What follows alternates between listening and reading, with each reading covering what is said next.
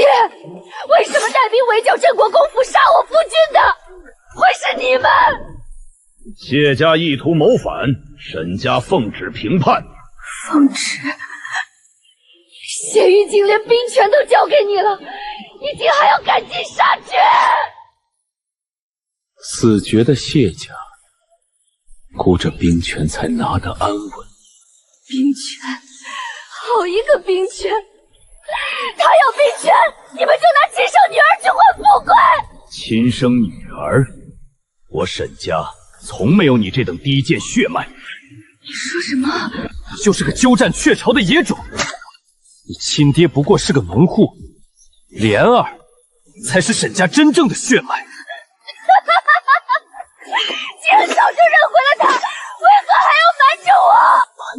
是因为你那一身医术能治好莲儿脸上的胎记，留你占着嫡女名分，是为了让你替她嫁入谢家送死。如今谢家已除，你该把位置还给莲儿了。沈家拿我的命去铺富贵路，不怕遭天谴。若有来生，定要你们百倍偿还，不得好死！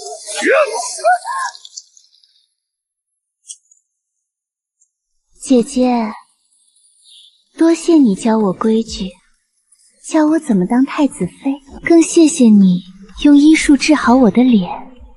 现在沈家嫡女太子妃，一切都该归我了。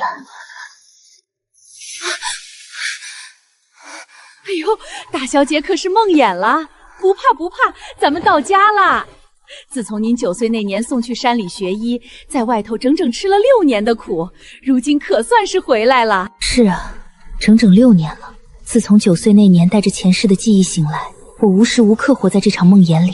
我在木仙山步步为营，暗中查清了当年被换的真相，等的就是今天。哎呦喂，大小姐，这冰天姐地的，您怎么跪下了？快起来，仔细冻坏了身子。岁岁，我的乖孙女，怎么一回来跪在地上？成萧成风，还不快把你妹妹拉起来？地上这么凉，冻坏了膝盖可怎么好？岁岁，快起来！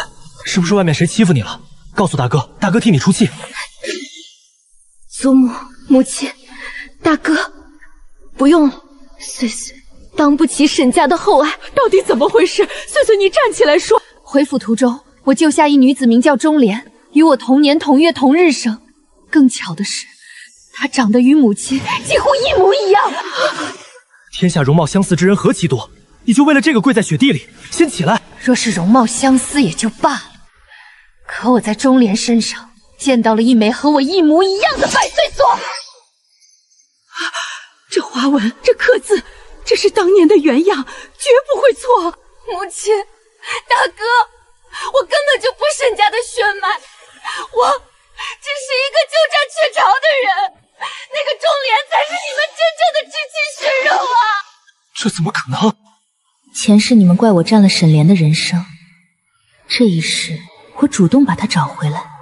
我看没了我的医术，你们还会不会把那个面带黑斑的丑八怪捧在手心？胡闹！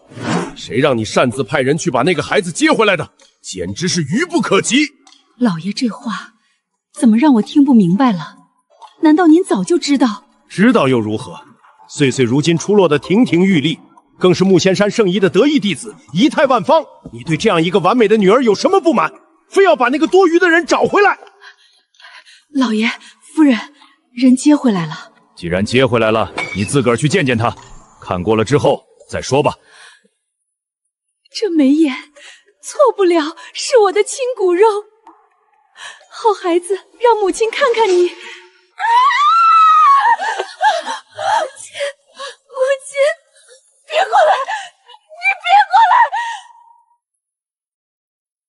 来！老爷，他脸上的那东西是天生的，所以是你亲手把孩子换了。家族全指望这女胎延续凤后之位，可她长成这副模样，我怎敢交差？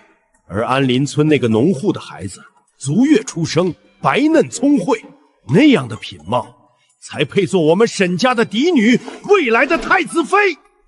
可莲儿才是我们身上掉下来的肉啊！不必再说了，既然你非要把人接回来，对外就宣称他们是双生姊妹。沈莲自幼体弱，一直养在庄子上，今日才回府。至于沈婉，她依旧是我们沈家的嫡长女，未来的皇后。谁敢泄露半个字，我绝不轻饶。前世我直到死都以为是亲生父母贪慕虚荣调包了孩子，原来一切全是你沈正一为了家族全权的一手算计。双生姊妹继续让我做嫡长女，好啊。沈妹妹，自你9岁离京，咱们有整整6年没见了，孤方才害怕认不出你，没想到你这眉眼竟和京夫人一模一样。见过太子殿下。今日是你及第，这只9尾凤钗是母后特意嘱咐孤送来的，乃历代太子妃信物。待及第礼后，母后便会正式定下你我的亲事。认错了又如何？太子妃之位本来就是我的。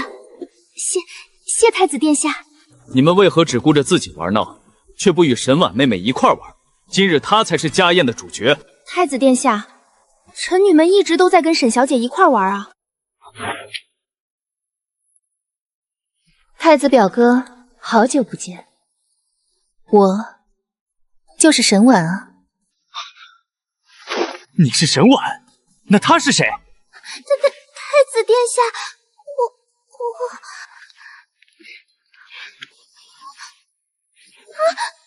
太子表哥误会了，她是臣女的双生妹妹，叫沈莲。从来没听过沈家还有个二小姐啊。妹妹自幼体弱多病，一直养在外面，今日才回府呢。大家以后可不许欺负她哦。莲儿妹妹当真是沉鱼落雁，闭月羞花，颇有沈夫人的端庄秀雅之姿。这子虽美如牡丹，却太过世俗圆滑，到底不如莲儿这种濯清涟而不妖的性子更惹人怜爱。前世你初见她时，她脸上的胎记已被我治好，你痴迷她的假才学，沉醉她现学现卖的贵女做派，倒也罢了。没成想这一世，她这般唯唯诺诺的模样，竟也能成你眼中的君子兰，真是快把我逗死了。沈大人好福气，一株双拼莲，长女如高岭之花，次嫡女如皎月温软，何不趁此机会向众人宣布沈家二女的风采？长女沈婉在外学医6年，复读4书5经，精通药理和医术，习得世家礼仪，上马能骑射，下马能执笔。婉姐儿，还不快向太子殿下行礼？孤方才已经见过婉儿表妹了，婉儿表妹的射术的确精湛，倒是莲儿表妹独自一人立于屋檐。听婉儿表妹说，莲表妹自幼体弱，一直被娇养在庄子里。看来婉儿已经和太子殿下说过莲儿的事，实在是当年微臣与夫人也没料到这一胎竟是双生花。只是莲儿生下来时身子骨太过娇弱，无法长途跋涉随我们回京，便留在附近的庄子。这10几年来，汤药断断续续，不曾断过。我没有病啊，我也不常吃药，我身体健康的很。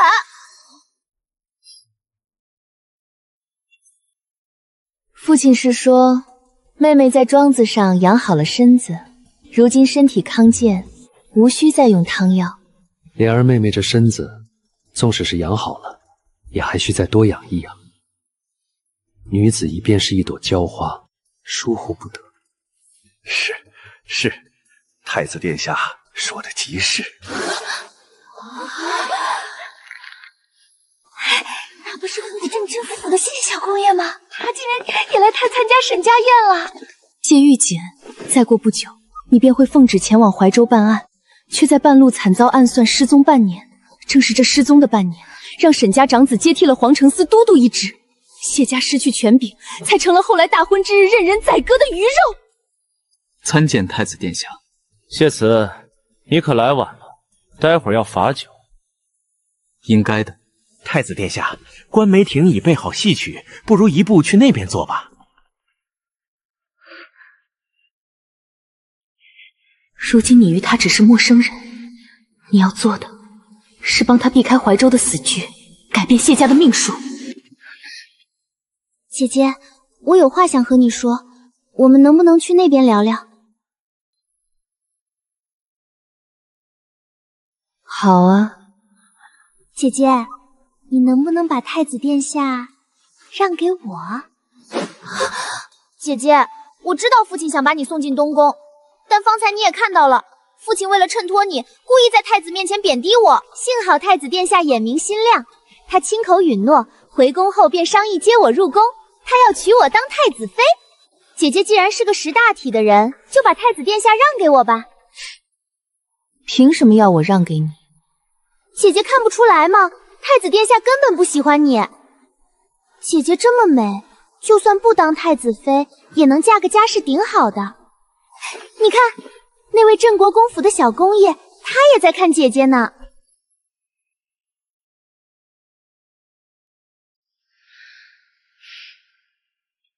你何必自寻苦楚？强扭的瓜不甜。若是姐姐我偏不让你。既然妹妹这么喜欢太子，待我嫁入东宫，便由我做主，许太子纳你为妾。谁要做妾？这就受不了了。你拿什么跟我比？就凭那区区一枚九尾凤钗吗？你知不知道皇后姑母每年都会送凤翼珠钗到我衣门下，接你回省生活了10天半个月，就忘了自个儿是从哪里爬回来的。你也不看看，你是个什么丑东西！只要毁了他这张脸，他就跟我一样是个怪物。知道当年爹爹为何把你扔在庄子上吗？我告诉你个秘密，因为你长得实在太丑了，让他觉得恶心。老夫人，不好了！二小姐在九曲廊把大小姐推下水了。无事，惊了只夜猫罢了。诸位继续用席。婉儿现在何处？谁把她救上来的？已经送回琳琅阁了，是谢小公爷跳进冰湖里拖上来的。在场还有谁看见？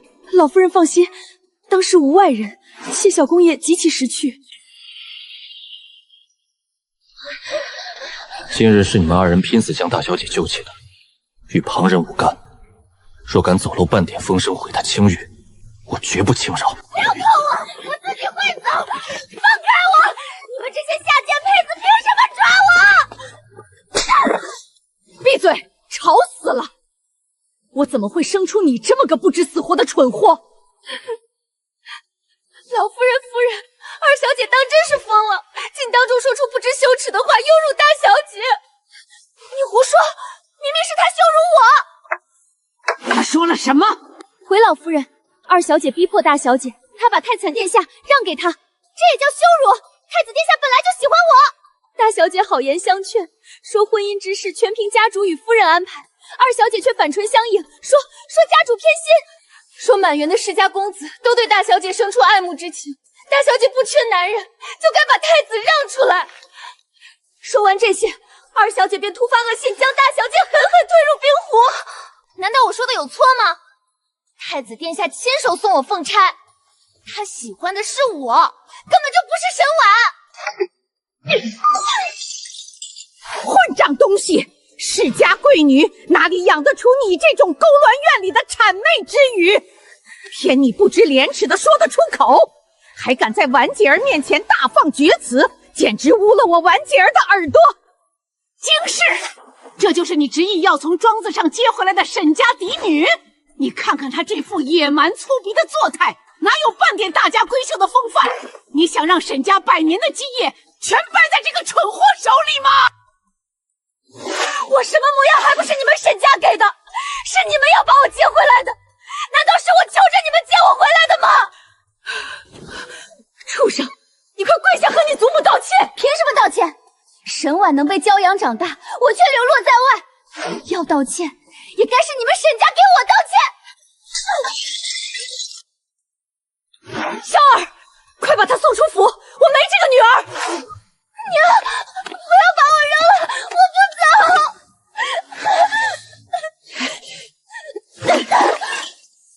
拉开他！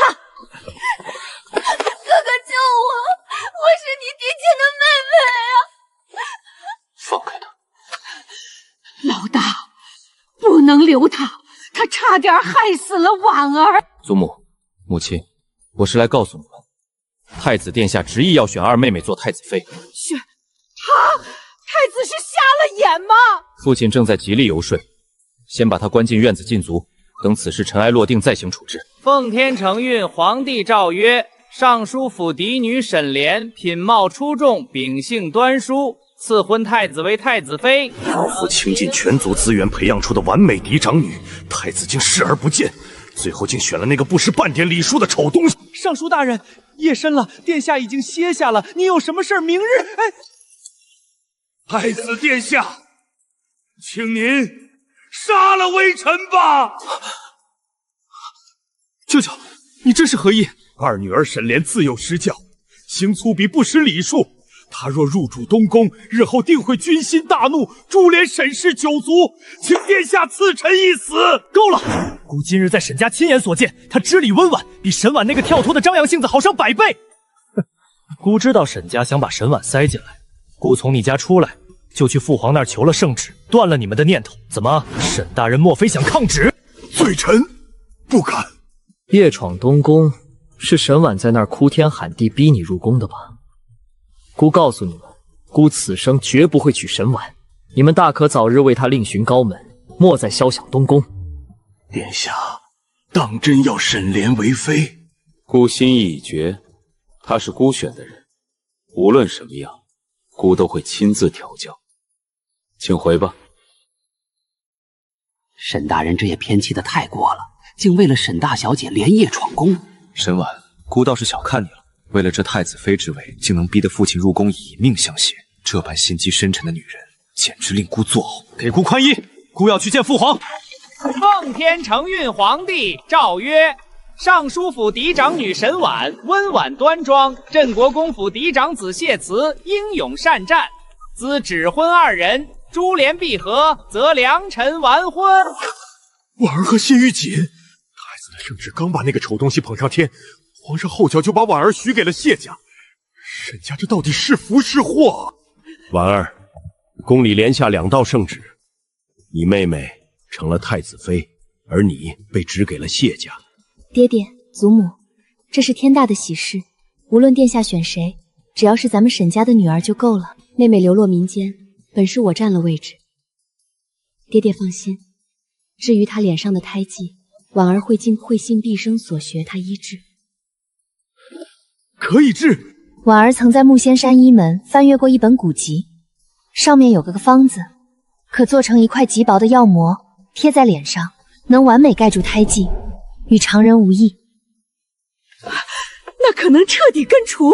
不能，此药膜只能解妹妹面见皇后的燃眉之急，且里面含有大剂量麝香，用久了恐有绝嗣的风险，必须由专人严格看管。婉儿身子已无大碍，打算明日就启程回木仙山，向师父求教根除胎记的法子。婉儿终究是被夺了太子妃之位，怎么可能没有怨气？万一药魔里她动了手脚，毁了沈莲的生育之能，太子绝不会放过我们沈家。父亲的意思是，今夜宵禁前，你亲自送沈莲上木仙山求医，绝不能给沈婉插手的机会。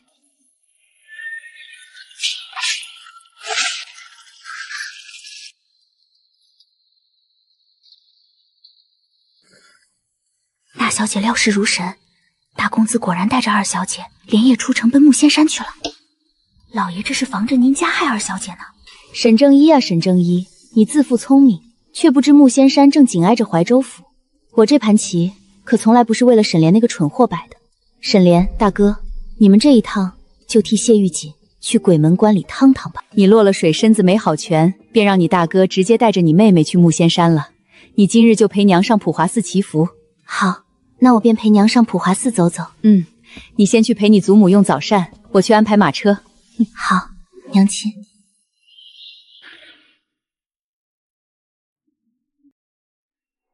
臣女参见太子殿下。沈大小姐，孤知道你的心思。什么？过去15年，沈家所有人都围着你转，如今没有得到太子妃之位，心里不平衡，孤能理解。收起你这副幽怨妖宠的眼神，少在孤面前暗送秋波。殿下若是眼疾犯了，就早点回宫看太医。放肆！你少在这里欲擒故纵。孤以前不经人事，说了一些让你误解的话，你今后莫要当真。孤和莲儿的亲事已成定局，孤不想让莲儿误会。哦，哼。徒儿，你没有一点廉耻之心吗？太子殿下，臣女不知哪里又惹得太子不快了。别跟着姑。行。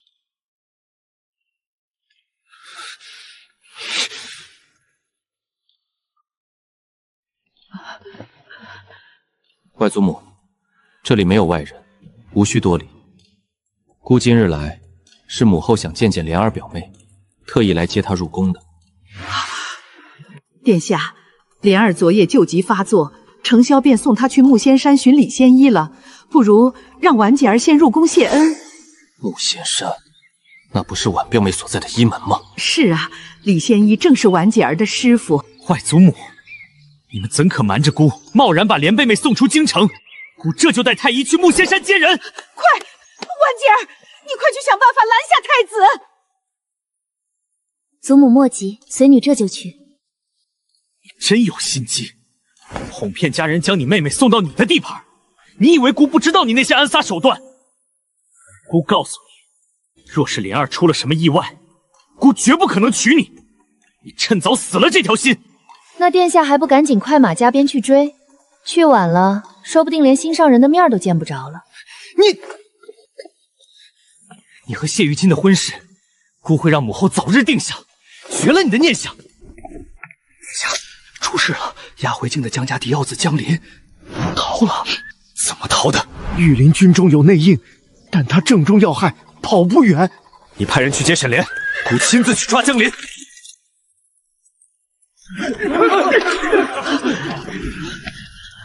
娘亲，这些官兵像在找什么人？是叛贼之子江林在回京途中逃了，御林军正在搜山。妹妹莫怕，有二哥在。江家3代男儿用血肉之躯镇守南疆白虎关，太子觊觎兵权，竟诬其投敌叛国，满门抄斩。江氏一旦绝后，下一个便是镇国公府谢家。婉儿，跟紧娘，别乱走。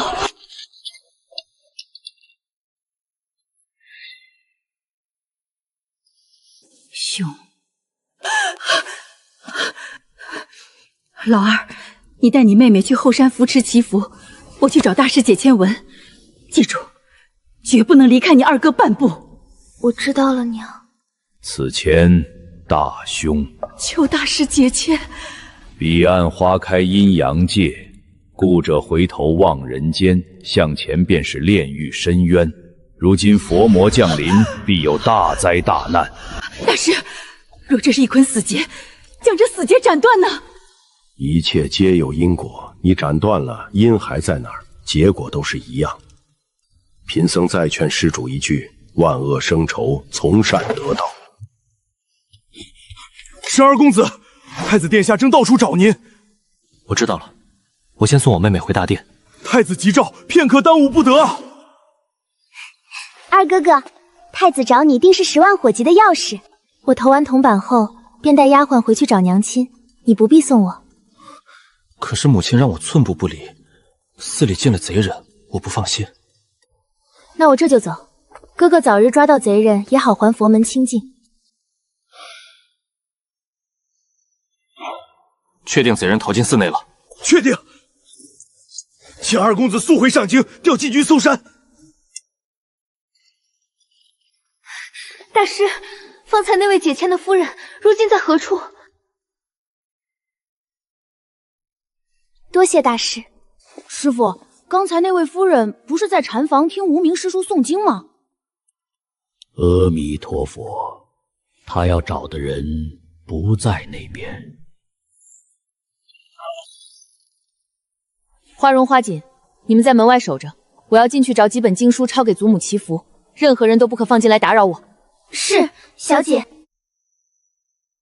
偌大的藏经阁被太子的走狗毁成这样，看来江林手里有太子势在必得的东西。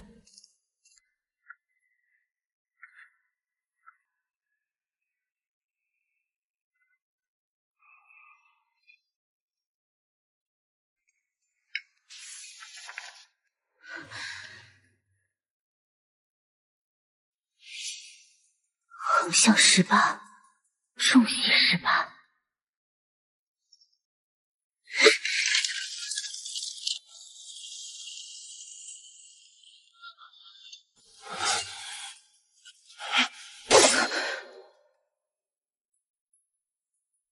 谢小公爷，我是来救他的。江六公子唇色发紫，箭头有剧毒，且正中心脉，外面全是太子的人，你短时间内根本带不走他。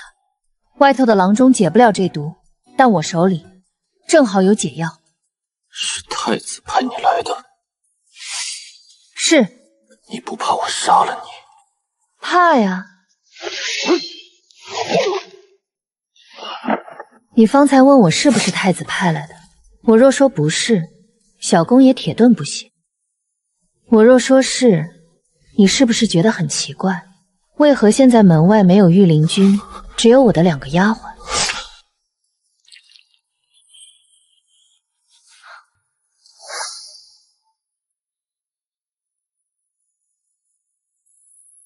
我在南疆学医时，曾随师父下山救治战乱士兵，却不幸遭遇悍匪劫持。当时江家军7、8成兵力全在主战场死守商国疆土，伤亡极其惨重。江老侯爷接到我们被劫的消息时，自己已断了半臂，可即便身负重伤，他依然带了1万人踏平山寨，把我和师父从土匪窝里救了出来。江老侯爷是我和师父的救命恩人。黑风岭一战，我和师父进了军营做军医。谢小公爷，你长在上京，一定没见过赤焰破江，侠印天榜，尸骨成山，血肉成河。纵然战至最后一人，江家军也不曾退缩半步。如今他们却被按上投敌叛国的死罪，我怎会信这种混账话？只怕是什么？太子殿下！可惜，我信得过你的医术，却信不过沈家的人。你们大小姐在里面干什么？把门给我撞开！得罪了，沈小姐。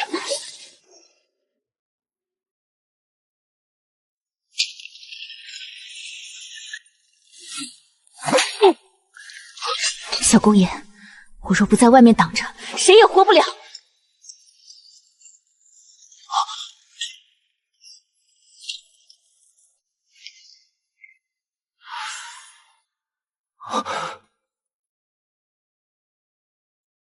当真是有心机，故意追到普华寺，摆出这副姿态来吸引姑的目光。这字是你写的？是呀，太子表哥，给你瞧瞧。你好好说话。姑问你，姑方才看到谢玉静往藏经阁方向而来，你看到他了吗？臣女。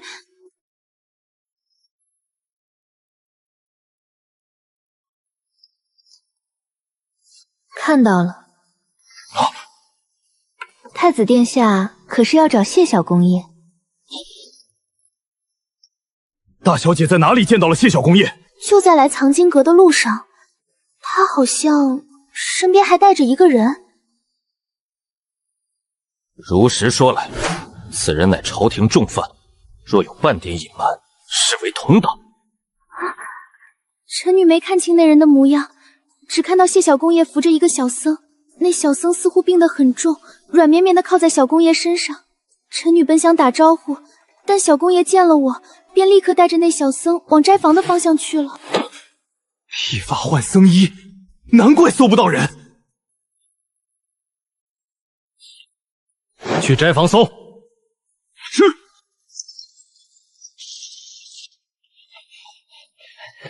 太子殿下，奴才把沈二小姐接回来了，安置在了禅房里。可请了太医看她的旧疾。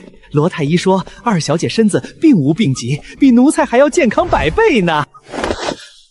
没病？那沈家连夜把她送走，果然是你在捣鬼。你还有什么可说的？你还敢说不是你做局送走莲儿的？姑最后一次警告你，休想再动她！太子殿下，你就那么喜欢臣女的妹妹吗？姑不喜欢满腹算计的女子。你纵有嫦娥之貌，却长着一颗蛇蝎毒心。若敢再动莲儿，姑定让你滚出上京城！哼！参见太子殿下。莲儿已是姑的准太子妃，你们沈家竟为了偏袒沈婉那个毒妇，要把莲儿打发出上京。殿下明鉴，微臣绝无此意，微臣只是想带妹妹去求医。不必解释了，母后想见莲儿，这段时日，姑会直接将莲儿接进宫中，留在母后身边学规矩。进宫？完了，若皇上和皇后看到他脸上那夜叉般的胎记，那是欺君之罪，沈家要被满门抄斩了。莲儿妹妹，你在沈家受苦了。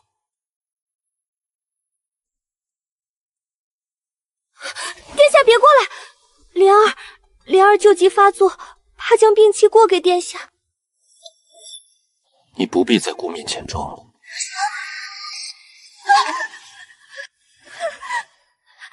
太子殿下，我没有想要骗你。你别怕姑，姑只是气你，不该为了躲避沈婉的欺凌，就和家人合伙装病骗姑。姑既然选了你，绝不会因为你身子弱就嫌弃你。原来他没发现我的胎记。姑知道你在沈家不容易，姑今日就接你入宫，等到大婚之日，你再回沈家出嫁。入宫学规矩，这斗篷能遮一时，怎么可能在宫里遮几个月？我绝对不能进宫。殿下，我想先见大姐姐。夫人，大小姐在那儿。怎么就你一个人？普华寺到处都是官兵，我不是让你寸步不离跟着你二哥吗？娘，二哥被太子唤去搜山了，我路过藏经阁，顺道给祖母抄写了几份经文。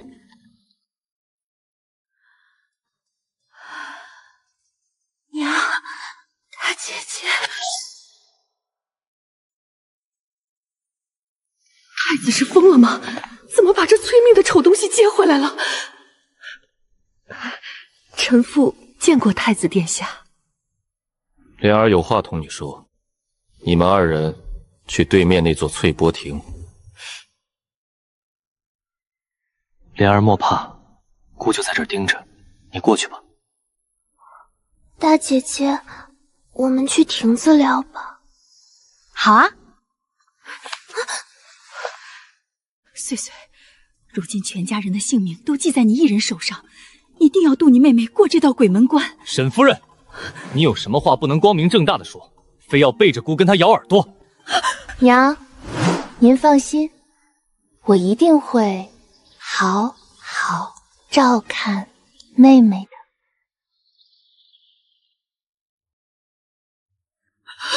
彼岸两生花，画一佛一魔，手持万魂帛，落笔满门哭。一佛一魔，沈家不能就这么完了。姐姐，太子殿下要接我入宫学规矩了，那就恭喜妹妹呀。不是的，姐姐，我没有要炫耀的意思。哎，妹妹，你可千万别在这儿哭，若是哭花了妆容，吓着了亭子外面的太子殿下，那可就不好了。我听大哥说，大姐姐能制出一种药膜，贴在脸上便可隐去任何疤痕胎记。姐姐，你帮我制这药膜吧。殿下要带我入宫，我若这样进去，绝对会被人识破的，到时候全家都要背上欺君之罪，轻则流放，重则杀头啊！那可不行。姐姐，为何不行？大哥难道没告诉你，我那药膜若是用多了，容易绝嗣吗？姐姐，我真的很喜欢太子殿下，我不能失去他。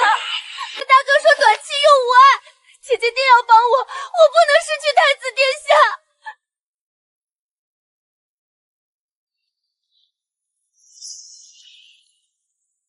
莲儿，你求他做什么？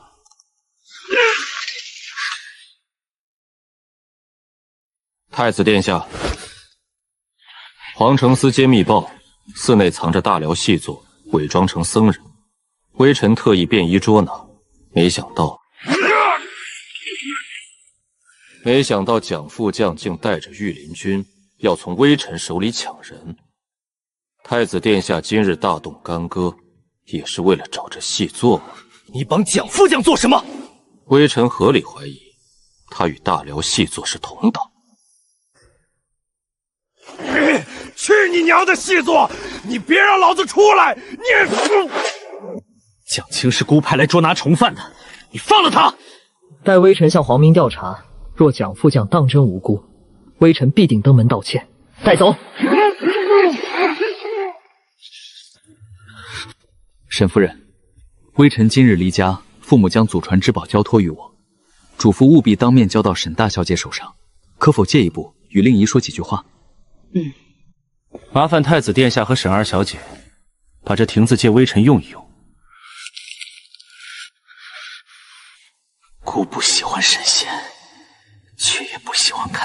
先和另一个男人独处。太子殿下，你莫要被这个女人的外貌迷惑了，小心牡丹花有毒。这脑子有病吧？君子交绝，不出恶声，多谢太子殿下提醒。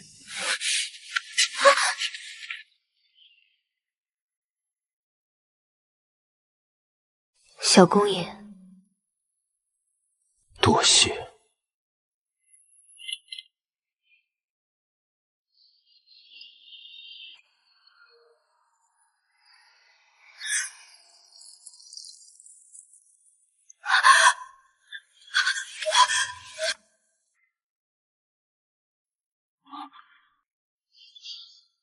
听闻你擅长剑术，这是我家老爷子非要我送你的。你若不喜欢这等凶煞之物，功太沉，太贵重，可否换一样信物？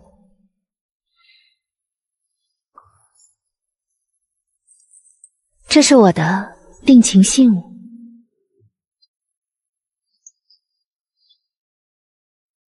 谢家商行的令牌，谢氏铺子里的东西，随你挑。谢小公爷是打算用整个家当来聘娶我吗？真别说，让你猜中了。既然如此，那我定不客气，就当是今日的诊金了。殿下，蒋新贵手里有御林军的把柄，若是被谢玉锦撬开嘴，对沈家和殿下都极其不利啊！我绝不会给他查下去的机会。父皇正为怀州府海盗之事烦恼，孤回宫后便上奏将谢玉锦调去剿匪，提前在怀州府布局，孤要谢玉锦有去无回。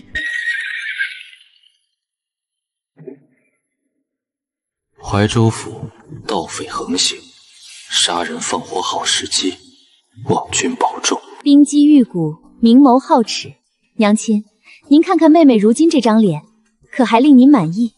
太像了，夫人。二小姐这模样，简直把您的美貌全继承了，和您就像是一个模子刻出来的。娘，我这样子可以入宫了吗？好孩子，娘陪你入宫，去见皇后娘娘。沈夫人，太子殿下要启程回宫了，不知夫人这边准备好了吗？李公公已经收拾妥当了。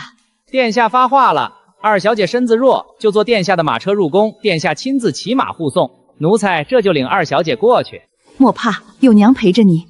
上了马车，娘再细细教你宫里的规矩，绝不会让你出半点差池。岁岁啊，过2日你也要入宫给皇上皇后谢恩，今日你就先回府歇息，娘回头再专门陪你一块入宫。皇后娘娘懿旨，娘娘说了，既然太子殿下要接沈二小姐入宫，不如叫沈大小姐也一块儿去。娘娘已命御厨备好了晚膳，请2位小姐一同伴驾。岁岁这一去，莲儿的风头岂不是全被抢走了？母后定是故意的，现在指不定心里怎么乐开花了。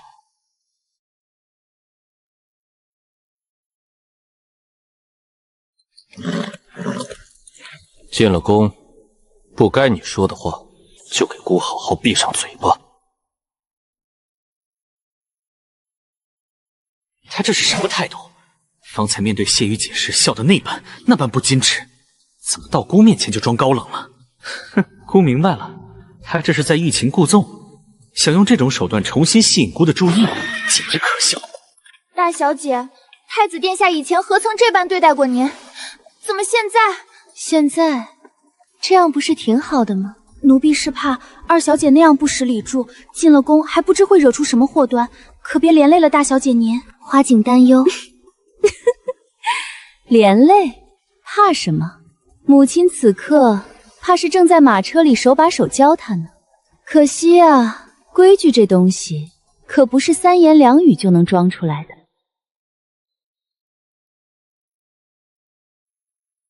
算了，你也别学了。娘，我哪里做的不够好？我可以改正，我不能失去成为太子妃的机会。短时间内也是为难你了。当初你大姐姐学着规矩，足足花了3个月。你入宫之后，就死死盯着你大姐姐的动作规范，尽量照着做。你刚从庄子回京，想必皇后娘娘也不会对你太过苛刻。好，我听娘的话。你只要记住，见到皇上皇后要行礼，他们不让你起来，你绝不能起。皇上或是皇后说平身时，必须先谢恩再起来。这几个要点，切切不能乱。是娘，我记住了。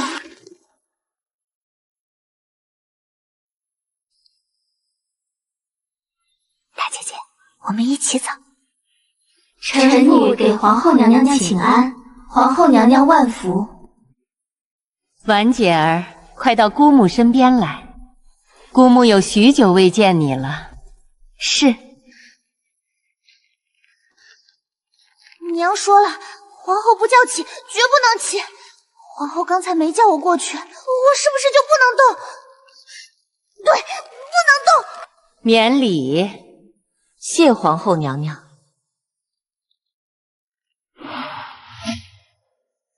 这蠢货在干什么？这位莫非就是沈家刚接回府的沈二小姐？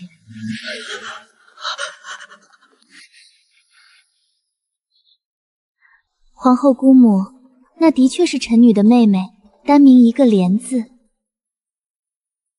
起来吧。皇后娘娘许你平身了，快向皇后娘娘谢恩起来。谢皇后。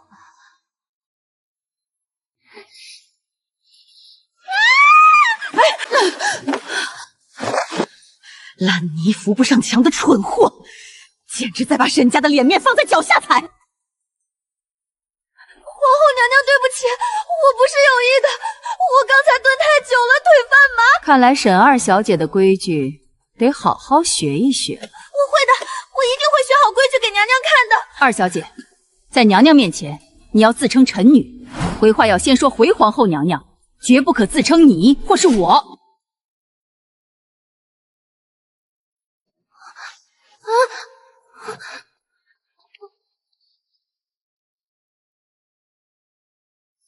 够了！皇后娘娘息怒，都是臣妇未曾严加教导。此次回府，臣妇定将她重新教好。皇后姑母请息怒。当初臣女学宫规，也将学了3个月才成。臣女相信，若有姑母的人亲自调教，定能让妹妹飞速成长。人非圣贤，谁也不是生下来就会通天的本领。您说是不是？起来吧。婉姐儿及笄时，本宫少备了一份及笄礼，如今是给你补上的。臣女谢姑母赏赐。这步摇比太子殿下送我的9尾凤牙还要华贵拜，凭什么是他的？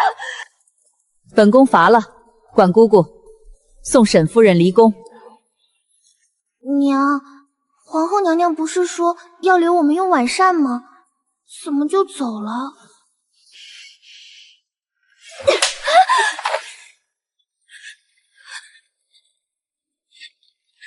娘，你为何打我？我为何打你？我都按照娘说的去做了。娘说，只有皇后娘娘说平身，我才能起身。皇后一直没说平身，我怎么敢起？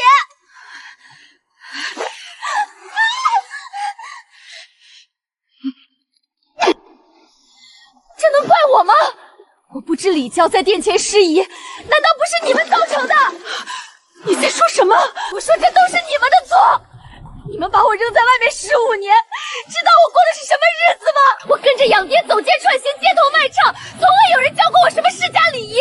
而大姐姐呢？她霸占着属于我的一切，享受着最好的礼教。我若有她那样的好生活，我也能行走端庄，我也能成为皇后喜欢的贵女。闭嘴！你这个蠢货！是，我是蠢货。那你接我回来做什么？倒不如让我死在外面！你看看我穿的是什么，全是大姐姐不要的破烂。再看看她，屋子里堆满了金银首饰。田儿，我就算把婉姐儿的一切都给你，你也做不成她那样的人。娘怎知我不能？太子殿下呢，他能看上我，为何就没看上大姐姐？人贵在自知。若太子知道你脸上的东西，他可还会喜欢你？礼数可以学，可这如影随形的胎记……娘，你帮帮女儿！大姐姐医术那么厉害，她一定可以治好我的脸的。好，那我就给你最后一次机会。从明日起，你的一切用度全按你大姐姐的来。她几时起几时休息，上什么课学什么礼，都必须跟她一模一样。你只有3个月的时间，学得成便能生，学不成便只有死了。大小姐，夫人和2小姐终于消停了。奴婢刚才看夫人上车时，脸色黑得跟关公似的。大小姐，2小姐是不是在宫里闯下大祸了？这才只是个开始呢。前世金妙仪也请了宫里的教养嬷嬷，可沈莲资质太差，把人硬生生气走了。这辈子若没有我在她身边言传身教，帮扶提携，且看她沈莲在京城的贵女圈里能走多远。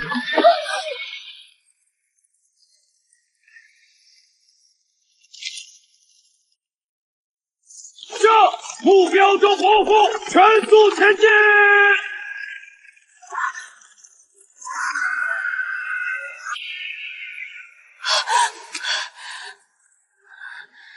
这么快要去怀州府了，我塞在锦囊里的纸条，他到底看到了吗？停下！快停下！大小姐，你可撞上了！我没事，怎么回事？大小姐，马彻底失控了，拉不住了！大小姐，你要做什么？外面太危险了！北门外有一处断崖，若不稳住车身，我们所有人都要粉身碎骨。那我们该怎么做？死死不稳！大小姐不可，快往后拉！你这样松开绳子，马会跑得更快的。越用力死拽，马就越受尽癫狂。前面就是悬崖了，放松束缚，让它顺着本能跑，车身才不会翻。给我稳住！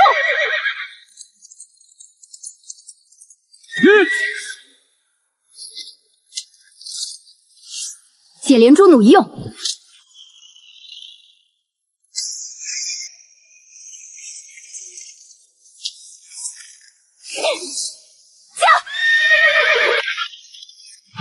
别追，先救人！督主，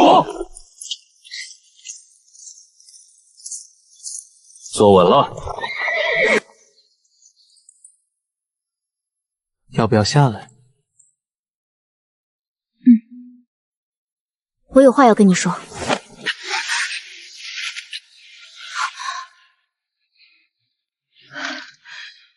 多谢你的万魂弓。沈大小姐果真骑射精湛，这把弓很适合你。它不适合我，你拿回去。那么，沈大小姐有什么话要跟我说？我给你留的字条，你看到了吗？你还留了字条？没有啊，你给我写了什么？既然督主非要我亲口说，那便听好。太子与沈承霄已在怀州府设下陷阱，只等你带人过去，便在海上设套杀你，让你有去无回。那你呢？我？你为什么告诉我这些？总不能是我家老爷子也对你有恩，你想救我？木仙山修医也修道，无君子则道不举。我知道沈家的人不值得信，你信不过我，但留个心眼儿，多提防身边人总无坏处。不管你是出于什么目的，这次我信。沈大小姐，多谢你给江离的药。他醒来后告诉我一件事，当年给江家军透露黑风岭地形图，挽救一城百姓的是你。江林让我给你带个口信。什么口信？你兄长沈承霄手里捏着江家长嫂邵氏，他腹中印有3个月身孕，是江家最后的希望。江林想求你救救他。我知道了。有人来了，我该启程了。再见。再见，谢玉姐。夫人有令，务必找到大小姐，务必找到大小姐。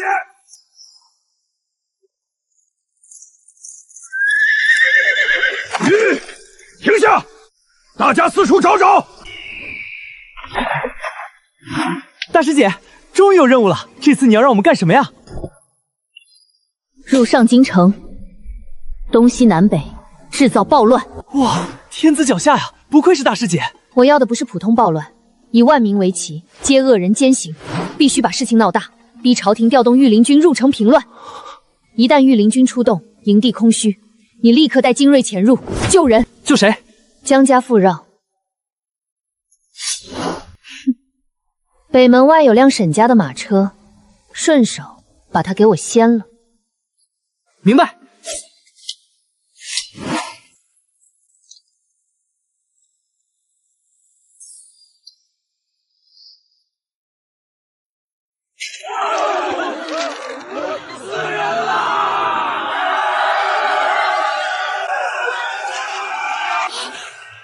怎么回事？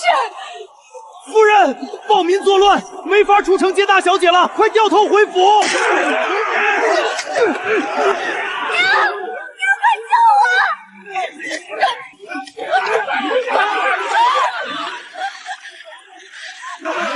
保护夫人！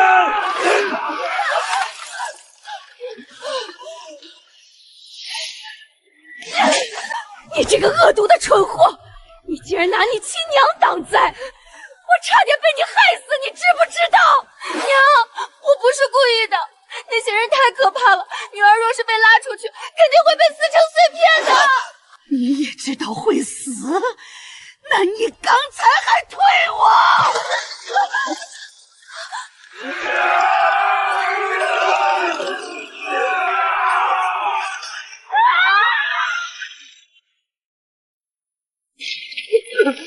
怎么伤成这样？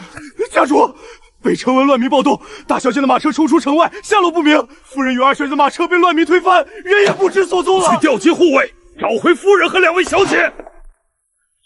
沈大人，莲儿回府了吗？殿下，微臣失职，内子与2个女儿至今未归，他们在混乱中被人带走了。微臣正要入宫向殿下借调御林军，莲儿被人带走了。今日他们出府时，姑就该让你多派护卫。他如今身份不同，若有半点闪失，姑拿你试问。沈明，立刻去调御林军入城平乱。可是殿下，今夜怀州府还有更重要的事情。闭嘴！沈莲是姑的未婚妻，是未来的太子妃，给姑不惜一切代价，保她完好无损的回来。是，奴才遵旨。大师姐，御林军大营翻遍了，没有找到那个叫邵氏的孕妇。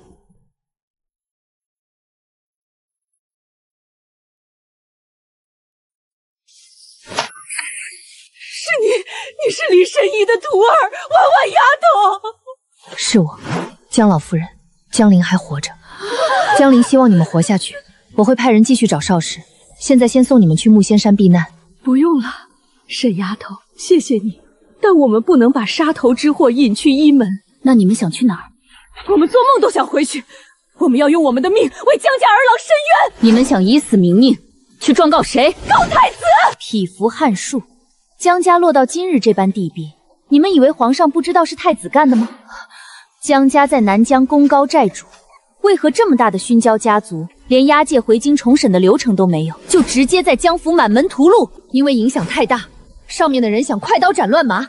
你们这样去告太子，还没走到宫门，就会被暗杀在街头。难道我们就一点办法都没有了吗？江家死得冤啊！这天道不公！别哭了，大不了我去把太子的头割下来挂城门上。杀一个人容易，但江家叛国的罪名就会彻底作数，遗臭万年。魏姐姐，有办法的。什么办法？再等20日，就是太后寿诞，全上京世家宣族都会去永信宫贺寿。你们写好血书，但记住，绝不能告太子，只能状告太子的走狗蒋新贵与王德全。为什么？告太子，皇上为了保储君，必会把你们全杀了灭口。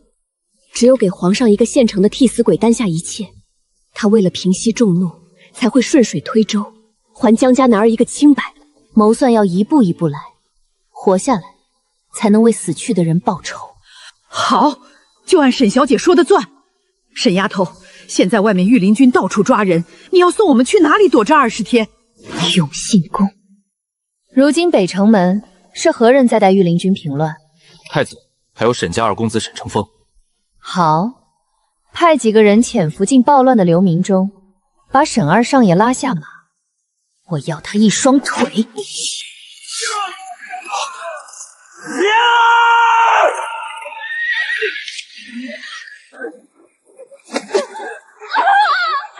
的脸！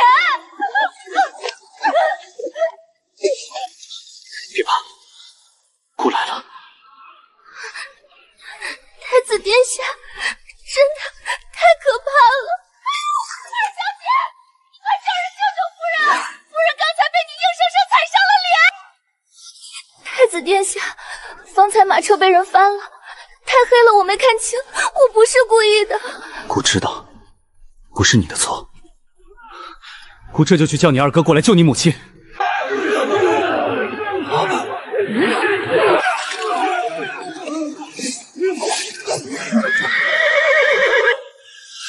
啊！我的腿！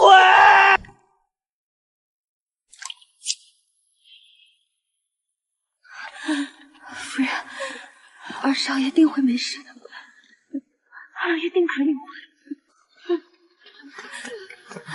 娘，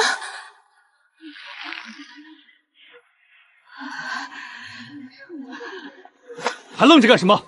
快请太医为沈二小姐也检查一下。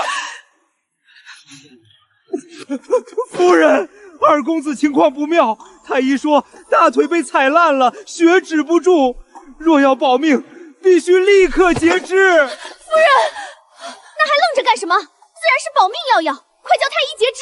告诉太医，保住沈二公子的性命，如若实在保不住双腿，不可！太子殿下，求您开恩！沈凌，大小姐在哪里？夫人，大小姐的马车冲出城外了，属下正派人去找。求殿下再多派些御林军，找回婉婉。她是李献一的徒弟，太医保不住的腿，她一定行。娘，若因为等大姐姐而丢了性命，那才是得不偿失啊！二哥哥只是没了一双腿。你闭嘴！夫人，老爷回来了。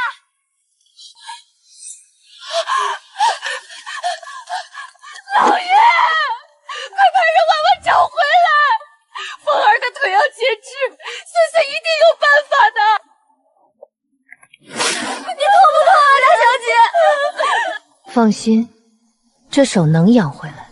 大小姐为何要弄伤自己？何勇，安陵村人士，原姓顾，名景安。15年前，沈正一为了抢走刚出生3天的顾家女儿，强行冲入顾家，毒哑了那对善良的夫妻。大哥，我说的对吗？大小姐认错人了，马车已经修好，奴才送大小姐回府治伤。哥哥，6年前我就知道自己不是沈家女。回沈府前，我早已去安陵村看过爹娘。大哥，我绝不会贪恋沈府的荣华富贵，家仇我一刻未忘，你可愿信我？那我可以唤你一声燕宁吗？爹爹说燕宁安乐，天下皆欢。可以，接下来我们兄妹并肩同行。你的手……没事，沈家的人来了。6年前，沈城在街市纵马，踩碎了二哥顾景洪的膝盖，毁了二哥一生的仕途。今天我断这只手，就是为了拖延时间。你很快就会知道，我为二哥报仇了。记清楚，马车失控，我们遇见了谢小公爷，我的手是翻车时摔断的。只是马车失控，沈府不会就这样轻轻放过。大哥怕是免不了要受些皮肉之苦，暂时会卸掉你现在的职务。我知道了。大小姐，家主急令，速速接您回府。二公子在城门遇袭，血流不止。太医说，怕是要截肢保命。截肢？二哥怎么会伤得这么重？大小姐，您的手摔断了，骑不了马。二哥的情况耽误不得。沈护卫，不必管我，哪怕是爬，我也要回城救二哥。马车已修好，可以走快些。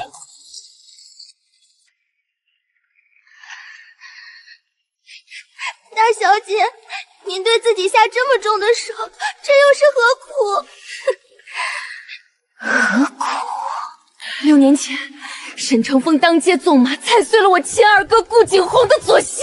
我二哥2岁开智，5岁成师，本该是商朝最年轻的榜眼，全毁在他马蹄之下。天哪！可沈家呢？只派了个破管事，像打发叫花子一样扔下1两银子，甚至暗中买通黑心郎中，不顾我爹娘磕头哀求，生生锯下了我二哥的左腿。上门讨公道的爹娘被乱棍打住，管事甚至威胁，再敢闹，连二哥另一条腿也一起砍了。他毁了我二哥最耀眼的人设，如今不过是失去了一双腿，又算什么？为什么去了这么久还没有回来？娘，已经过去这么久了，二哥哥性命难保，不如听女儿的，让太医截了腿，保命要紧啊！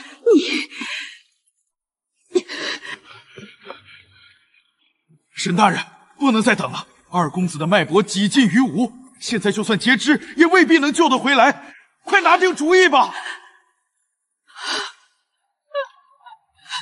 爹爹，您难道想看二哥死吗？大姐姐马车失控，听说北门外就是断崖，她能不能活下来都未得知，难道要二哥陪葬吗？你给我闭嘴！沈夫人，请你端正态度，她是姑的未婚妻，是未来的太子妃。娘，我也是为了二哥好，博一线生机总比等死强，您为何非要怪我？就按莲儿说的，截肢，这是姑的命令，谁敢干扰太医，按谋害权臣罪论处。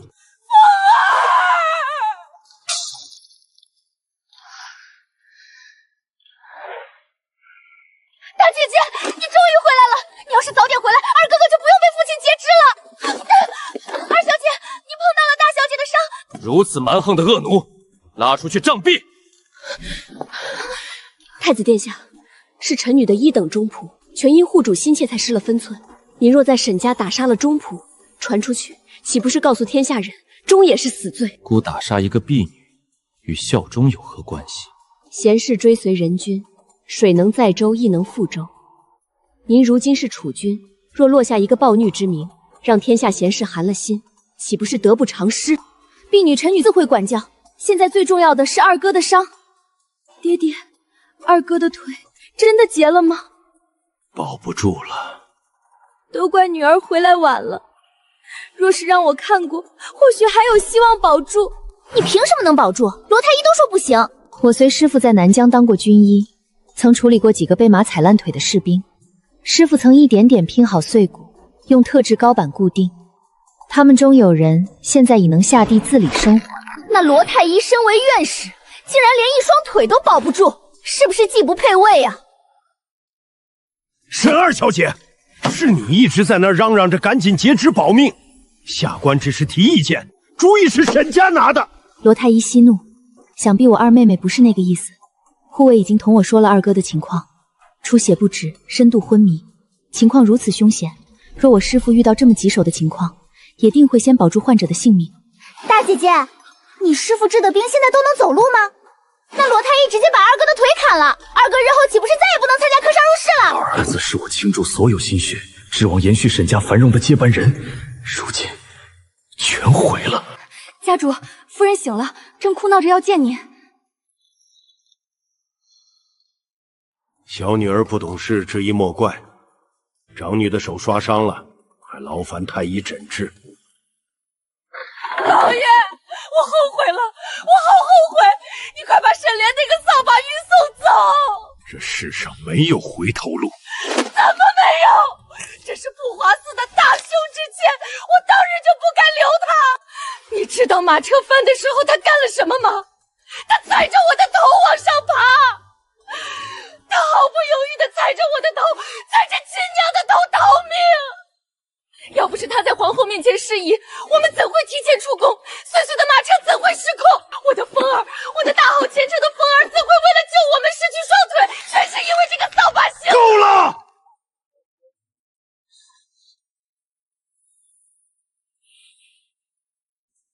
皇命不可违，太子盯得那么紧，沈家什么都做不了。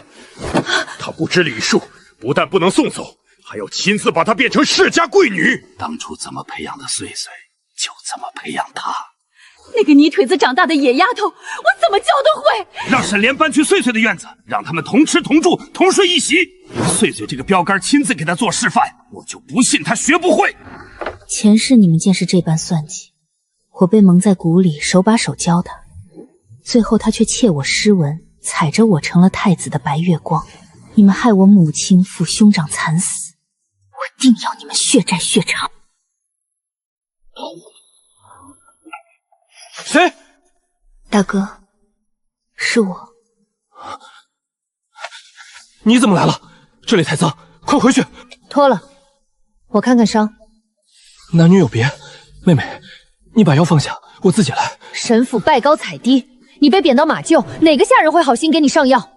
我不能离开太久，快脱！这些旧伤，之前上战场留下的，不碍事。大哥，你该回家了。我想留下来，你想报仇，我能帮你杀人。不，你留在这儿只能任人拿捏，而且看我的亲生哥哥睡在这种地方，我会心疼。听我的，回家。好，我听妹妹的。沈征一直想要斩草除根，灭顾家满门。我已经提前命人将爹娘秘密转移到了怀州府。明日我安排马车送你去怀州与他们会合。为何偏偏是怀州府？因为有人要在怀州府设下死局，杀一个人。大哥，我需要你帮我在怀州护住他。事情办得怎么样？禀家主，属下赶到安林村时，顾家老宅早已击毁。村民说，他们一家人早在1年前就搬走了。1年前，看来我们这位大小姐撒谎了。沈婉，你回府时说是途中偶然查出了身世，可我的人去安林村查过，顾家人1年前就消失了。爹爹，我骗了你，我1年前就知道了。他们是怎么跟你说的？他们说，当年看沈家富贵，就故意换了孩子，把二妹妹扔了，我以此为耻啊，爹爹！我怕这不堪的污点被发现，我就给了他们一大笔钱，逼他们立刻滚出安林村，这辈子都不许出现在我面前。好在顾家人识趣，拿了钱，知道什么该说，什么不该说。顾家除了沈婉，还有6个儿子，他们若想保住全家人的命，就得乖乖把这个秘密带进棺材里去。岁岁啊，哪怕是养一条狗也是有感情的。你当年只是个婴儿，爹爹从未怪过你。爹爹大恩，女儿定结草衔环，绝不和二妹妹抢太子。你能这么想最好，你只要把对莲儿的亏欠补上就好。1个月内，我要看到她脸上的胎记好转，你能做到吗？只要妹妹配合，女儿保证让她好起来。退下吧，这些日子你亲自跟着大小姐，她要买什么药材，你都好好配合。家主放心，老奴定会寸步不离地伺候大小姐，绝不让外面的药材出半点岔子。大小姐，您要给二小姐买什么药材，尽管吩咐老奴去办。采买这种粗活，哪能脏了您的手啊？贪了我二哥救命钱，害他没钱治病，惨遭截肢的狗奴才，我会让你怎么吃进去的，就怎么连骨带血的吐出来。那就有劳王管事了。二妹妹身子弱，用药必须是极好的。上京城哪家药铺最贵最好？那自然是仁和堂，就是这价格比别家贵上3成不止啊！1分钱1分货，沈家难道还缺这点药钱？就去仁和堂，你去备车，我去给二妹妹请个脉，咱们即刻出发。奴才这就去办。二小姐，日上3竿了，该启他学规矩了。太子殿下若是问起，滚出去！太子哥哥最疼我，他才舍不得让我受累。蠢货！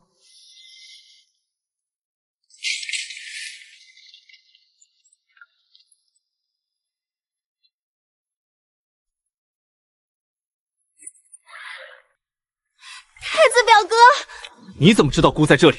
太子表哥误会了，臣女是奉父亲之命来为莲儿妹妹采买药材调理身子的。你给她调理？你才学了几天医？你是不是怂恿你父亲想借机暗杀莲儿，好抢回太子妃之位？臣女没有，王管事可以作证。太子殿下明鉴呀！家主对二小姐极其上心，不仅让大小姐亲自抓药，为了方便照料，还特意安排同住一个院子，同吃同睡呢。同吃同睡，你们沈家穷的没屋子了，要让姑的太子妃去挤别人的院子。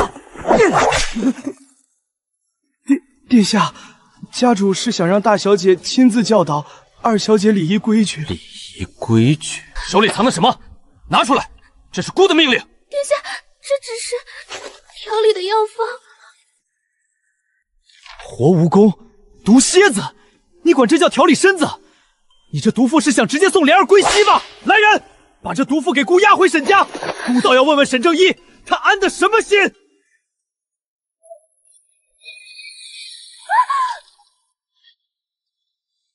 水，给我把他拖起来更衣！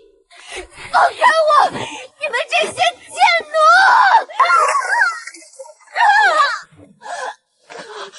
夫人，谁让你泼我凉水的？是你太强人所难！强人所难？你大姐姐学规矩时起早贪黑，何曾有过半句怨言？何曾敢踹自己的亲生母亲？我真是倒了8辈的血霉，才生出你这个烂泥扶不上墙的蠢货！宋嬷嬷，备车！我要进宫求皇后娘娘解除这个孽障与太子的婚约。不要，娘，我错了，我喜欢太子殿下，我不要回去当贱民。晚了，脱开他！滚下来！姑倒要看看你沈家怎么辩解。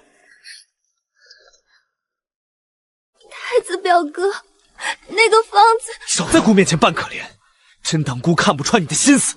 蠢货，那可是以毒攻毒的良方啊！3个月包管他肌肤如雪，只可惜，以你的多疑，绝不会让我碰这药一下。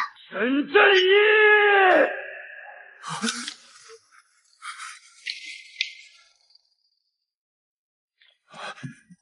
参见太子殿下，不知舅舅，姑不想因为一个太子妃的位置和沈家撕破脸皮，因为姑尊重莲儿，爱护莲儿。就会对他的亲人爱屋及乌，但这不是姑给你们残害莲儿的理由。殿下，微臣绝无此意啊！没有，你以为把莲儿毒死了，姑就会娶沈婉吗？做梦！沈大人，沈大小姐开的这2张方子，里面全是活蜈蚣、毒蝎子，都是见血封喉的剧毒，若二小姐服下，必死无疑。你想害死整个沈家吗？这方子到底怎么回事？爹爹息怒，可是女儿从未说过这2张方子是给二妹妹服用的呀。太子殿下，臣女可有跟您说过一句，这毒药是给妹妹调理身子的？你，王管事，我出府前是不是说过，先去仁和堂，再写二妹妹的调理药方？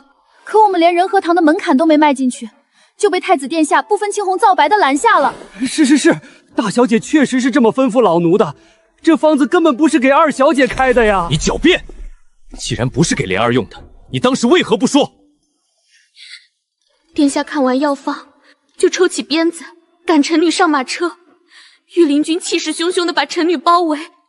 臣女想解释的，可殿下根本不听啊！好，你说这不是给莲儿开的，那你要这些毒物做什么？沈阁老在这儿，你休想糊弄过去！这是臣女给自己配的。沈大小姐，这可是剧毒啊！臣女在研究以毒攻毒的美容膏，这水蛭若是放在身上某个黑色的毒瘤上，便可将毒血吸尽，再配合蜈蚣毒蝎外敷，便可去腐生机。黑色的毒瘤，难道他说的是莲儿脸上那块黑斑胎记？莲儿，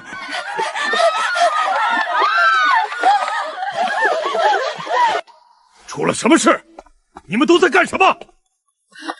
家主，二小姐不肯学规矩，夫人气得说要进宫退了她和太子的婚约，二小姐就发了疯，把夫人一把推下湖了。孽障！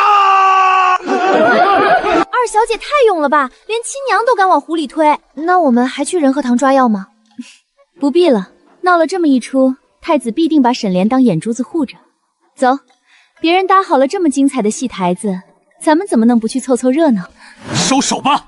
太子，他连亲生母亲都敢下死手，他根本……不知道你们想说什么？你们把所有希望都搭在沈婉身上，想让她当太子妃。但姑今日就告诉你们，姑眼里心里只有莲儿，姑绝对不会看错人。太子殿下敢保证，日后绝不后悔？姑不后悔，姑此生唯莲儿不娶。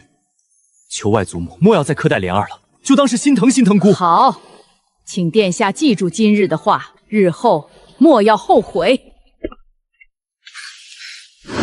沈婉，你跟在姑后面，随姑一块送莲儿去醉莲君。是，这是打算在我面前秀恩爱，好让我死心呢。你就站在门外。快，带二小姐下去泡个暖水澡，切莫染了风寒。殿下，发现江林藏身线索，先别打草惊蛇，继续盯着。太子殿下，莲儿这身好看吗？好看，好看极了。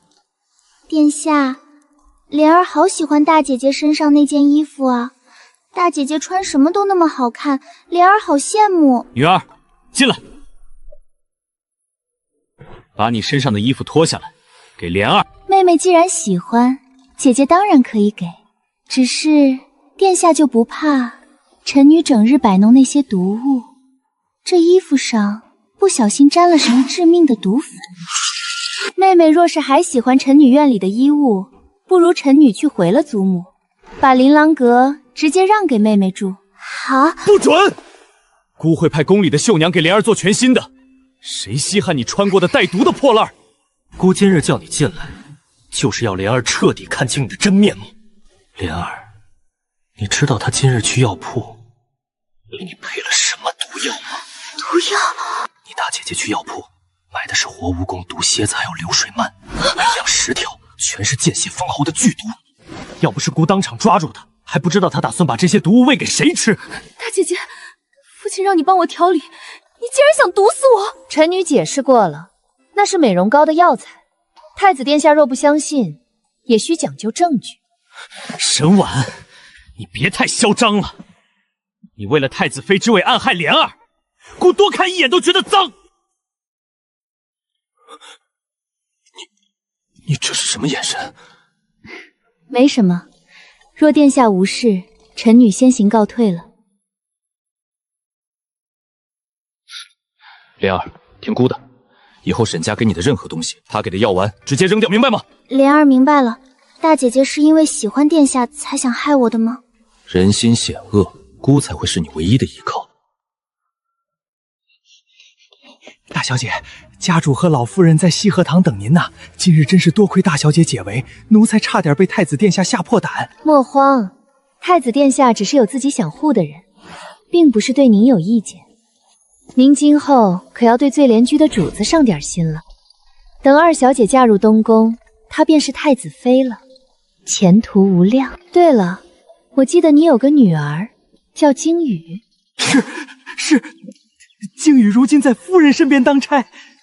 若让鲸羽去二妹妹身边当个大丫鬟，日后跟着陪嫁进东宫。可是鲸羽是夫人的人，奴才去要怕惹夫人不快。若是大小姐能帮忙指点一二，奴才一家仍为您鞠躬尽瘁。既想让你女儿攀龙附凤，又不想自己得罪主家，这老狐狸想得挺美。这有何难？我回头在二妹妹跟前提几句，让她亲自开口向母亲要人便是。多谢大小姐，大小姐真是活菩萨呀！活菩萨，我是送你下地狱的活阎王。娘，让娘糊涂啊！娘对不起你，若不是娘偏要留下那个祸害，你就是太子妃了，娘也不会被他拽进湖里。哭有什么用？岁岁，太子到底跟你说了什么？你那2张药方真能治好那丫头的脸？爹，祖母，妹妹脸上的根本不是胎记，是毒瘤。娘怀胎时曾被人下过剧毒吧。生下孩子后，娘体内的毒是不治而愈了，是因为毒素根本没有消失，而是全部转移到了妹妹身上，长成了那块毒瘤。我一直以为的痊愈，原来是牺牲亲生女儿换来的。娘，虽然妹妹现在难以管教，但咱们千万不要放弃她，好吗？没错，带着这份极其沉重的愧疚感，去好好伺候你的小祖宗吧。你们越是互相折磨，我才越痛快。必须治好他。可是太子殿下根本不信我，为今之计，只有请我师父李仙一出山。爹爹，祖母，你们可还记得6年前太子殿下被山匪掳走，身受重伤，性命垂危，连太医都束手无策，是谁把他从鬼门关拉回来的？是你师父李仙一。师父对太子有救命之恩，若能让师父悄悄入府帮妹妹治脸，太子殿下定然深信不疑，绝不会再加阻拦。可是岁岁可是什么？你快说呀！师父脾气古怪，外人去定是请不来的，唯有女儿亲自走一趟。而且如今在太子眼里，我就是这个想谋害妹妹的眼中钉。只要我在府里，他就会死盯着沈家，连爹娘都会被我牵连。若我暂时离开一段时间，太子殿下定会放松对沈家的敌意。正义，你意下如何？眼下只有这个办法了。皇后娘娘的意思是等明开春再定大婚，我们还有1年的时间。若让李仙一出手治脸，1年的时间绰绰有余。1年？看墨君里那急不可耐的样子，他可等不了那么久。不过，这倒成了我脱身的完美借口。岁岁，那你打算什么时候走？娘这就去给你收拾东西，安排最舒服的马车，派人护送你回木仙山。你定要把你师父请下来。明日一早。殿下，这也太夸张了，给二小姐派这么多人，皇后娘娘都不管管吗？管？太子这般护食发疯，连亲娘都防着，皇后早就撒手不管了。她这叫作茧自缚。接下来就看你的易容术了。我今晚先离开，明天沈家这出戏，你替我好好演。大小姐放心。二小姐，太子殿下吩咐奴才们寸步不离，您快开门啊！滚开！我跟我大姐姐说2句话就出来。二妹妹这么晚来，可是有急事？大姐姐，你给我的药膜全被那群工人丢掉了，我现在只有脸上这一张了。你再给我做一点吧，不然我怎么见太子殿下？妹妹，不是姐姐不帮你，太子殿下盯我盯得紧，而且我明日一早就要离府去请我师父下山了，实在没空给你做药膜。你要走，那我怎么办？求人不如求己，妹妹如此聪慧，不如自己做。这是药膜的原方，你自己照着配，千万别告诉太子是我给的，免得他又来找我麻烦。好，我绝不说，我先回去了。妹妹留步，有句话姐姐不知当讲不当讲，你可要小心爹爹身边的王管事。他怎么了？之前我见他看你的眼神极不干净，他这人好色。这个老色批竟敢觊觎我！也许是姐姐看错了，但妹妹生得这般丰满窈窕，防人之心不可无啊。那个王管事到底是个什么样的人？那个王管事仗着家主的事，听说光是小妾就纳了8个，私底下风流烂账一堆，府里谁不知道他是个老色皮啊？竟然是真的，这老色批居然真敢觊觎我！让让，快让让！家主急见！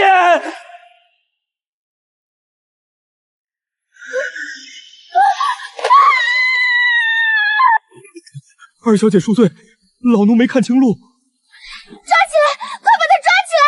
他想轻薄我，他刚才摸我的身子。冤枉啊！老奴连您的衣角都没碰到啊！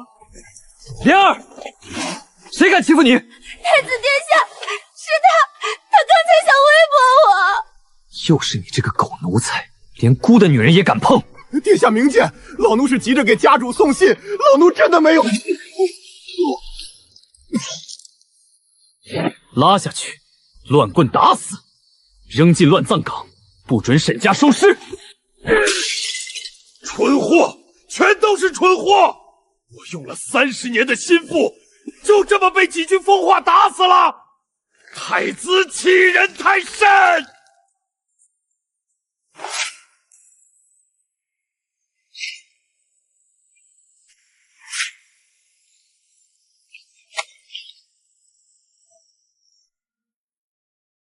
大师姐，你终于出来玩了！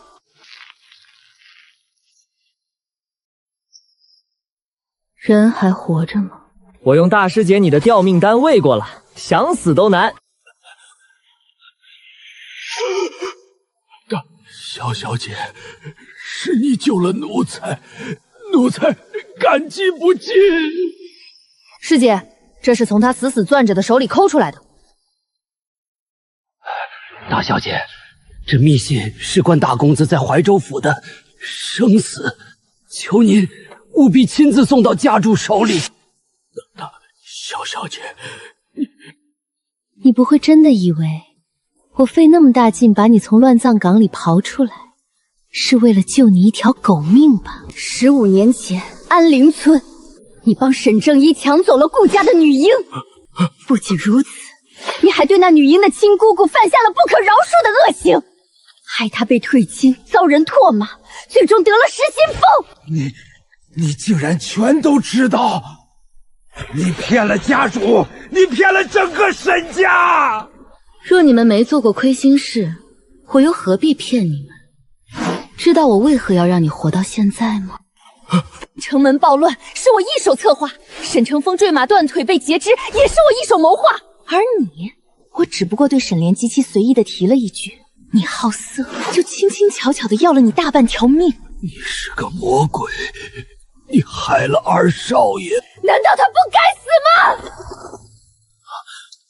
？6年前，沈成风当街纵马，踩断了一个15岁少年郎的左腿。原本20两银子就能治好，他来年还能参加科考。可你呢？你这贪婪的老狗，贪了19两救命钱，只给顾家留了1两。顾家上门讨要，你不仅不给，还直接派人截了那少年的腿，把他们赶出京城。那个被你们毁了一生的少年，叫顾景洪，他是我嫡亲的二哥哥。完了！若那封信不能准时送达，大公子完了，沈家全完了。把他拖上马车，我们启程去怀州府。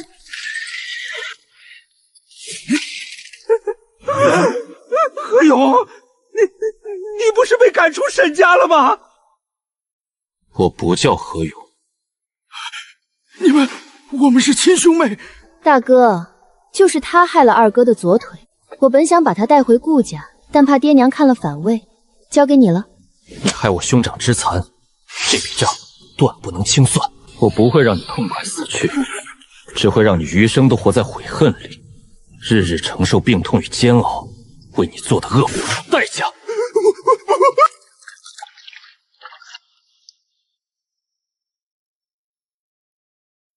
妹妹，你要我查的那个人，现在就住在临水阁客栈。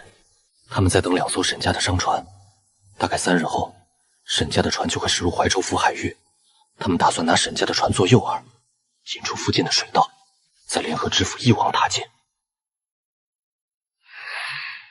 妹妹，这趟浑水太深，你到底要做什么？大哥放心，我自有分寸。他住哪间房？2楼，天字号第8间。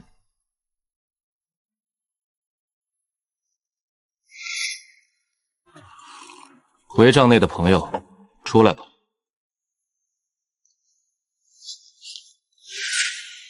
沈大小姐，你为何在这儿？我是特意来怀州府找谢小公爷谈合作的。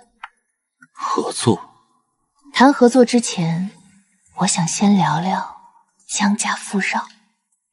是你救了江家的人？是。说吧，你想怎么合作？沈承霄临时改变了作战方案。他故意让你跟后面的货船，打算利用水道抢来的火炮，将你连船带人轰进海底。这密信上的暗号是你译的？对，他还没来得及送回沈家。你想怎么做？我保你一命。等船翻了之后，你帮我找到船上那幅准备送给太后的28宿星君图。如果我没记错，这图是你三哥买的，而设局杀我的是你大哥。就在你离开上京那晚，沈家二公子坠马，双腿尽断，被截肢了。是你一手策划的？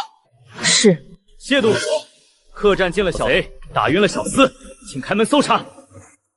原来这客栈里的小贼是沈大小姐。谢督主这么早就休息了，正准备躺下，沈大公子带着这么多人堵门，有何贵干？为保督主安全，临水阁必须严查刺客。搜！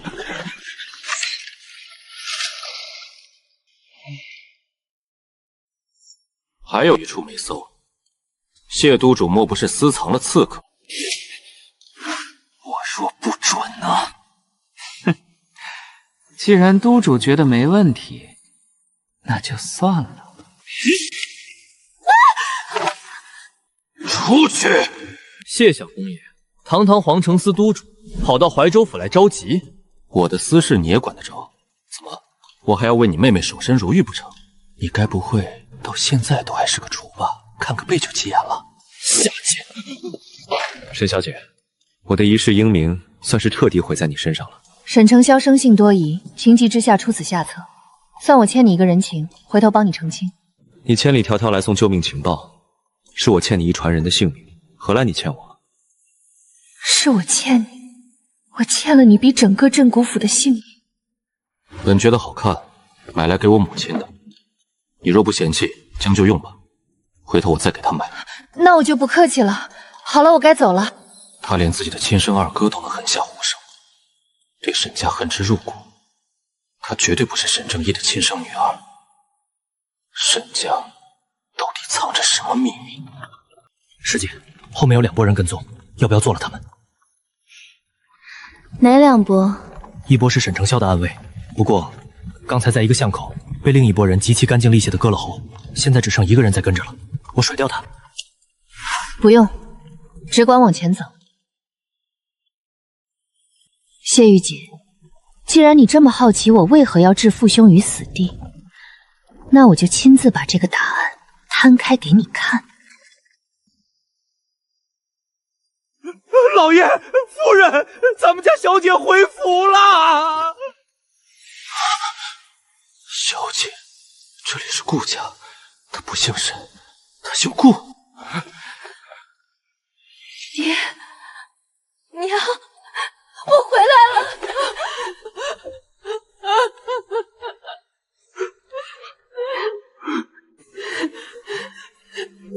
15年前，他带人抢走我时，给爹娘强行灌下了哑药。后来我虽帮爹娘解了残毒，可当年的噩梦却成了他们的心结，让他们至今都无法开口。爹娘，王管事已经付出了代价，接下来我会让沈正一和金美义把欠你们的连本带利的吐出来。原来如此，她根本不姓沈，她是顾家的女儿，难怪她连亲生二哥都能下狠手，难怪她对沈家恨之入骨。沈正一，你沈家当真万死难辞其故！师姐，我就是太感动了。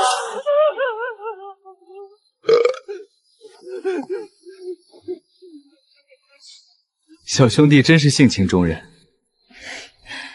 爹娘，我这2日就住在家里了。哎呀，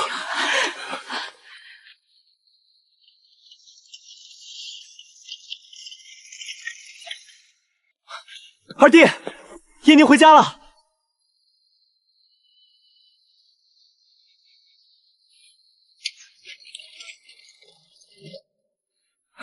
叶宁，别怪你二哥，自从断了腿，他就是这样。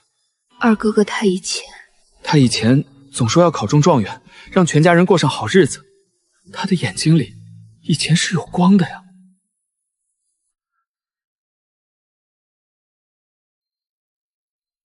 大哥，今晚有月光。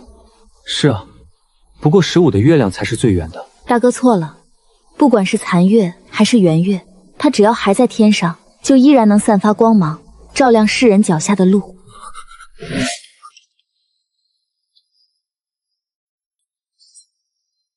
大哥，跟我说说你当年参军的事吧，为何后来又没有留在军营？叶宁，我过去的事别提了。大哥，我想知道，必须知道。我当年入的是御林军的一个分支，我的队长就是被谢玉锦收押的蒋新贵。我以为只要拼死立功就能出人头地，可后来我才发现，那支军队根本就是权贵子弟的消遣。我们这些平民子弟，只要表现得太好，就会成为他们的眼中钉。我每次考核都把蒋新贵打得鼻青脸肿，上峰让我让一让，我没肯。后来剿匪，13为了报复，暗中勾结飞兔，他给我传了假情报，把我和126名平民兄弟死死堵在了黑风谷底。126个兄弟全被活活烧死，只有8个人活了下来。也是在那晚，我在火光里看到了沈承霄，那张和沈正义极其相似的脸，我就终于知道你在哪儿了。大哥，最近江家叛国投敌、满门抄斩的事，你听说了吧？听说了，我当年本想投奔江家军的，那是战神之军，可如今蒋新贵后来被编入江家军，成了江老爷子手下的猛将。江家是被蒋新贵害的？他只是条咬人的狗，真正的主谋是当今圣上授意，太子亲手筹划，江家满门男子圈禁在江府里，被那群畜生用最惨绝人寰的手段活活折磨致死的。为什么？江家可是国之根本，是南疆的铁墙啊！金少他疯了吗？功高盖主。原来，无论是平民士兵的命，还是战神满门的命，在权贵眼里，都只是可以随时抹杀的蝼蚁。既然这腐朽王朝如此草菅人命，忠邪不分，二哥哥，这仕途咱们不入也罢，但你哪怕不入时，依然能用你笔下的刀锋，撕开这虚伪太平的黑幕。江家被屠，除了那一纸伪造的叛国书，难道就没有那些趋炎附势的文人用笔墨推波助澜吗？大哥，我们走。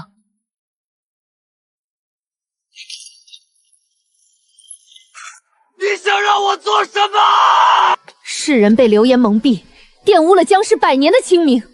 二哥，我要你用你天下无双的文采，御笔墨如千钧，还这天下一个真相。我们为什么要冒着满门抄斩的风险去帮江家？他们对你有恩吗？唇亡齿寒，江家世代镇守南疆，如今南疆的铁墙被自己人推刀了，上头那群人尝到了屠杀忠臣的甜头，你能保证几年后他们不会用同样的龌龊手段去对付镇守北地的谢氏满门吗？若有一天江家死了，谢姐亡了，没有这些将士在边关抛头颅洒热血，这满朝的文武，天下的百姓哪来的家，哪来的安居乐业？你把我想得太好了，我不一定能扭转乾坤，但我愿意一试。二哥哥，我不需要你去扭转乾坤，更不需要你去送死，我只要你这双暗淡了6年的眼睛里重新有光。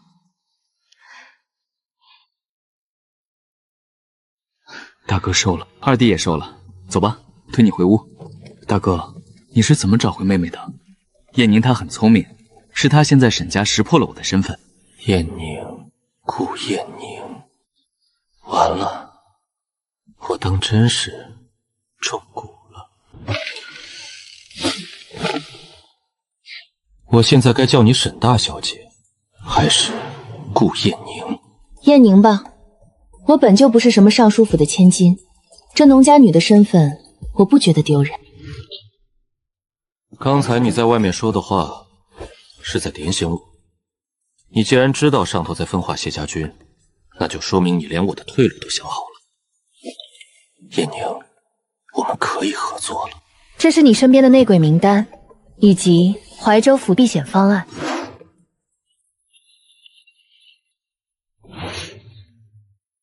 你我非亲非故，你为何要为了我如此费尽心思？因为你是我的未婚夫呀。我若死在怀州府，沈家立刻就会去退亲，你哪怕不当太子妃，也能嫁入高门。顾燕宁，你看着我的眼神，就像看着一个认识了极其久远的故人。我们以前是不是认识？怎么会？只是听闻谢小郎一战成名的威风罢了。所以被赐婚时，我心里暗暗庆幸。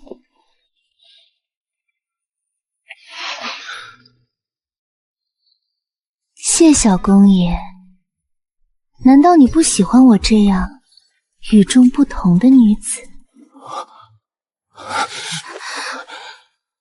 顾延宁，你可知，从北部回京的路上，我也一直在仰慕你。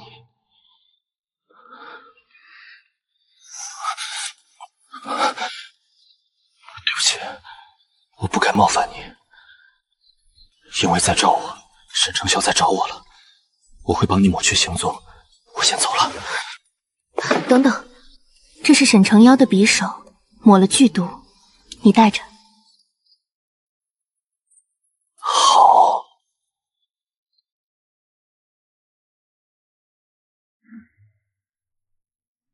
回大公子，皇城司的人都上了后面的货船，是属下亲自盯着他们上去的。看到了，老三，你从南阳带回来的玩意儿还挺实用的。这可是我亲自选来送给穗穗的吉吉礼。你还不知道吧？她根本不是咱们的亲妹妹。15年前，是她那对贪慕虚荣的农家父母，把她和我们的亲妹妹沈莲调了包。你怎么不早点告诉我？我只给穗穗带了礼物，都没有给我们的亲妹妹带。你船上那么多东西，随便挑一个送给她便是。那怎可随便送？为了给穗穗挑吉吉礼，我费了很大的心思，谁想到竟然不是我们沈家的血脉。那爹爹有没有把她赶出去？穗穗她是无辜的，这东西原本就是你要送给穗穗的，我替你保管。回到沈家后，我会亲自交给她。可我不想给了。那就送给大哥吧。大哥，家里人对沈婉到底是什么态度？我们沈家又不是多养不起一张嘴，祖母对穗穗有几分真感情，舍不得将她送回去，所以现在被许给太子殿下的人是莲儿，而不是沈婉，这就够了。老三，你以前可是最宠爱穗穗的人。我以前宠她，是因为我压根不知道她不是我们沈家的嫡女。现在我知情了，我就觉得膈应。唉，我不该同你说这些的。穗穗她毕竟是无辜的，能收留她就是天大的恩赐。她别再占着莲儿的东西。我做不到像以前那样待她，别再要求我。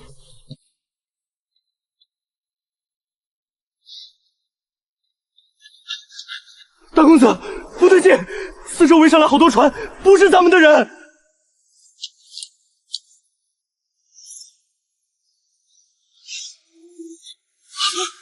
怎么回事？怎么冲着我们来了？中计了！快下船！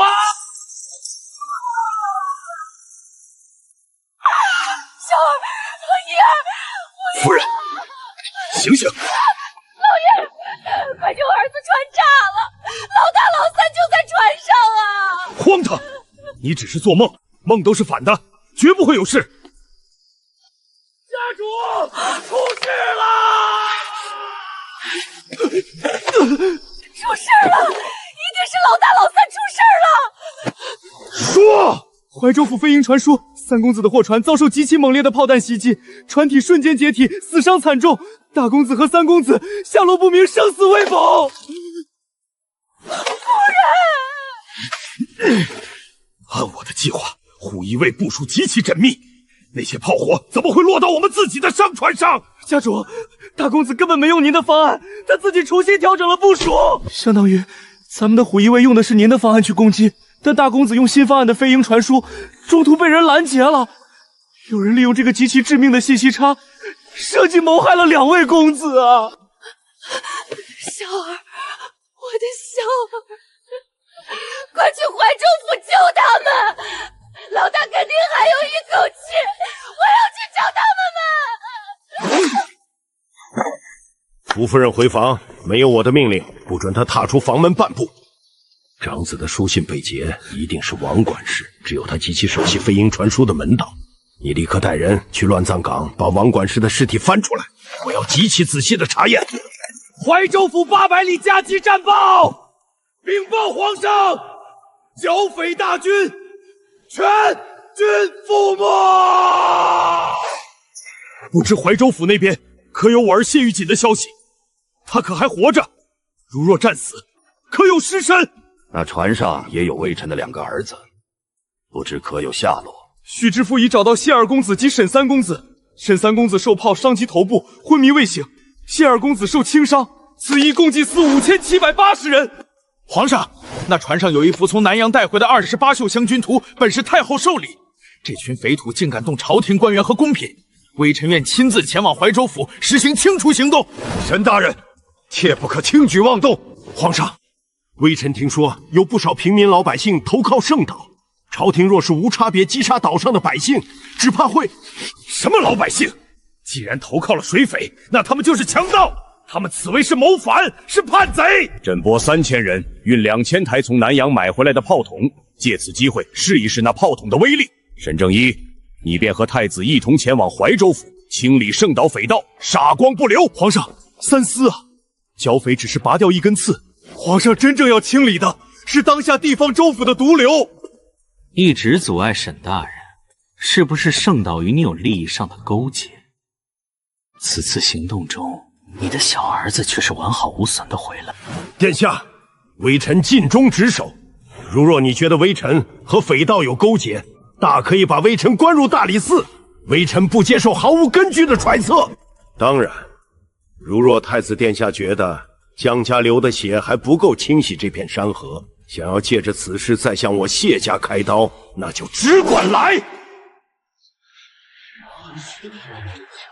镇国公，朕知道你是替大商朝的基业着想，可沈尚书的话也并非没有道理。那些百姓既然投靠了圣岛，吃穿用度皆是匪盗劫掠而来，难道就因为他们没有拿起刀枪，就能说他们清白无辜吗？可是皇上，正是因为他们的支持和纵容，才会助长这股歪风邪气。若是任由越来越多的人效仿，等将来这群叛贼势力滋长到可与朝廷抗衡时，我大商朝难道要眼睁睁被这些人吞噬？朕绝不想看到国破家亡、百姓流离失所的那一天。更何况，他们害死了朕数千精锐，朕总要给这些战死沙场的将士和他们的家属一个交代。交代？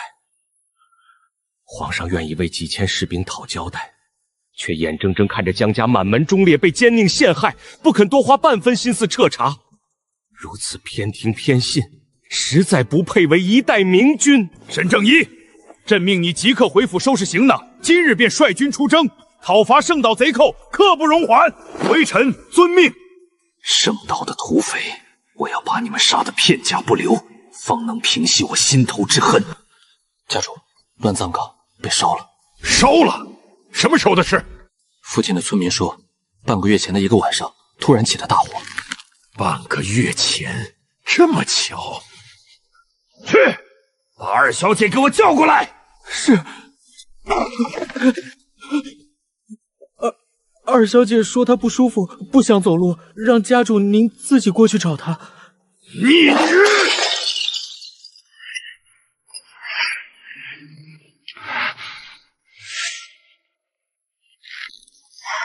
家主，冷静，你千万冷静啊！冷静！我5个儿子折了3个，断腿、失踪、重伤，全是因为他沈炼。爹爹，莲儿，爹爹有几句话想问你，你只管如实回话。起来吧。是，爹爹想问什么？王管事犯事那晚，到底是如何对待你的？爹爹是说那个色痞子王管事，他黑灯瞎火冲出来，撞到女儿身上，企图对女儿不轨。香菱之前就跟我说过，这个王管事已经纳了8个妾，还喜欢府里年轻貌美的丫鬟。他还总仗着爹爹您的事，幸好太子殿下来得及时，把他给打死了，否则还不知道我们家要有多少丫鬟遭到他的毒害呢。爹，你为沈姬尽尽地大半辈子，却因为这蠢货的一句话，惨死在太子的棍下。是你跟他说王管是好色的？对呀，爹爹，就是香菱提醒我的。香菱，你抖什么呢？你又没做错，府里所有人都盼着我当太子妃，若我被他害了名声，还怎么当？处置王管事那个祸害是应该的。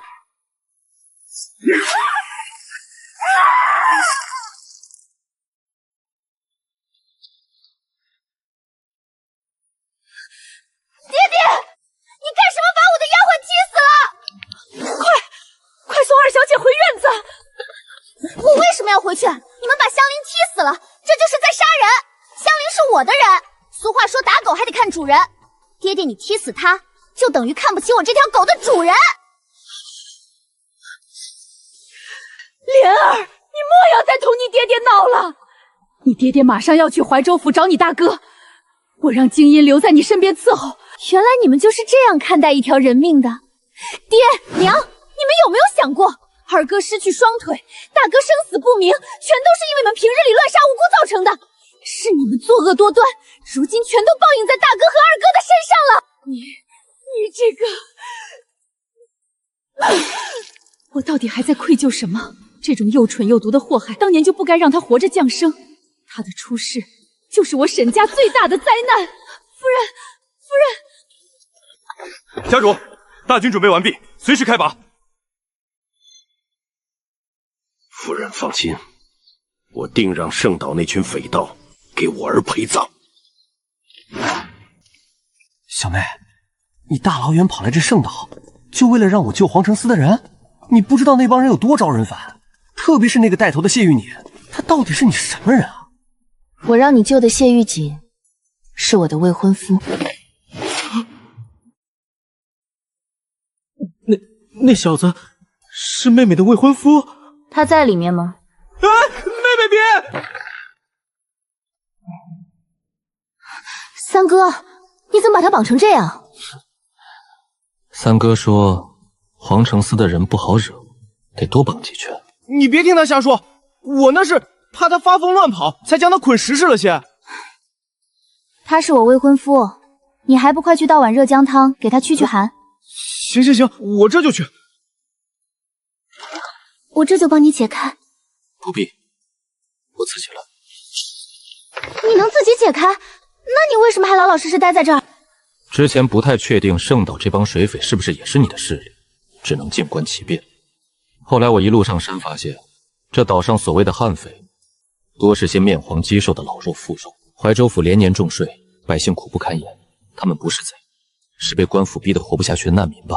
谢督主果然敏锐，怀州府不仅苛捐杂税，暗中甚至还藏着贩卖人口的黑幕。百姓想上京告御状，却被官兵半路截杀。当年是我三哥查出内幕被追杀，他迫不得已退守圣岛，成了水稻头子。原来如此，难怪这圣岛的人越来越多。但这次南阳商船被炸，朝廷震怒，沈正一绝不会善罢甘休，他必然会借题发挥，不惜一切代价调大军来屠岛灭口。我知道，沈家绝不会放过这个机会。局势如此凶险，你一个姑娘家本不该卷进来。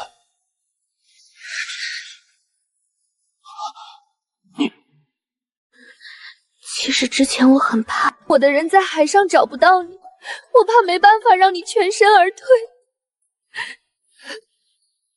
别怕，我提前带人下水了，留在船上的都是该死之人。妹妹，你看，我把姜汤熬好了。啊！你先喝口热汤暖暖身子，我在外面等你。你要的28宿星君图，可是这个？三哥，麻烦帮个忙，把画展开。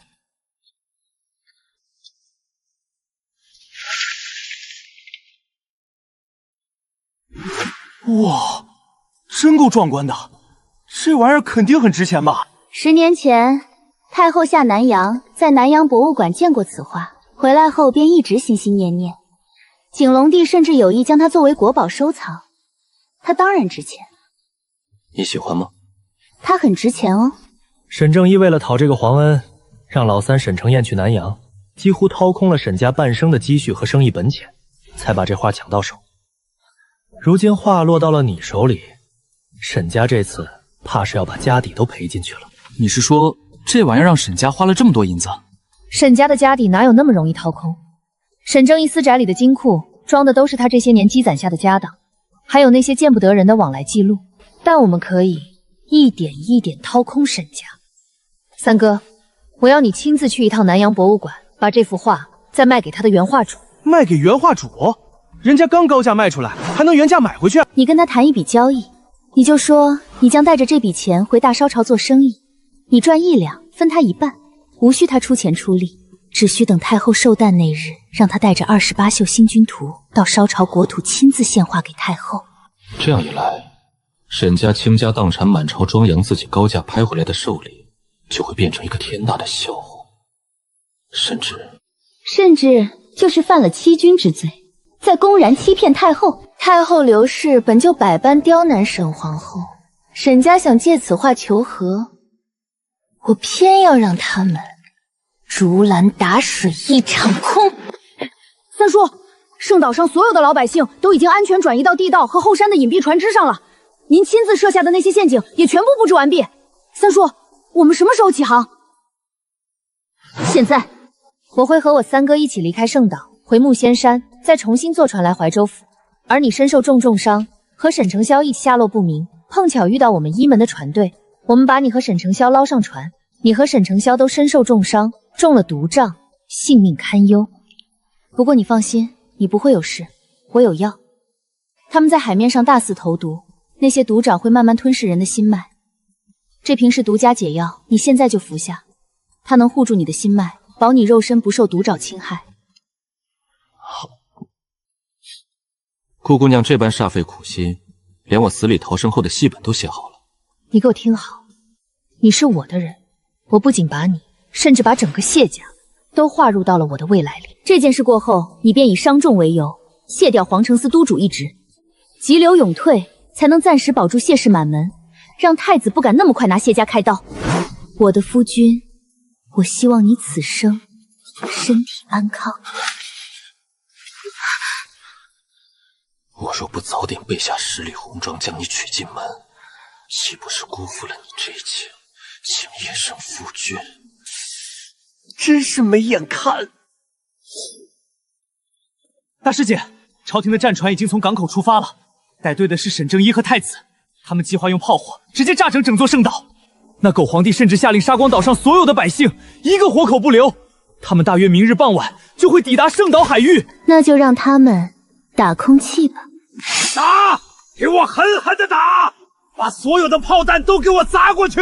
我要让这岛上的乱党全给我儿陪葬！沈大人说得好，今日就让这群逆贼尝尝南洋火炮的威力。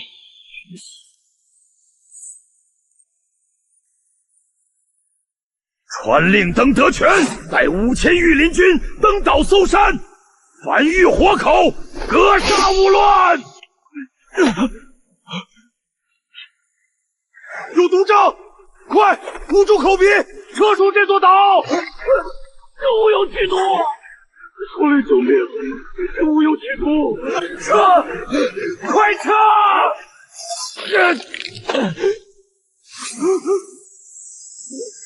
跳崖，往海里跳！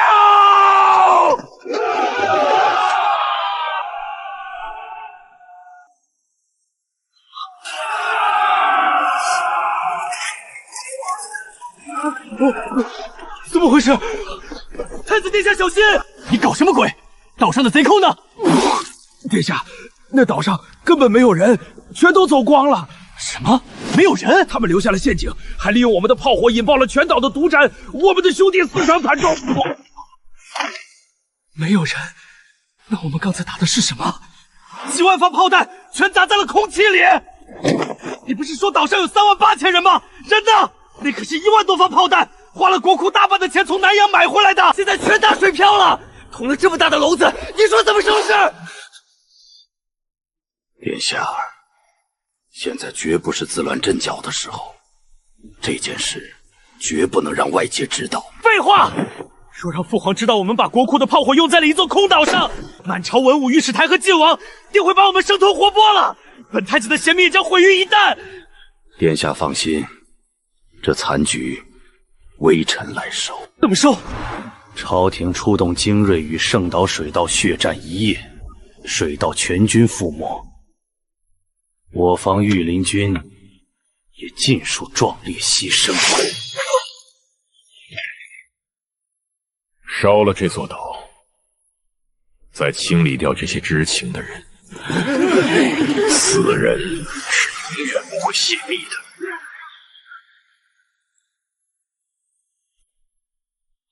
大师姐，一切皆如您所料。沈正一和太子对着空岛轰了一整晚，发现被骗后，竟然丧心病狂的放火烧岛，还把逃回来的御林军全给灭口了。沈正一为了保住头顶的乌纱帽，还真是狠得下心。不过他百密一疏，我趁乱潜入海域，捞回了几个还活着的御林军。干得漂亮！把这几个活口连同圣岛真实战况的卷宗，连夜秘密送进京城。送给谁？送给太子的死对头晋王。既然沈正义想瞒天过海，我们就借晋王的手，把这欺君窝上的天大罪证狠狠砸在皇帝的龙案上，顺便把沈家长子也送回去吧。至于我们，也该回京了。夫人，大小姐带大公子回府了。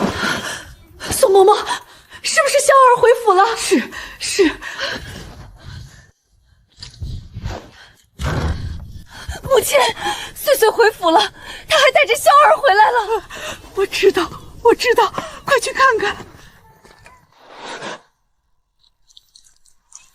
笑，我的儿啊！娘，大哥背上皮开肉绽，那副奸伤碰不得的。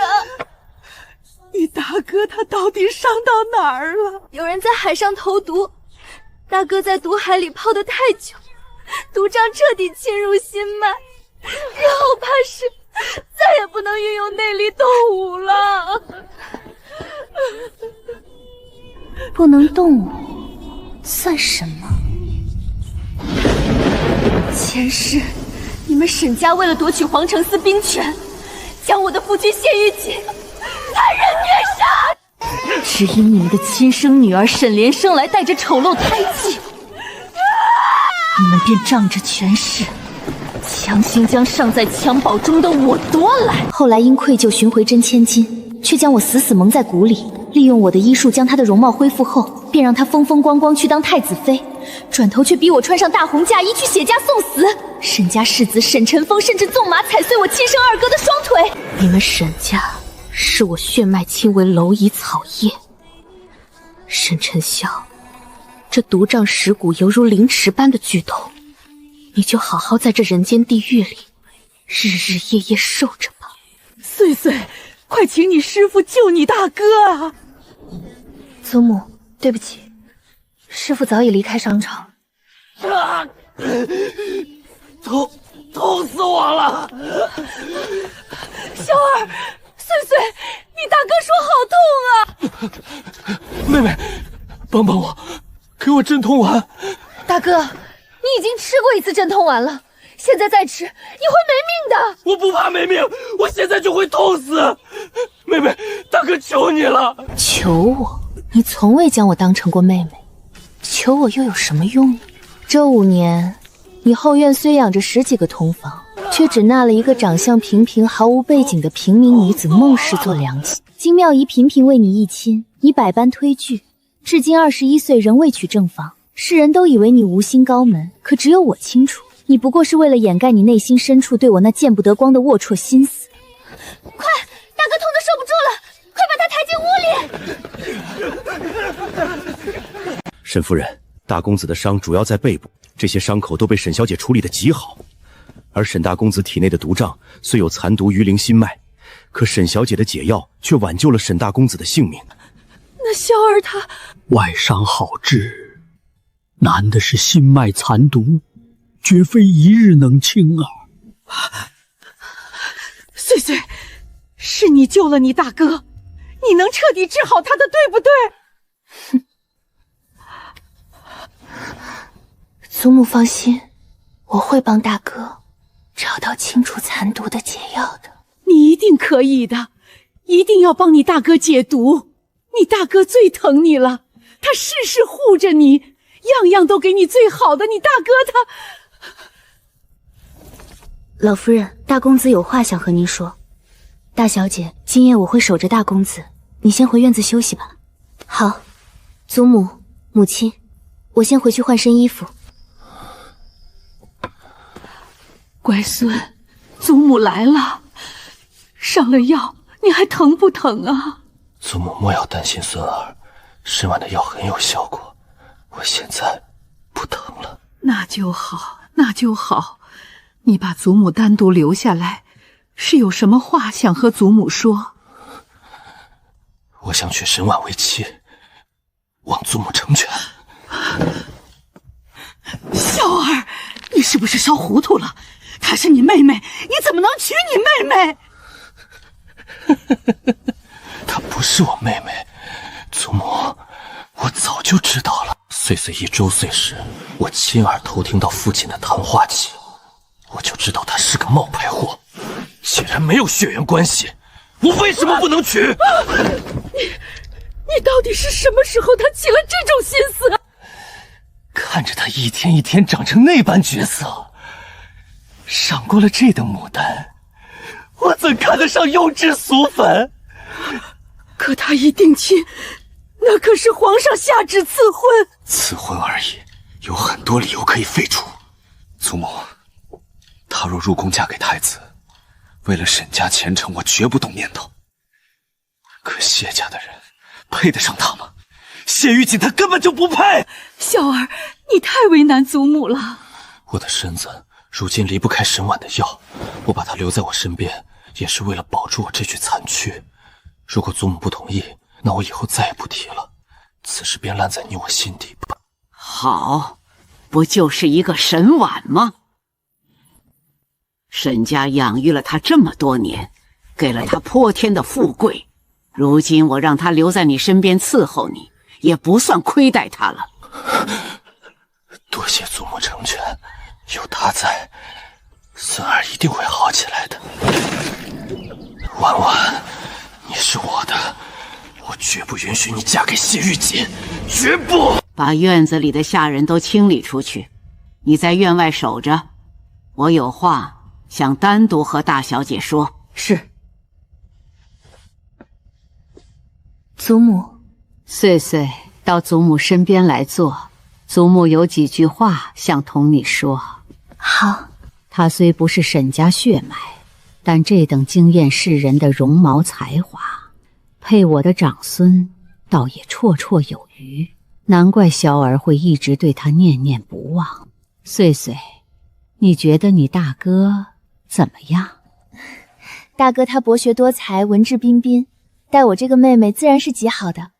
当然，二哥、三哥他们也都好，家里的人都很宠爱我。可是岁岁啊，这些宠爱原本都该是莲儿的，若不是因你亲生父母将你换到了沈家，你哪有今日的造化？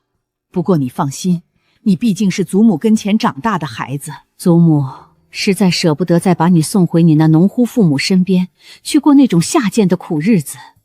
祖母是不是有别的话想跟岁岁说？不如直接说出来吧。是有关于大哥的吗？您想要我怎么报答沈家？你是个聪明的孩子，那祖母就打开天窗说亮话。你大哥如今的心脉残毒，连太医都束手无策，现在唯有你的药能让他续命。祖母有意留你在你大哥身边伺候他，照顾他，我会帮你换一个身份，让你名正言顺地留在你大哥的院子里。至于你同镇国公府的婚事，我会亲自去找皇后娘娘处理。你能明白祖母的意思吗？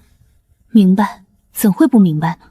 说的这般冠冕堂皇又不要脸，就差没把那句嫁给沈晨霄的话说出口了。凭什么你们一句话就能随便决定我的人生？明白，那就好，萧儿一定会对你好的，这样你就可以一直留在沈家，祖母也舍不得你。若我说我不愿呢？你不愿？你莫不是还惦记着太子殿下？你占着莲儿的嫡长女之位，心安理得地享受了15年世家贵女的荣华富贵。如今莲儿回府，我们沈家没把你扫地出门，已是天大的宽容。你如今竟还要抢莲儿的夫君，沈婉，你太令祖母失望了。太子殿下根本不喜欢你，他心里只有莲儿。你就莫要再痴心妄想了，老老实实留下来照顾萧儿，我们沈家绝不会亏待了你。祖母放心，我知道太子殿下不喜欢我，我更从未对太子殿下有过半点痴念，我绝不会和沈莲抢太子。那你为何不愿？你莫不是还想着嫁入镇国公府？沈婉，你若真打着这个算盘，那你恐怕要嫁给一个活死人了。罗太医说，那谢玉锦被送回来时中毒已深，全身发紫，如今全靠太医院的百年老参吊着最后一口残气。就算他能熬过今晚，太子也绝不会允许他完好无损地醒过来。太医院里全是我们和太子的人，只要在药里稍作小搅，分分钟就能让谢家嫡长子死无葬身之地。你们以为能只手遮天，可是没有人比我更清楚谢玉锦此刻究竟是死是活。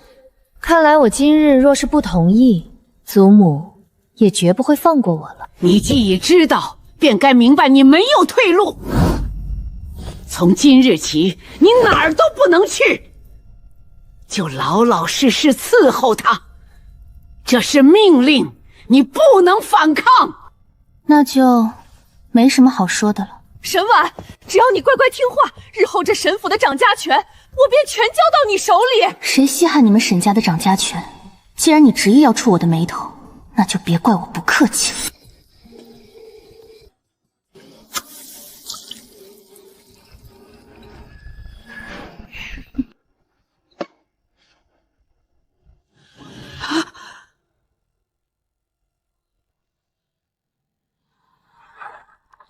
老夫人，老夫人摔倒了！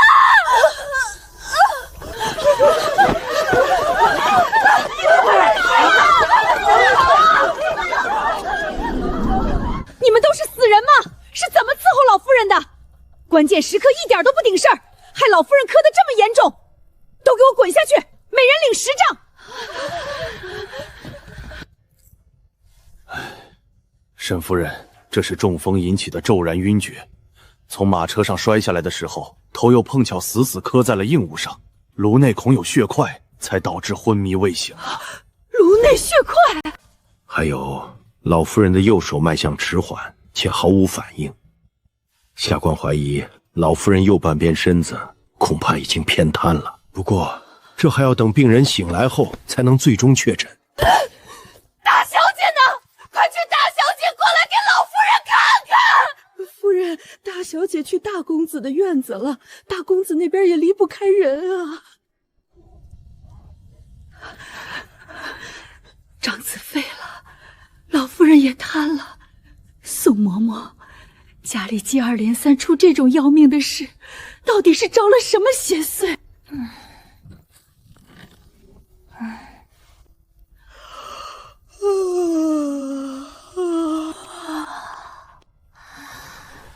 娘，太子派来的人根本没教他礼仪，我派去的人又进不了他的院子。这些日子他只顾着享受，什么都没学。如今这粗鄙之态，竟然脸不遮掩了。听说祖母从马车上摔下去了，我特意过来看看，要不要紧啊？夫人，让二小姐留下伺候吧，传出去也能帮朕太子妃博个孝顺的好名声。二小姐，既然您过来了，那便留在老夫人身边照顾吧。院子里有这么多下人，为何还要我照顾祖母？娘应该多请几个郎中在祖母身旁守着呀，或者叫大姐姐过来。大姐姐不是会医术吗？让大姐姐治好祖母就是了。我又不懂医术，我守着祖母，难道祖母就能好起来吗？夫人，二小姐，您是沈家的嫡女，老夫人是您的亲祖母，您守在老夫人身边，难道不是天经地义、理所应当的吗？够了！你进去看你祖母一眼，看过了就立刻回院子给我好好学规矩。我天还没亮就醒了，听到祖母摔伤，特意早早跑过来看祖母。没想到娘居然对我百般挑剔，早知如此，我就不来了。夫人，你消消气，二小姐她刚还不懂事。报应，这都是报应啊！我当初到底是瞎了哪只眼，非要把这个冷血的白眼狼接回来？是太子殿下，夫人，家主和太子殿下从怀州府回来了。老爷，太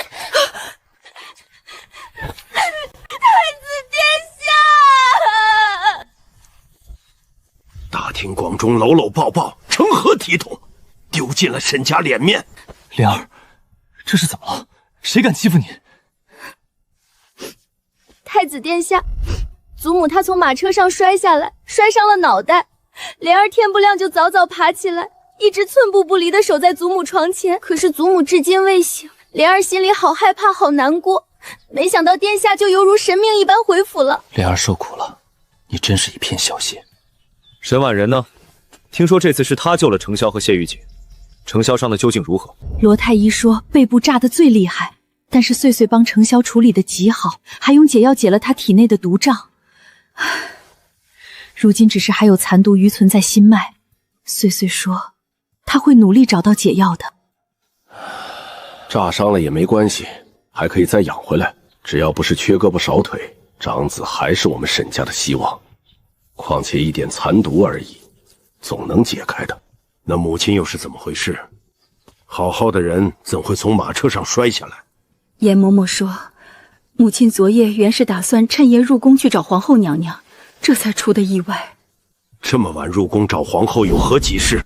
许是为了萧儿，母亲怕皇后娘娘担心，想去通报伤情。老爷，太子殿下，要不先进去看看老夫人？莲儿，你守了一夜也累了，先回院子歇息吧。多谢殿下体恤，那莲儿晚些再来看望祖母。既然还没醒，就让府医按时灌药守着吧。走吧，去连峰居。程潇的伤势才是关乎大局的正事。舅舅，姑与你日夜兼程赶回来，就是为了那个计划。谢玉锦虽然没死，但镇国公府现在防得跟铁桶一样，连太医院的药渣都要查验3遍，姑的人根本无从下手。殿下的意思是借沈婉的医术？不错，能靠近他懂药理的只有枕边人。姑要让沈婉尽快过门，用他的药无声无息害死谢玉锦。殿下此计甚妙。镇国公就算再防，也防不住明媒正娶的儿媳。沈婉就是这局死棋里最好的一把尖刀。大公子，喝药了。滚开！别挡着我！穗穗，你是我的。沈沉霄，你就慢慢在这残毒的折磨里一点点发烂发臭吧。大公子，家主和太子殿下从怀州府回来了。臣女见过太子殿下，见过爹爹。沈婉，姑听说是你从木仙山去怀州府的路上找到你大哥和谢玉锦的。回太子殿下，确有此事。臣女听闻剿匪的士兵遭到水道重创，大哥三哥下落不明。臣女心急如焚，便借了一门的船去寻，碰巧看到海面上飘着上百具将士的尸骸，那都是为国捐躯的忠勇之士啊！臣女于心不忍，便命人悉数打捞，只是尸首实在太多，大哥和谢小公爷恰巧混在其中。后来臣女不敢在怀州府多逗留，便直接将人带回了上京城。这个坏我大计的蠢货！姑耗费国库巨资买来的南洋火炮，全是为了让谢玉锦死无葬身之地。他居然把人给捞了上来，怎么不干脆让他沉在海里喂鱼？你好得很！穗穗，你随我进屋，我和太子殿下有很重要的事情要跟你说。程潇，你怎么伤得这般重？爹，胡一威为什么会冲着我的主船开炮？我明明发了飞鹰密令更改航线，想将计就计引出水贼啊！果然如此，你以为我收到你的信了是不是？你没收到？这不可能！我是通过最高机密渠道传的信，除了您，只有王管事能接应。他人在哪儿？王管事，小儿，你一直在外，还不知道府里出的意外。就在你出海前，莲儿身边的贱婢生事，晃为王管事黑灯瞎火地冲撞了你妹妹。太子殿下爱重莲儿，为了替你妹妹做主，殿下已经亲自下令将王管事乱奔打死。他死了，所以那晚我的绝密军机刚送到上京，就被人截胡了。那人故意扣下不发，利用我们父子之间的信息差，眼睁睁看着我走进自家的炮火里去送死啊！好一招借刀杀人，好一个连环毒计！那根本不是什么贱婢生事，是有人故意做局，利用莲儿的单纯来激怒姑，借姑的手提前拔掉了你们沈家的联络暗桩。你们沈府有内奸。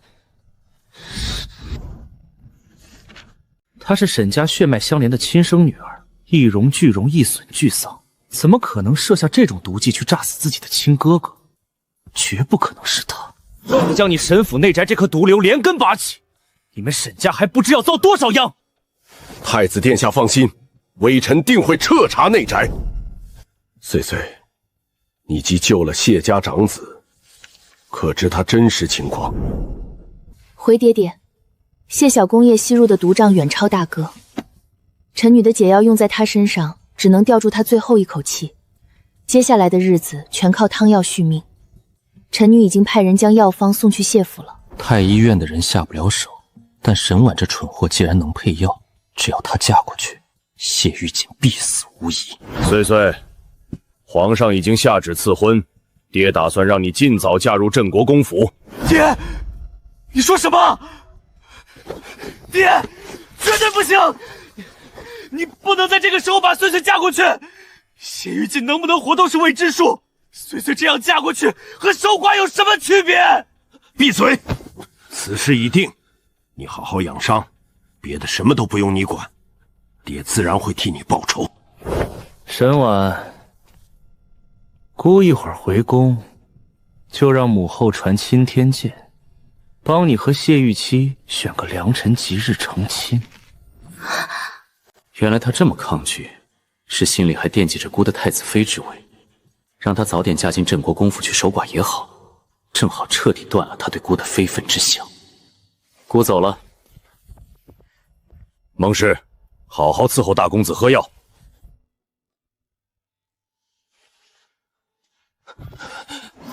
岁岁，别走，去帮我叫祖母来，我要见祖母。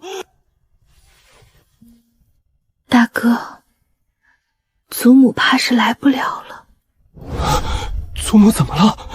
祖母昨日被马车准备入宫时，从马车上摔下来，摔伤了头。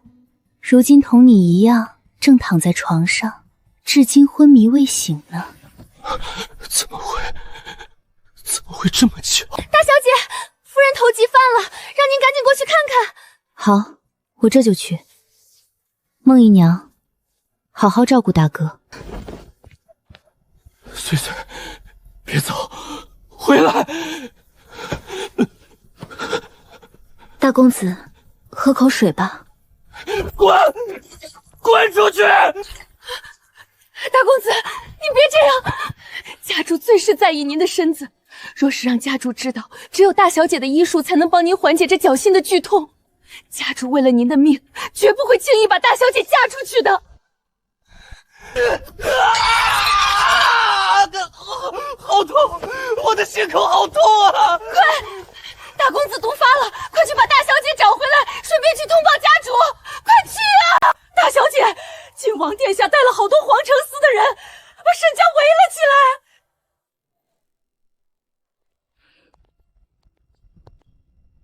臣女参见靖王殿下。沈婉妹妹，好久不见，免礼吧。谢靖王殿下。连刘家的核心暗卫都大摇大摆地站在这里，看来刘家的人已经帮靖王彻底拿下了皇城司的势力。靖王殿下带着皇城司来沈家，应该不是同臣女叙旧的吧？妹妹如此聪明，该知道本王为何而来。进。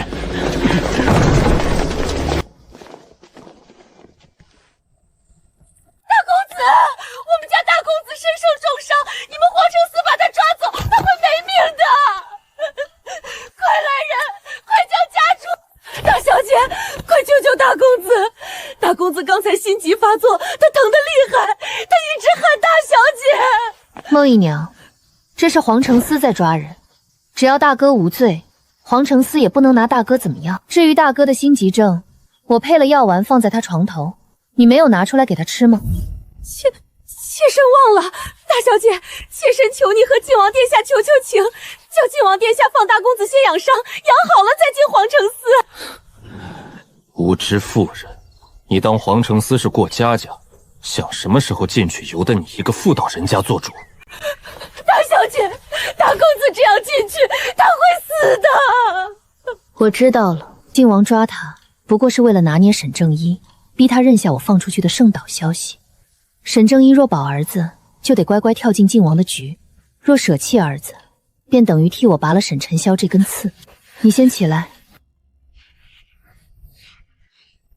沈大小姐，等你爹回返后，你告诉他，让他来皇城司喝茶。本王带着沈大公子在牢房等他。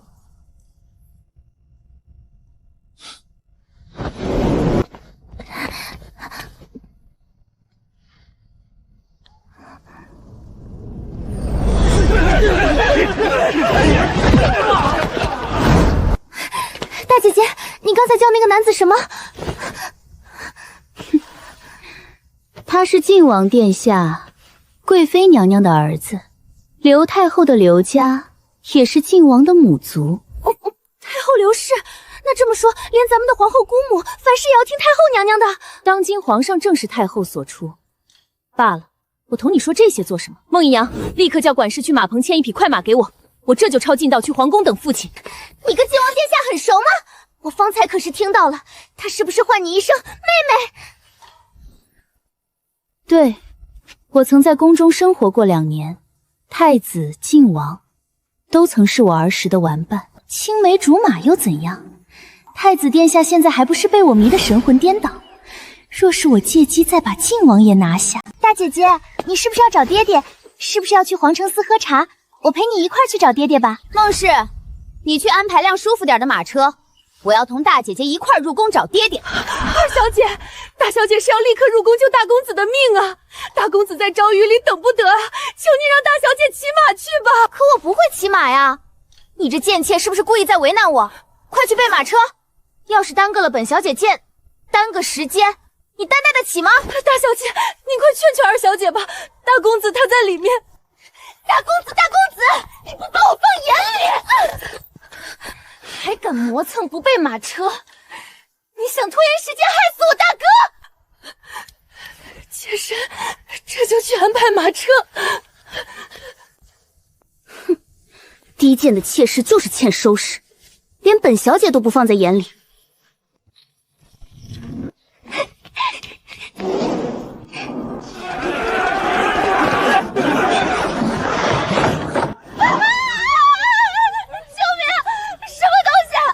外面怎么乱哄哄的？他们在喊什么？奴婢这就出去看看。夫人，外面有一群乱民，把咱们沈家大门堵死了，疯狂朝里面泼粪。二小姐刚好要出门，被泼了结结实实一身的粪水。沈莲，他这个时候出府做什么？回夫人，大公子被晋王带着皇城司的人抓走了。大小姐本打算骑马入宫求救，二小姐非要闹着备马车一块儿去，这才正好撞上了外面的乱民。沈莲，你这个祸害！夫人，别过来，滚开！二小姐，你别再跑了，求你停下吧！快去把前面的院门堵住。你们几个去厨房抬几桶热水来，给二小姐好好洗洗干净。别管我，打死这些贱民，打死他们！二小姐，是我们，您别乱动了，快洗洗吧。大小姐，打探清楚了，大门外闹事泼粪的，全都是跟随太子和家主去怀州府剿匪却死在战场的御林军家属。哦，现在外面都在骂家主杀死了御林军，还有人说圣岛上根本就没有水道，是家主为了骗去统皇室的吴侯，故技一拳，故意设局，事后为了莫少岛杀了所有士兵，现在死者家属激愤异常，咱们神府所有的出入口全被死死包围了。利用死者家属闹事，把圣岛的秘密当众撕开，逼得皇帝不得不彻查。靖王这招借力打力玩得漂亮。花荣，你立刻去找沈家的暗卫，让他们想办法从狗洞出去，给我爹传一封加急信，告诉他靖王殿下把我大哥带去皇城司了。知道了，大小姐。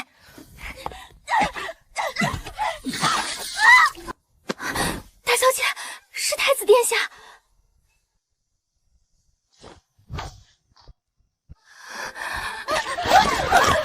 太子殿下！沈婉，你太过分了！竟然纵容这些奴才如此折辱莲儿，你简直……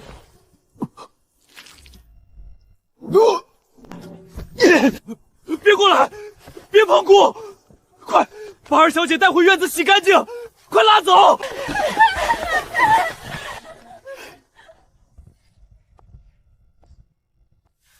臣女参见太子殿下。沈莲身上的东西到底是什么？回殿下，大哥被靖王抓走，二妹妹心急如焚，非要出府，谁知刚出大门就被外面闹事的百姓泼了好几桶夜香残羹。二妹妹惊慌失措，满院子跑，这地上的东西都是从她身上掉下来的。水，给姑打水！沈婉，快去给姑打水！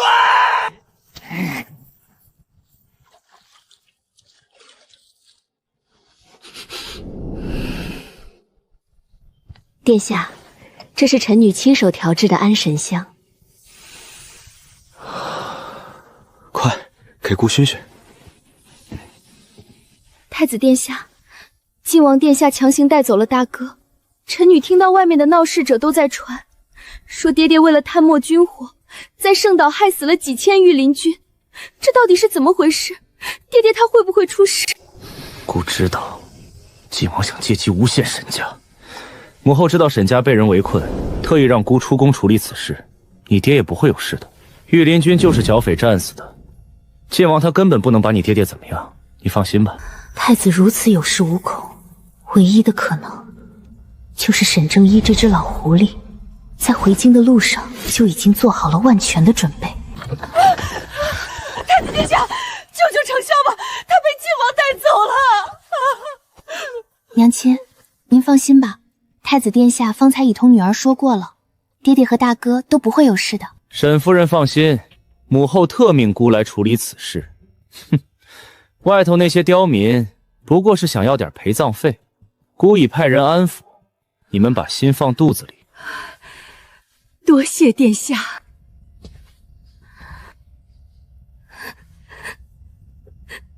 太子殿下，二小姐留步，殿下还有政务要处理，不便靠得太近。既然这样，那臣女先告退。姑刚才怎能那般嫌弃莲儿？这府里除了姑，根本没人会心疼她了。莲儿，等等姑！太子和你妹妹怎么回事？太子方才为何躲她如蛇蝎？妹妹刚出府门就被泼了满身的夜香和石残，殿下刚好出现在院子，妹妹一时激动，就带着一身的秽物直接扑进了殿下的怀里。这个蠢货，他还要连累沈家到什么地步？不行，绝不能让他做太子妃，迟早害死整个沈家。岁岁，太子殿下没有那么快离开沈家，你要把握好这次千载难逢的机会。娘亲的意思是？想尽一切办法把生米煮成熟饭。只要你成了太子的人，太子就只能迎娶你为太子妃。至于镇国公府那个快要死的谢玉墨，娘自会善后，让你那个不争气的妹妹代替你去守寡。一切全凭娘亲做主。主子，按您的吩咐，那批署名玉公子的文章已经散入文人学子手中。如今上京城的文人全在暗指沈正一贪墨军火，屠杀御林军，外头闹事的老百姓已经被彻底煽动。皇上正连召集大臣议事。沈府现在什么情况？沈家大门紧闭，今日清晨沈家二小姐出门被泼了一身粪水，大小姐躲得快，安然无恙。沈家如今成了众矢之的，若是沈正一挺不过去，他必定受牵连。太医还在外面守着。是。你过来替我躺着，我要去神府。主子，太冒险了，外面全是眼线。正因如此，我才必须去见他。大小姐，夫人说太子殿下正在西河堂看望老夫人，让您立刻过去伺候。这香是夫人特意吩咐奴婢带来的。为了保住沈家，金妙仪竟然给我这种夏季的催情香去爬太子的床。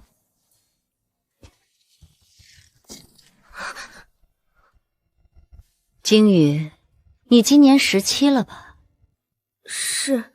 之前母亲并没有打算让你外嫁，想把你留给大公子做通房，将来生下一儿半女，再抬你为妾室。这在府里本该是你极好的一条出路。只可惜啊，天有不测风云。王管事是你的父亲，纵使没有功劳也有苦劳。可二小姐一回府便随意打杀了他，毁了你们王家，断了你的好前程，连我看了都内心愤愤不平。金羽，你就不想为你父亲报仇？奴婢从未动过这个念头。你畏畏缩缩，那就只能看着你父亲枉死在二小姐的手里，怒其不争，枉为子女。可怜王管事在沈府兢兢业业一辈子，也没在沈家落得一个好下场。先前夫人允诺过奴婢，等大公子从怀州府回来，就让大公子收了奴婢。后来奴婢的父亲被乱棍打死，夫人她就同意了孙婆子的求亲，准备把奴婢嫁给孙婆子的傻儿子。大小姐，求大小姐指点一二，奴婢该怎么做？我见犹怜，花容月貌，嫁给一个傻子，可惜了。这不就是你的机会吗？可是太子殿下连大小姐都不要，奴婢又怎么……你错了，他只是不肯让我当太子妃，并不代表他娶了太子妃便不再要别的女子。你若想活命，仅仅是躺在太子身边是不成的。你要对太子说。奴婢明白了，多谢大小姐赐教。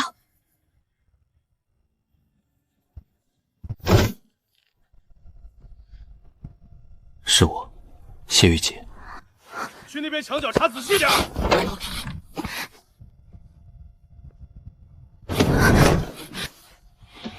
刚才那个丫鬟，我都听见了。沈家内院守卫森严，你怎么找到我的院子的？我挨个院子扒瓦片找的，第一个就扒到了沈莲的醉莲君，他刚好在撕脸上的药膜。我终于明白沈家当年为何要偷换千金了。若是太子发现，必定会吞。到时候沈家一定会逼你顶替他当太子妃。安宁，我想娶你，你早点嫁给我，成吗？成。那我立刻回去准备聘礼。阿景，你现在是个重度昏迷的商人，要准备也不是你来准备，你得继续躺着。我都躺着了，怎么娶媳妇儿？别急，沈正一和太子如今可是迫切地盼着我早日嫁入镇国公府，所以咱们的婚事他们会比你还急。他们想利用你来害我，原来是打的这个算盘。那我现在只需要等着。不行，你想要娶我，还得铲除一些阻碍，要不然你我的婚事恐怕没有那么顺利了。你是说你母亲？她确实有些难缠，手段也不太光明。她不是我母亲，而且金妙仪并不是我们的阻碍，真正的阻碍是沈承霄。沈承霄他不同意你我的婚事。你可知沈老夫人从马车上摔下去的事情？知道，跟你有关。是啊，昨夜他叫我去西河堂，想给我换个身份，做沈承霄的妻。沈承霄他一直觊觎我。这一家真是龌龊，竟要叶宁一个鲜活的生命去做那废物的妻。况且沈启霄可是他名义上的大哥，他们太过分了。老夫人吃过夜宵，本打算入宫找皇后解除你我二人的婚事，不过我在她的食物里加了一点料，让她救急发作，避免了这一遭麻烦。我虽然卸掉了皇承嗣职位，但里面还有我的人。你想怎么解决沈承霄？我让人直接在里面动手。我不要他死在里面。这包药粉你叫人混在水里，让他喝下去，他身体的疼痛会加倍，也会大伤元气，没有1-2个月怕是醒不过来。等他醒来，你我的婚事早已成定局。懂了，想让他生不如死，这个我最擅长。你等我，等我来娶你。太医也下了最后诊断，阿锦的身子，这2日若是醒不过来，日后恐怕就再也醒不了了。夫君说的没错，我们明日就应该入宫求旨退亲，绝不能耽误了沈家姑娘。只是可惜了那姑娘，我瞧着阿锦接到赐婚圣旨时，也是满眼欢喜啊。怪咱们儿子没那福气，退了吧，你莫要再纠结此事。谁在那里？夫君，外面有人。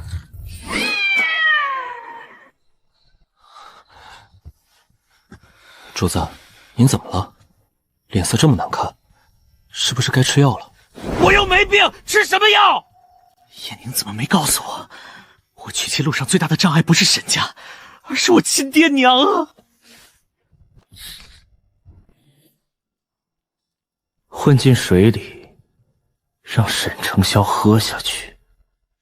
是。回来！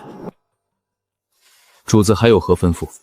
有没有喜欢的姑娘？遇到阻碍怎么解决？主子，入隐卫要断情绝爱，属下不懂喜欢，但属下知道，您今夜是去见沈大小姐了。您若是真怕夜长梦多，不如趁着国公爷明日要入宫，让国公爷去求皇上，提前安排您和沈大小姐完婚，借此契机用喜事冲去眉头。您也可以顺理成章地借新婚之名苏醒，俗称冲喜。好主意！不愧是本世子的人。过来。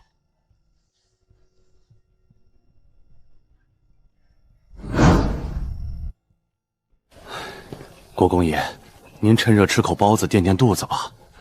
昨夜为了世子爷的病情，您和夫人一夜未眠。等会儿还要进宫面圣，去求皇上退了这门亲事，您可千万得撑住精神啊！哎呦，你们听说了吗？我隔壁村那个当兵的黄大谷的儿子重伤昏迷了3年啊！3年啊！上个月他们家给他买了个媳妇儿，你们猜怎么着？怎么着了？成亲当晚，冲喜的媳妇儿一进门，黄大狗他儿子当场就睁眼醒了，现在活蹦乱跳的，可神奇了！这事儿传遍了10里8乡别买了！国公爷，怎么了？你拿着我的腰牌去宫门口跟禁军说，我今日身子不适，向皇上休个病假，提教回府。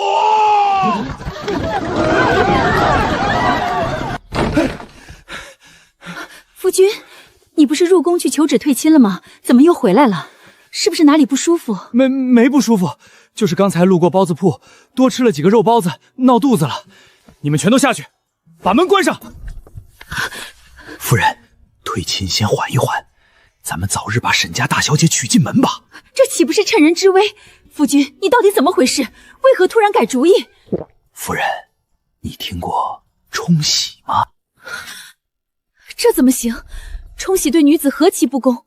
神父娇养的姑娘怎么会愿意嫁过来守活寡？今早街头都在传，有个昏迷3年的老兵买了个媳妇冲喜，成亲当晚就睁眼了。死马当活马医，你在家等着，我亲自去核实。若是真的，我立马入宫求赐婚。冲喜就是拿活人挡灾，若是没成，岂不毁了姑娘一生，造了天大的孽？夫人，去普华寺祈福的马车备好了，还去吗？去，现在就走，去求个姻缘签，佛祖点头，我才敢信这冲喜的法子。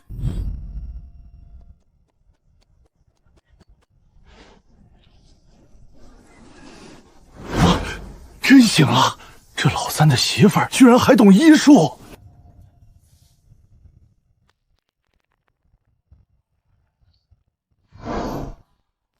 上签好啊，普华寺的签最灵验了。况且我去看了，那皇家的老兵果真醒了，这绝对是老天爷给咱们阿锦的暗示。我这就入宫去向皇上求早日成亲。等等，夫君，万一，我是说万一，沈大小姐嫁过来后，阿锦并没有苏醒，甚至身子更加糟糕，没挺过去，那我们岂不是耽误了人家姑娘的一生？若阿锦真有不测，那我们就把谢父所有的家产全都补偿给他。若沈家嫌弃他，不肯接他回去，咱们谢父就养他一辈子。我谢父就是他的娘家，老夫亲自为他撑腰，绝不让别人叫他受半分委屈。好，也许咱们阿锦的命没那么糟糕。夫君，你入宫吧，我现在就回府，为沈大小姐准备最丰厚的聘礼。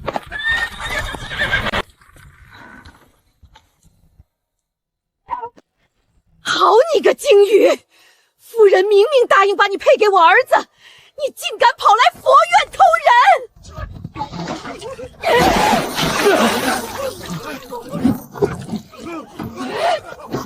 你们就是毫无招比！放肆！看我不打死你们这对狗男女！来人啊，捉奸呐！住手！你打的是太子殿下！你这贱丫头也妄想爬太子的床，你配！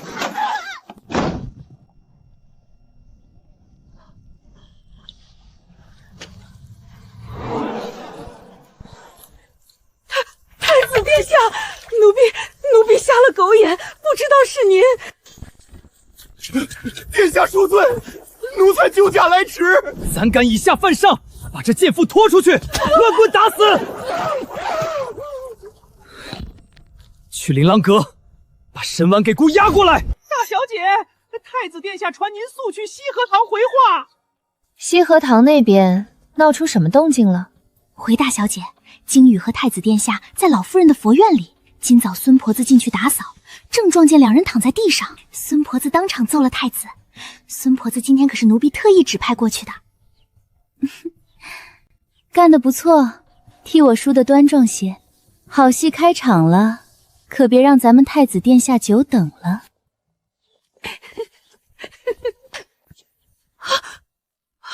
岁岁，你怎么从琳琅阁出来？你昨夜……娘亲，我昨夜一直在琳琅阁睡觉呀。怎么了？那京宇呢？他没有过来找你？夫人，京宇昨夜就没回南仙阁。娘亲，京宇昨晚也没来我这儿呀。好得很，走，去西河堂。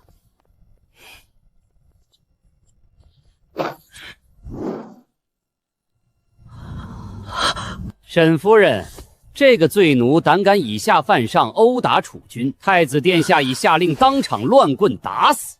哼，夫人，大小姐，请吧，太子殿下在里面等着二位呢。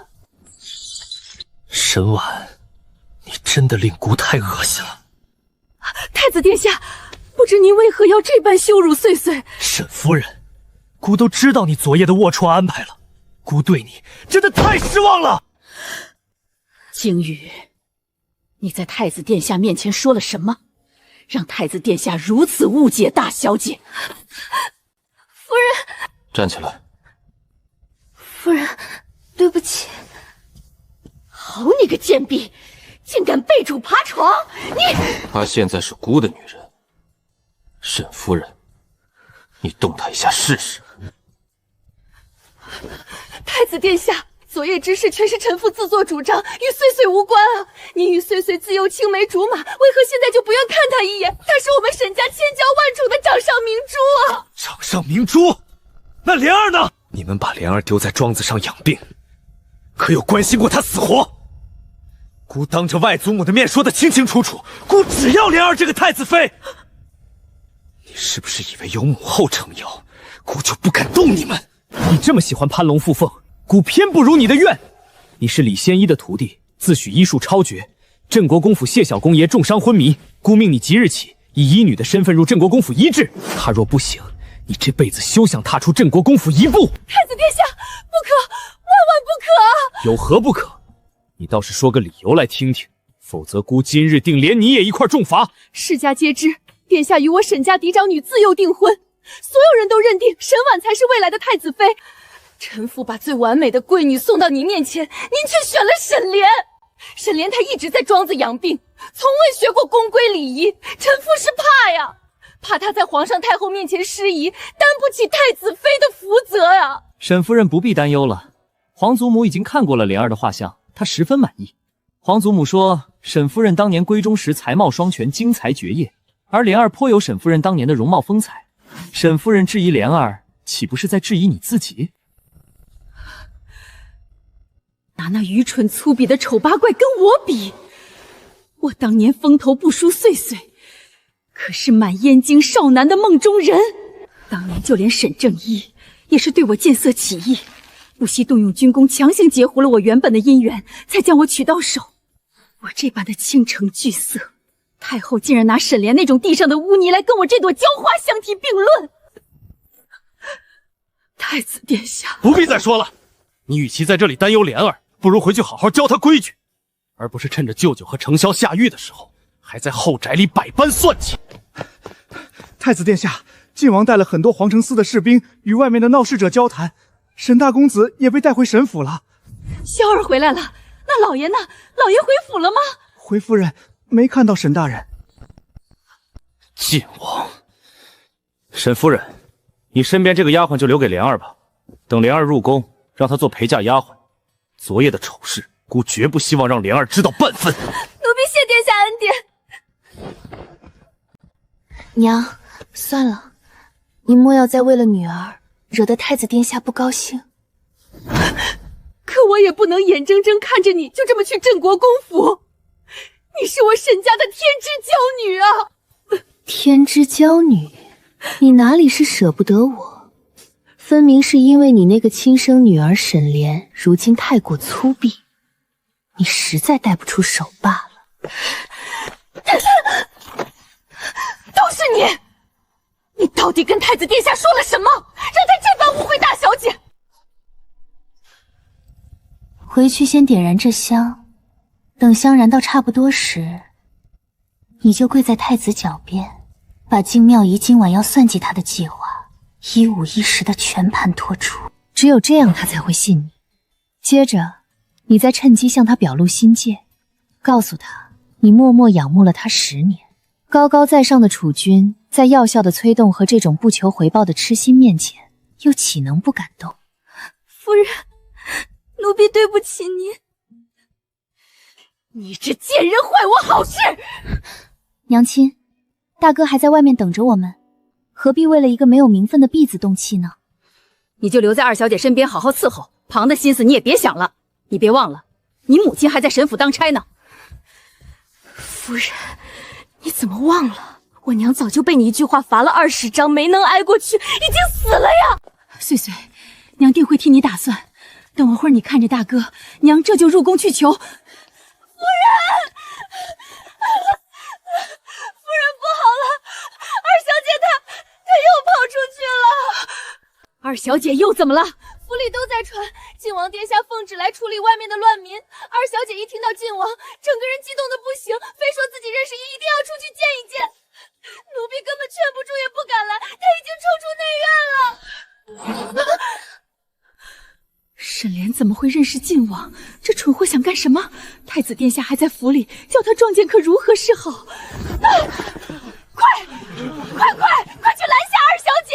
太子殿下，那不是沈二小姐吗？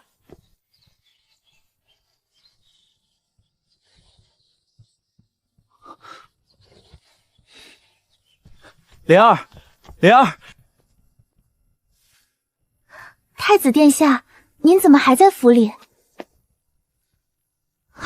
殿下，您的脸……二小姐，太子殿下脸上的伤是阴坛外面那群乱民时所伤到的。天哪，那群刁民竟连太子殿下都不放在眼里。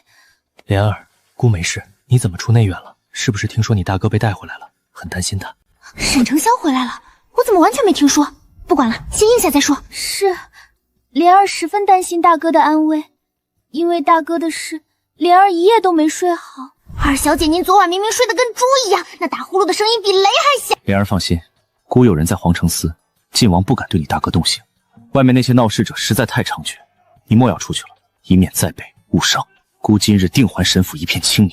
多谢殿下，莲儿不怕，因为莲儿有殿下保护着。本王定不会让丧生在怀州府的御林军将士白白枉死，由本王亲自监察此案，望诸位遇难掐数，给本王一些时间。是他，那个在1年前在市井中赤退顽固，将我从地上扶起来，还送了我一串铜板的谪仙公子。他竟然就是靖王！靖王殿下都出面帮沈府处理这些人，沈家的人更加不应该当一个缩头乌龟。我要让他看到我的大格局。莲儿，殿下说的没错，靖王殿下方才的一番话，也是我们沈家的决心。你是谁？有人说是沈府的人害死了御林军，你们必须给个交代。没错，给个交代。我是沈家第2小姐，未来的太子妃，今日出面正是代表沈府。你们的请愿，我和靖王殿下及沈家众人都看到了。靖王绝不许有人滥杀将士。是以，我父亲现在还在皇城司接受审查。若我父亲真的有罪，沈家必定大义灭亲，绝不姑息。大义灭亲！靖王殿下看我了，他一定是被我这种深明大义、勇敢善良的奇女子给深深折服了。当然，若怀州府剿匪一案与我父亲无关，我们也绝不会对诸位坐视不管。我父亲身为此次剿匪行动的领袖，令众多将士牺牲，身为统帅，也理应有一半的职责。快把你妹妹拉回来，让她闭嘴！是以，我沈家愿意开库房，拿出1万两金，补偿在场每一位死者的家属。这些补偿是沈家单独拿出来，给死者家属的精神损失费，后续还会有死者的抚育金，我沈家也会负责到底。1万两黄金，1两金等于10两银，沈正义1年的死俸禄也不过区500两。沈家若是真拿得出这笔钱，便是坐实了贪墨军粮的死罪；若是拿不出，便是失信于天下，要被这群暴民活生生撕了。这蠢货是要拉着整个沈家满门抄斩啊！这二小姐，少说也有1两千号人，您打算每人补偿多少文钱？去开库房，什么几文钱？在场每位家属1人1两金，就在大门前搭棚子，让他们排队领。夫人晕厥了！晕？好戏才刚刚开场，母亲怎么能晕呢？你得睁大眼睛，好好看着你的宝贝女儿是怎么孝敬你的呀！多谢二小姐，多谢沈府。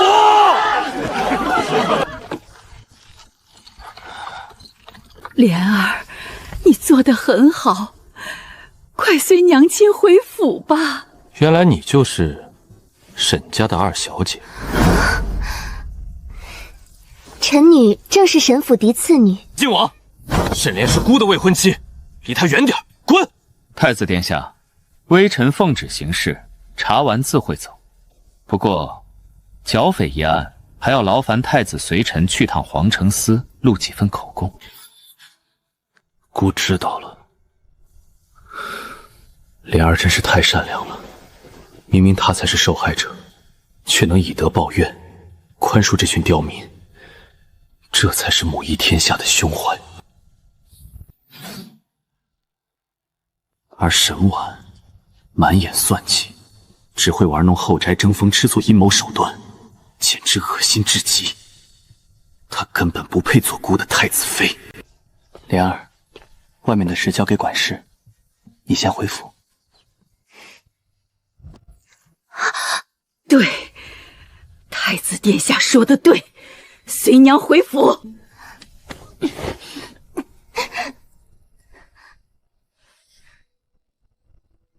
靖王殿下，今日之事有劳了。沈莲，你知不知道你刚才在说些什么？咱们家哪来那么多银子补偿外面那些人？你当沈家开钱庄的吗？娘，你怎么回事？我这也是在做好事，更何况他们还看在我的面子把大哥放了，要不然大哥早就死在门外了。你，夫人保重身子啊！你爹1年的俸禄也就500两，500两还要供1府的人开支，你一口气就要给外边的人每人发1两金，你算没算过1两金是多少两银？1两金就是10两银，外边少说都有2000余人，那可是几万两的银子。你就是把我们的沈家宅子抵出去卖掉，也拿不出那些银子补偿外边的人。假若是拿得出来，明日督察院就会按你爹一个贪腐的罪名，到时沈府所有资产都要被朝廷控制，你爹还在狱中，就会多加一条罪名。你闯祸了，你知道吗？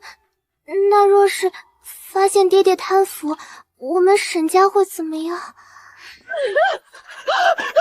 依我朝律法，按贪腐的金额来定罪。若查出沈府超数万两金官银，抄家流放，贪污数额再往10倍翻一番，便要斩首示众；若是数额再大一些，便要株连9族。那我刚才是不是说多了补偿的银子？我不想死，我真的不知道沈家拿不出来。府里的人都说三哥哥很会赚钱，他出海每次都能带回很多好东西，上京城贵圈的人都要来三哥这里买东西。我以为三哥哥他有。快闭嘴吧！娘，我知道错了，可刚才话都出去了，若是不发，我不成了骗子，我该怎么办？这件事情你不要再管了，快带二小姐回醉莲院。安管事，你去开库房和粮仓，给外面的人每人发10文钱，5斤精米，跟他们说些好话。若是有人听到二小姐刚才说的话，你便说他们听错了。二小姐说的是每人发10文钱，还给5斤精米。后续沈家也会慰问烈士，朝廷也很重视此次的事情，一定要好好安抚民心，别让他们再闹了，绝对不能再让事情发酵下去了。对沈家，对老爷现在的处境都很不利，丢官职事小，若丢了命，可就事大了。夫人，大小姐，快去看看大公子，太医束手无策了。大公子现在什么情况？昏迷着，可一直惨叫喊疼，背全化脓了，汤药喂不进。穗穗，快去看看你大哥，你大哥昨夜在牢里，定是吃了大苦头了。苦头？这才哪儿到哪儿？前世阿锦身受重伤，日日承受钻心入骨之痛，沈承霄如今承受的痛苦，都是沈家自作的孽。太医，我儿他怎么样了？夫人，大公子伤口化脓，一直昏迷，哪怕睡着也十分痛苦。大公子，你快醒过来呀！你在做噩梦，大小姐没有死，她真的没有死啊！他在做关于我的梦。大小姐，大公子一直喊您名字，他做梦都在想您。闭嘴！遇事只知道嚎丧啼哭，上不得台面的东西，再敢在这里惊扰大公子，就给我滚出去！大小姐，大公子他其实根本离不开。大小姐他竟什么都知道，他知道大公子对他存着那种见不得光的心思。穗穗，快去看看你大哥，先让他醒过来，他在做噩梦。是，母亲。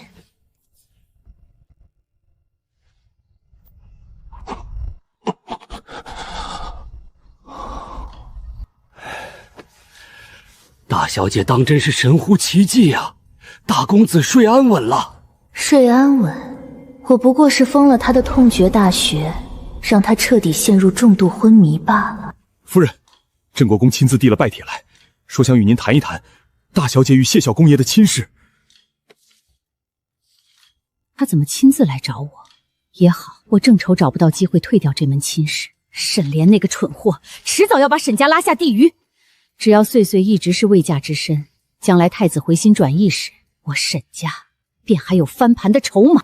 穗穗，你留在凌风军看着你大哥，我出去见下客。母亲慢走。沈大小姐，大公子体内的残毒加重了，您看是不是在用您之前的解毒药方？罗太医，你那个庸医儿子前世砍了我二哥哥的双腿，你这颗项上人头先且留着，拿罗家开刀的日子很快就到了。那就按我的方子，原来的伎俩多加一位紫花地丁。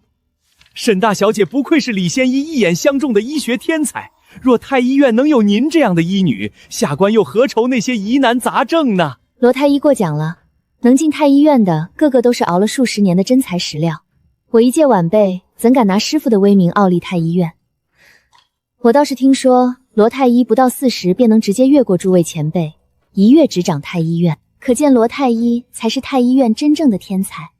下官再如何也是远不及李仙医的，若有幸能请李仙医到太医院商讨病状，那才是我朝之福，皇上定会十分高兴。请我师父入宫，前世我师父的死与你脱不了干系，这辈子你休想再把我师父骗进那座坟墓，更别想再毒害阿锦。若有机会，自会同师父说起。既然如此，那下官就静候佳音了。今日沈府遭逢变故，事务繁多，下官等就不在这儿添乱了。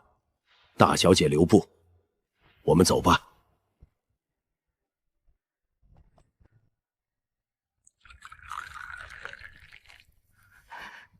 大小姐，那天晚上老夫人出事前，是不是跟您提过大公子的事情？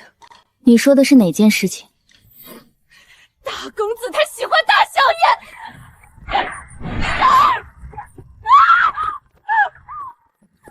孟氏，你可以为了讨好我大哥去做任何事情，但你把主意打到我身上，伙同老夫人算计我的姻缘和我的人生，只要我让你死，一句话就够了。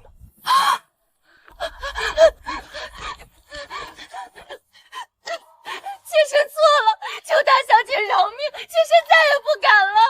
我大哥已经躺在那儿了，你换个角度想，你的好日子才刚刚开始，他身边只有你一个妾室，你好好把握，将来做我大嫂好好伺候他，不比什么都强吗？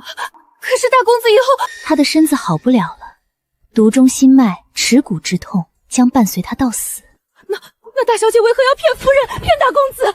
不叫骗，这叫希望。人总要有点希望，才能熬过那一次次钻心之痛。孟氏，你当初那个情郎是被我大哥派人吊死在房梁上的吧？我若是我大哥，将来娶了正门主母，定会第一时间赐你一条白绫。没有哪个正房娘子能容忍一个生了6个儿女的妾室在眼皮子底下。一旦他娶妻，我必死无疑。我不想死，绝不能死。 20多年过去了，他依然风姿不减。今日他避开众人，独自见我，定然是心里还放不下当年那段情。谢郎，沈夫人，谢郎，坐吧。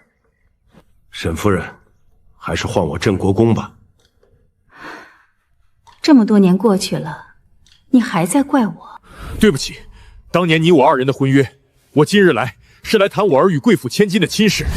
眼下谢家也无旁的法子。一开口就提当年，他心里分明还怨着我，爱着我。听说谢小公爷至今昏迷未醒，此次前来可是为了退亲一事。你是想由我们沈家开口向皇上解除2个孩子的婚约？我不是为退亲一事，我是想告诉沈夫人。 我们谢家打算让沈大小姐早日过门。什么？是谁的主意？谢夫人希望我的女儿早日嫁给你那醒不过来的儿子。你们谢家是想借着办喜事给你儿子冲喜？不是我夫人的主意，是我的主意。谢灵，你是不是在报复我？那你冲我来啊！你别对我的女儿下手。你让我女儿这个时候嫁过去，岂不是在葬送她的未来？ 沈夫人，我从未想过要报复你。你说的没错，我们就是想早点帮阿锦娶媳妇。她现在须得有个贴心之人照顾。我今日上门是提亲，不是退亲。谢灵，你敢在我长女身上打主意试试？你年轻的时候不是这样的，你怎么变得这般可怕、自私自利？你有没有想过我的感受？你太让我失望了。我沈府近日事务繁多，没空招待你。 送客！夫人，圣旨，有圣旨，是皇上身边的高公公亲自送来的。那一定是老爷被赦免无罪，我就知道老爷可以平平安安的度过此劫，定是有奸人陷害老爷。是啊，夫人，您慢点走，咱们快去接旨。夫人，镇国公刚才同您说了什么？哼，妄想娶我神府嫡当女，让穗穗嫁过去给他那半死不活的儿子冲喜。天哪，镇国公竟然这般自私啊！幸好当年没结亲，武夫出身，粗鄙自私。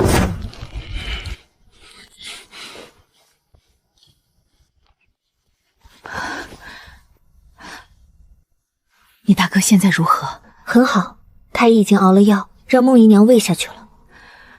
那就好，你爹爹应该也快被放回来了。奉天承运，皇帝诏曰：镇国公之子谢玉锦与沈尚书之女沈婉天成家某特赐予成婚之恩，婚期钦定3月初3为婚礼吉日，钦此。3月初3，那不就是明日？沈夫人，接旨吧。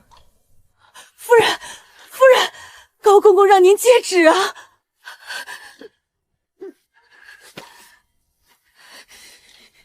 臣妇领旨谢恩。恭喜沈夫人，贺喜沈夫人。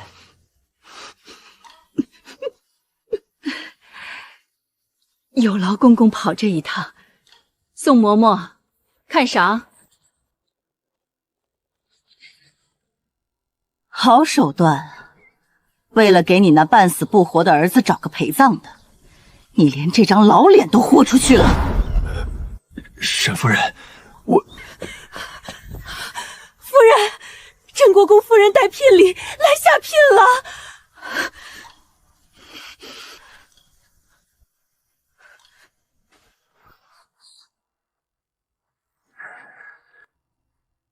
开库房，迎镇国公夫人入府下聘。沈夫人，既然圣旨已下，明日的婚嫁事宜，我们两家是否……你去接待镇国公和镇国公夫人，婚嫁礼仪之事就按我们沈府的规矩来办。只要是他不顺心的事情，他定会在背后使计搅黄。阿锦和沈大小姐的婚事，真的能顺利吗？请前往偏院议事吧。偏院？我堂堂国公，带着圣旨上门商议赐婚，竟被他如打发下人般赶去招待猎客的偏院。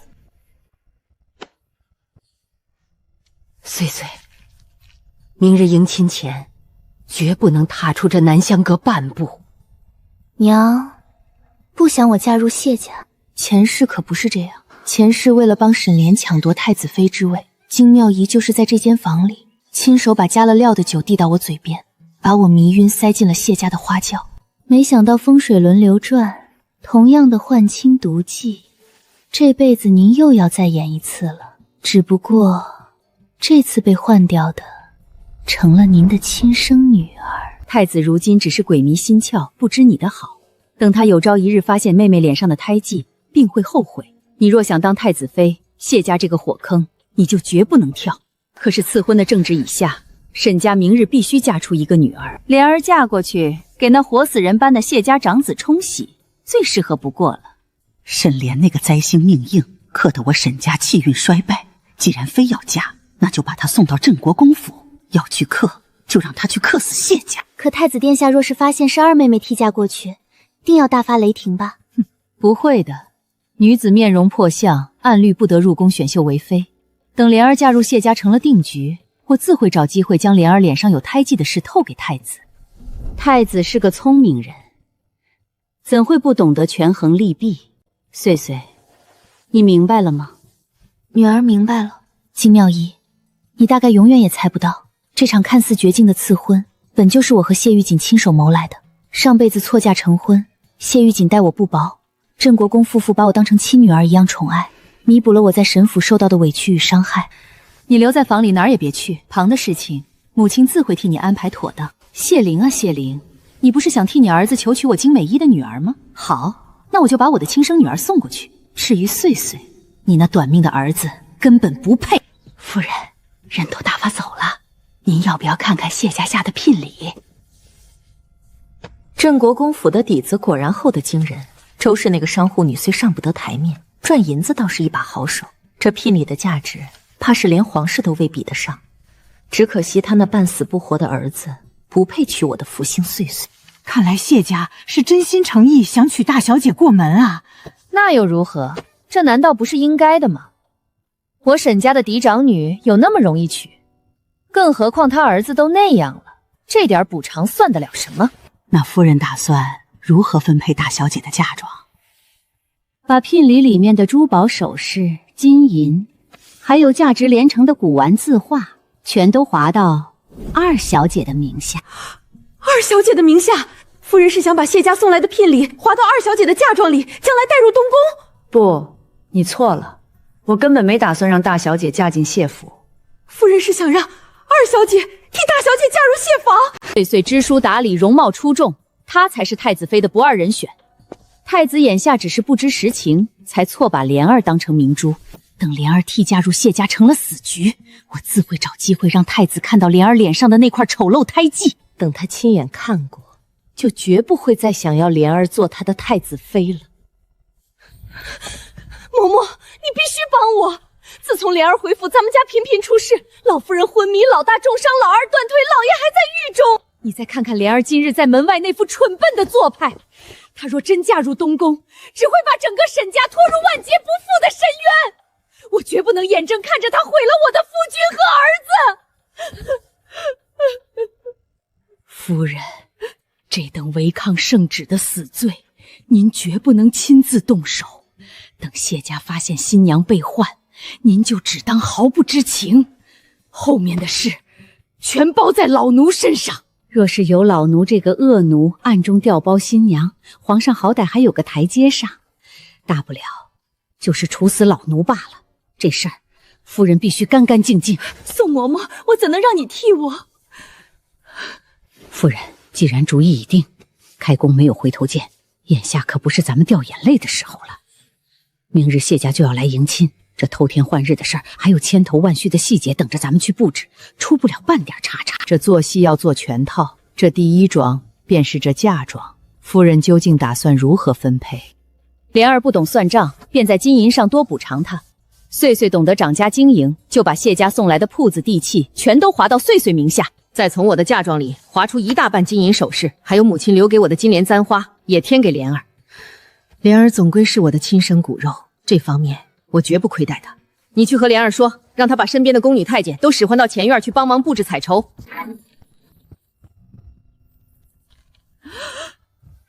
娘，你不是说咱家拿不出银两补偿外面的暴民吗？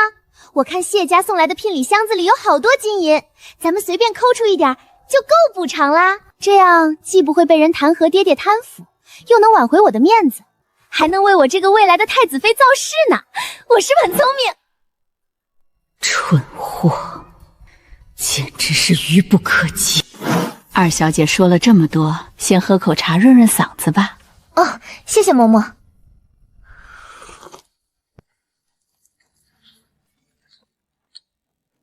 莲儿，咱家真的折腾不起了。你要行善，日后就去了镇国公府，随你折腾。以谢家提亲的态度，镇国公这个人总会看在娘和他曾经的情分，好好待你这个儿媳妇的。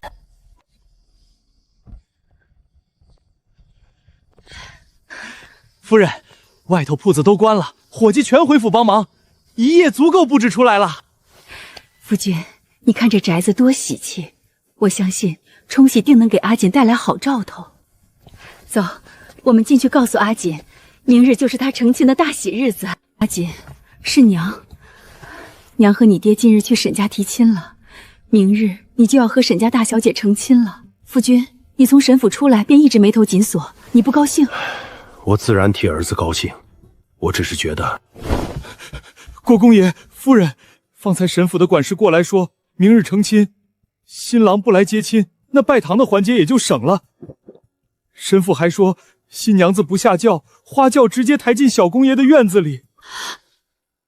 罢了，到底是冲喜，沈家提些别的要求也无可厚非，就按沈家的要求办吧。夫君，你方才想说什么？夫人有所不知，今日在沈府，我察觉到那沈夫人看我的眼神简直厌恶至极。她其实是想让我们谢家退亲。什么？那这样强行赐婚，岂不是要结成怨殴？我这心里七上八下的，总觉得明日的婚礼定会出事。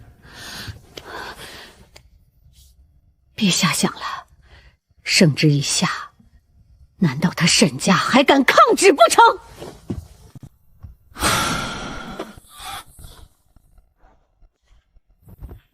贝马，我要去一趟沈府。以京妙仪的歹毒手段，他是绝不会让叶宁顺利嫁过来的。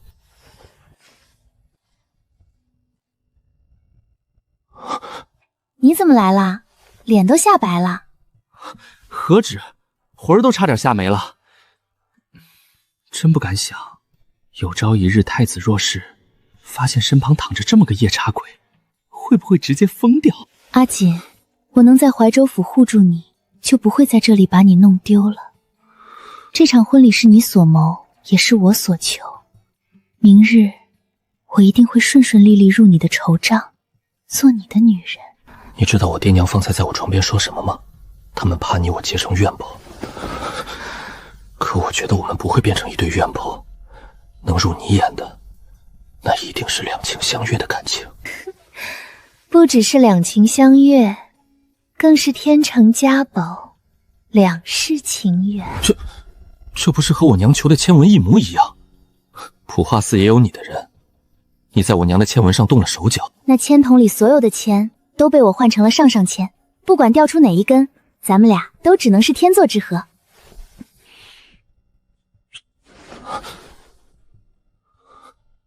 对不起，我没忍住。那就别忍了。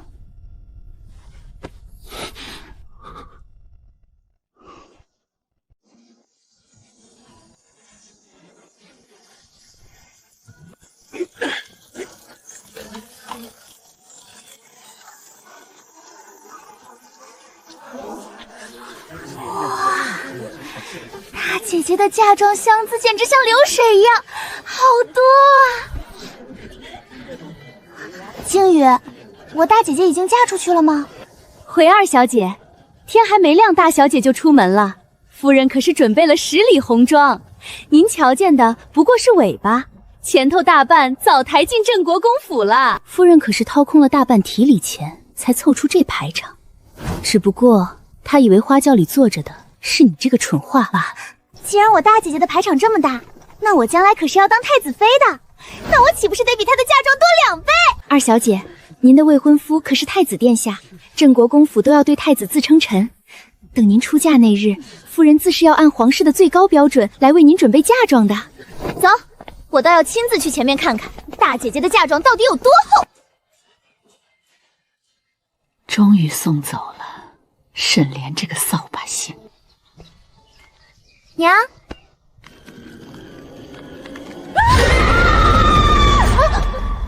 娘，你怎么了？沈莲在这里，那花轿里坐着的是谁？我的岁岁被抬进谢家了！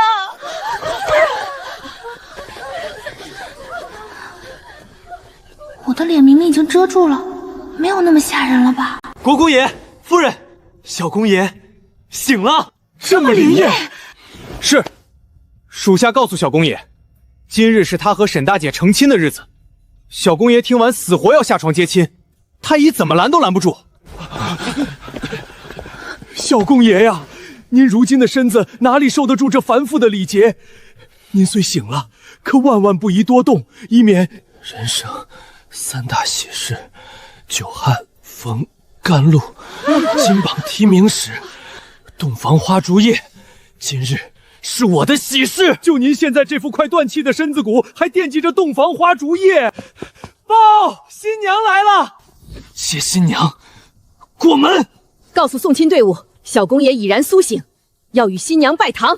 停轿！怎么回事？说好了花轿直接抬进去的，你们为何拦在门前？国公府临时有喜，咱们小公爷醒了，夫人说了，新郎要亲自出府接新娘下轿，按传统礼仪行拜堂礼。您稍等片刻，小公爷马上就出来了。谢玉锦怎么会突然醒来？不是说她快死了吗？二小姐吃了药，此刻还在里面昏睡着，像个死人。若是下轿拜堂，岂不是当场穿帮了？说好了花轿直接入府，你们却出尔反尔，是不是想给我们沈家姑娘一个下马威？既然不给入门，那我们今日就把新娘原路抬回去，起轿回府。出嫁女不走回头路，新娘过门时辰到，新郎出府接新娘。小公爷，快踢轿门吧。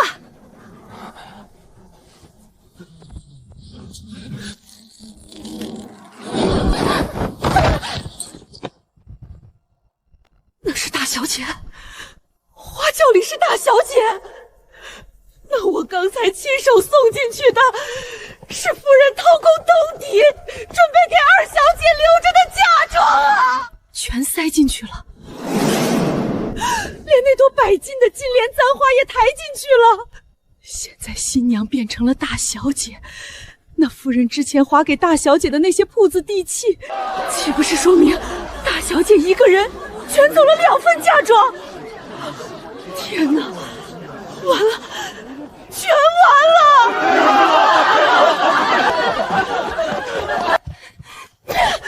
你不是跟我保证万无一失吗？现在为什么是大小姐嫁到了镇国公府？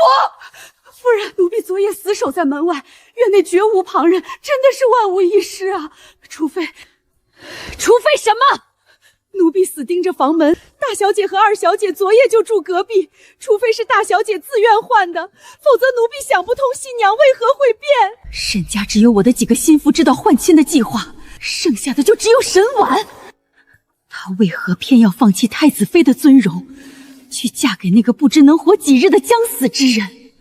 夫人，那些嫁妆全都是按着二小的份例抬进去的，您还把那么多铺子地契划到了大小姐名下，现在大小姐一个人算计走了2份嫁妆啊！沈婉，这个狼心狗肺的东西，枉我平日里那般疼她宠她，她竟敢窝藏祸心，算计莲儿的嫁妆，算计我！这眼皮子浅的蠢货，喂不熟的白眼狼，终究不是从我肚皮里出来的种，村妇之女，愚蠢至极，愚蠢至极！夫人息怒啊，你莫要气坏了身子。夫人，那谢小公爷本就是个半死的人，还不知能活几日，等他一死，夫人大可以把大小姐连同那些嫁妆一并接回沈家。我们本也没打算让二小姐长留谢家，想要弄回嫁妆还不容易，早点送谢小公爷去见阎王，到时候大小姐成了寡妇，还不是任凭夫人您拿捏？那你早些回镇国公府吧，这一次别再让我失望了。是，奴婢定会好好服侍大小姐，早日把大小姐送回沈家。太医可千叮咛万嘱咐了，小公爷身子虚，若强行圆房，怕是会当场暴毙。夫人有令，里面若有非分之响动，哪怕是撞门，也得把小公爷给拦下来。对，守住了。夫人，你当初谋算这场婚姻的时候，有没有算过，为夫究竟何时才能真正的抱得美人归？洞房花烛夜，谁说只能入洞房，不能干别的事呢？你要不要看看我那位好养母为二妹妹准备的嫁妆清单？价值万两的金莲簪花，这大半都是当年我爹赔给沈夫人的提子钱，如今全成了你的了。这顶替的嫁妆确实丰厚，不知沈家还给你备了什么？12间旺铺，2处田庄，还有地皮契书，昨日已盖章，现在都在我名下。阿宁，你累吗？我不累，我在花轿上睡了一会儿。我是说，你若是累了，就靠在我怀里休息一会儿，你不必如此坚强。那我若说累了，就只想好好哭一场呢。以后我在。我曾经找过你，你知道吗？何时？6年前，松梅花绽放的季节，我去过黑水河，碰巧遇到了一个小傻子。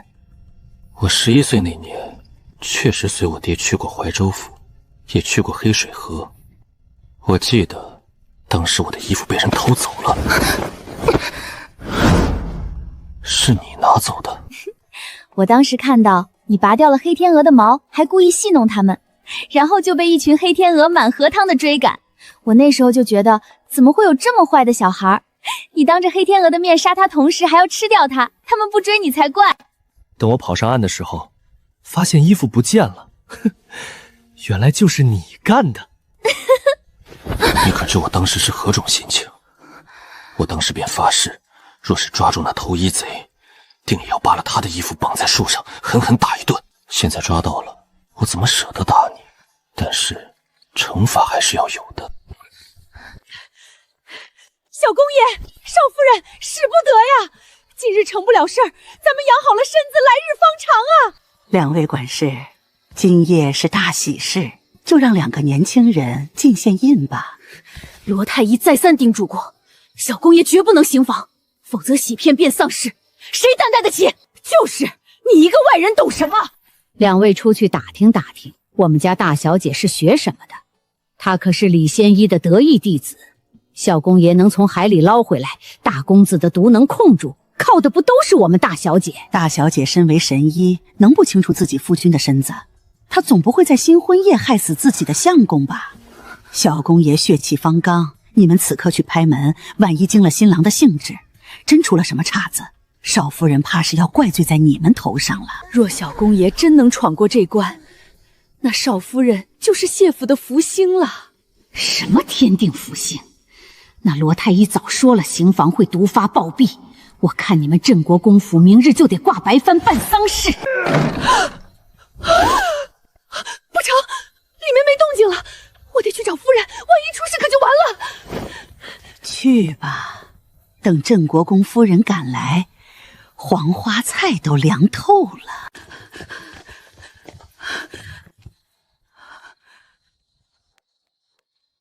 儿子，是我娘来了。定是门外的婆子跑去通报了，快起来。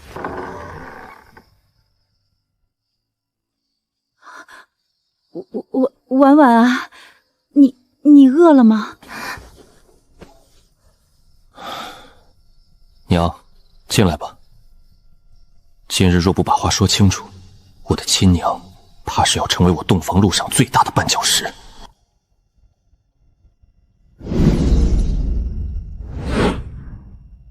婉婉啊，今日折腾了一日，饿了吧？娘亲自去厨房给你们熬了银耳羹，快喝一碗补补。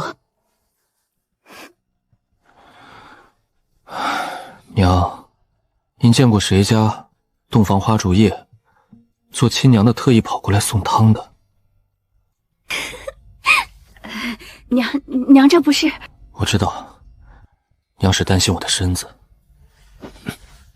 娘是怕我享受不了闺房之乐，如罗太医所言，毒发暴毙而亡。阿锦，你说话不喘了？你的身子……我从来都没有中毒。你没中毒？有人告诉我，狡兔死，走狗烹。我谢家荣宠100年，功高盖主。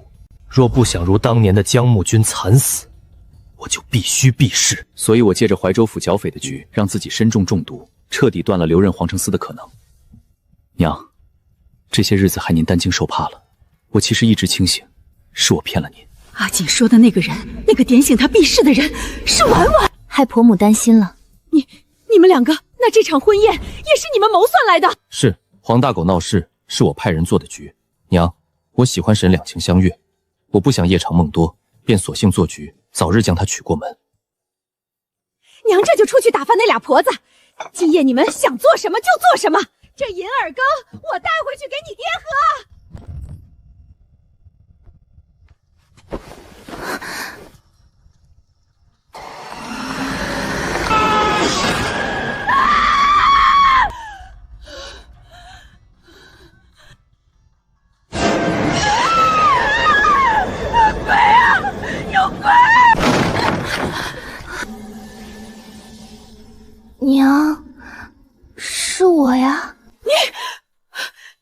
半夜不睡觉，披头散发跑到我这儿来做什么？娘，我梦见我爹了。什么？我梦见爹爹在皇城寺被人活活打死了，然后我就梦见娘为了爹爹去殉情，一头撞死在爹的棺材前，最后我又没爹没娘了。莲儿被吓醒了，所以特意跑来看看，娘死了没？我到底生了个什么晦气玩意儿？夫人，皇城寺的人传话来了，让夫人去接家主。娘，梦境成真了，皇城寺让娘去给爹收尸啊！我没爹了，娘你怎么也死了？沈大人，虽说王德全认下了所有罪责，可死罪可免，活罪难逃。这一次交手重创我大商国库与兵力，你沈家虽出了一笔抚恤金，担下些责任，却也免不了刑罚。此事说到底是微臣有监管不力之罪，这20把是微臣应得的。本王送沈大人离开这里。不过，沈大人虽然暂时可以离开皇城司，可后续若还有其他端倪问题，免不了要再召回沈大人仔细调查一番，望沈大人理解。这是自然，微臣定当全力配合晋王殿下调查。你刚受完重刑，需不需要本王派人用担架将沈大人抬出去？不过本王已经通知了沈府，让人来接你了。有劳王爷费心了，微臣能自己走出去。好。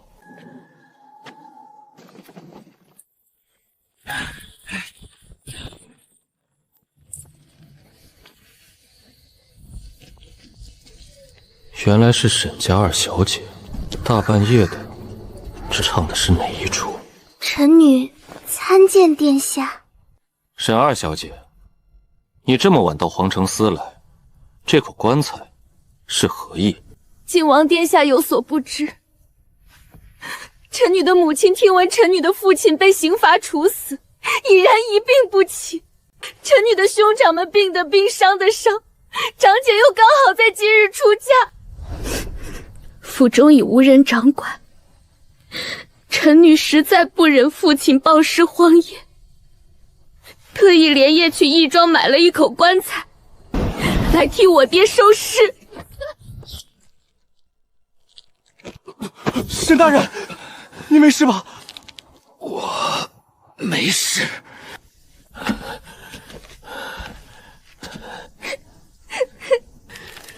莲儿，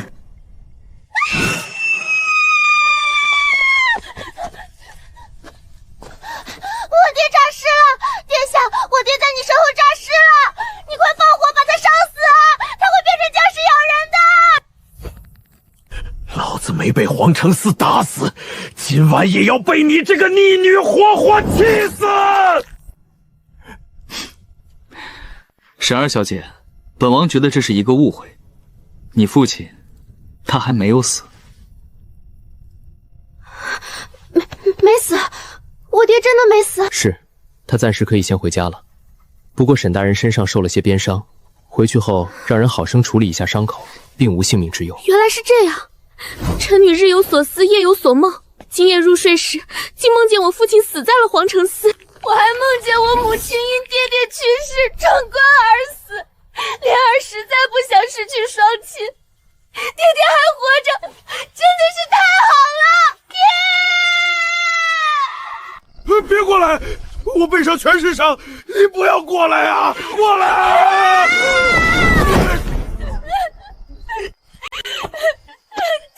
爹，女儿来接你回家了。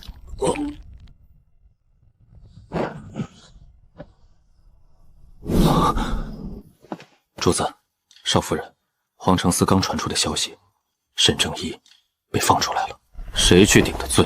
是那王德全顶下了所有罪名，沈正一受了20鞭，罚俸1年，出一笔抚恤金便出狱了。只是出狱时闹了点乌龙，沈二小姐大半夜抬着一口黑棺材，亲自跑去皇城司门口给沈正一收尸。退下吧，你那养父可真是只老狐狸，几次官场争斗都没把他拉下来。他怕是在回上京城时就已经设想好了种种退路。沈清是死士，出事背锅倒也正常。可那王德全，为何肯替他担杀头大罪？王德全有个长姐，名叫王雨娇，两人自小相依为命。沈正一必定是拿着长姐做了私下交易，王德全才肯赴死。你可知沈莲脸上那块巨大的胎记是怎么来的？莫非与这王雨娇有关？真聪明。王雨娇早年入沈府做管事，因容貌出众，被沈正义招入书斋。日子久了，她便爬上了主君的床。彼时金妙仪刚怀上沈莲，她根本不知自己的日常吃食里早已被王雨娇下了阴毒的药，胎毒太深，最终全转移到了孩子身上。这也是为何沈莲如今看着总比常人少了一把火，学东西也慢半拍。原来如此，难怪沈二小姐行事与寻常女子大不相同。你觉得沈莲顶着那样一张脸，还能顺利嫁入东宫吗？万一太子……她一定要顺顺利利地嫁入东宫。少夫人，该起身给国公爷和夫人敬茶了。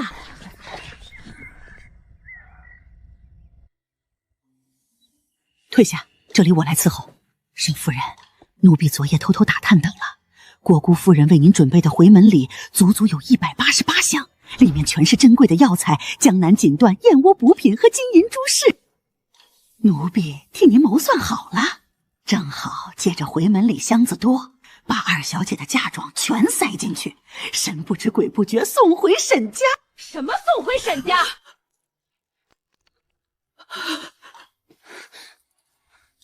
宋嬷嬷，这可是夫人当年送给少夫人的9岁生辰礼，您怎能这般不小心？你们什么时候进来的？我们方才一直坐在这儿守着少夫人呢，您自个儿心思太重，没瞧见罢了。沈家的下人可真是了不得了，竟叫少夫人把抬入镇国公府的嫁妆一礼偷偷抬回去，好生野蛮的礼数啊！不是这样的。是吗？我方才听错了吗？你不是叫少夫人把嫁妆在回门当日送回？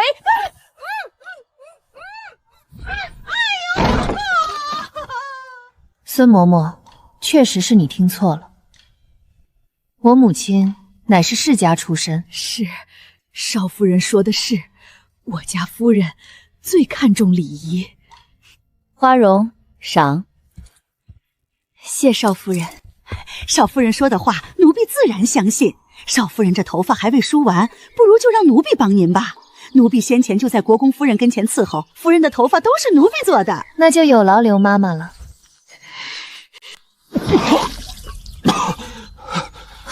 罗太医，谢小公爷怎么了？少夫人莫慌，小公爷身子太虚，一时呛着了，无甚大碍。小公爷刚醒，绝不能吃任务，只能先喂流食养胃。罗太医，这些日子听说是你在府上全权负责医治，是你救了我一条命。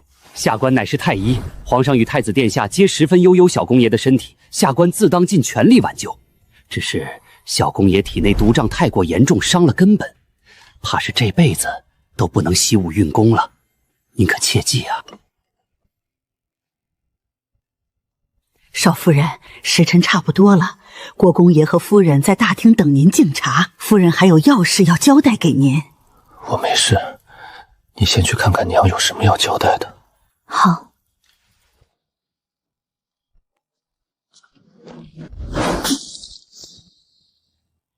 婉儿，这是咱们先前答应你家人的。今日你过了门，这镇国公府的掌家权，所有铺面的经营权便全交由你打理。往后你就是这府里的女主人。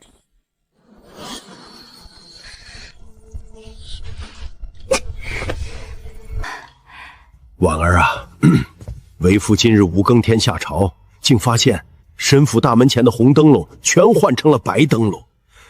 哎呀，也不知沈家是哪位长辈没了。沈家若是真死了人，早就来报丧了。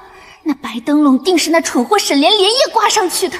婉儿，不必等3朝回门了，娘备好了回门礼，你赶紧回沈家看看。多谢婆母关怀，那儿媳便先回沈家一趟。少夫人，那188箱丰厚的回门礼，奴才已经全数准备妥当，随时可……不用那些，按照我这张单子去备。原本的红漆木箱子不变，把里面的东西全给我替换出来。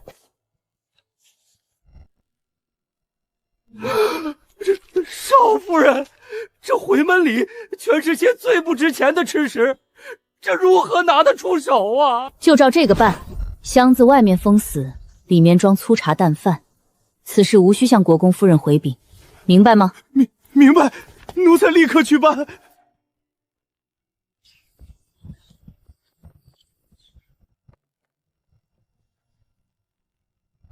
等等，给少夫人过目，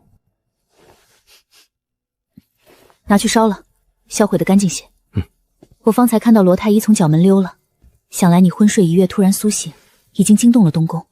一会儿我要回一趟申家，在此之前，我有几句话想跟你说。罗太医是太子派来监视你用药的人，他在药里放了慢性剧毒，专克身中毒瘴的人。只是你就算没有中毒，可长期有往服用药物，对身体也会有损伤。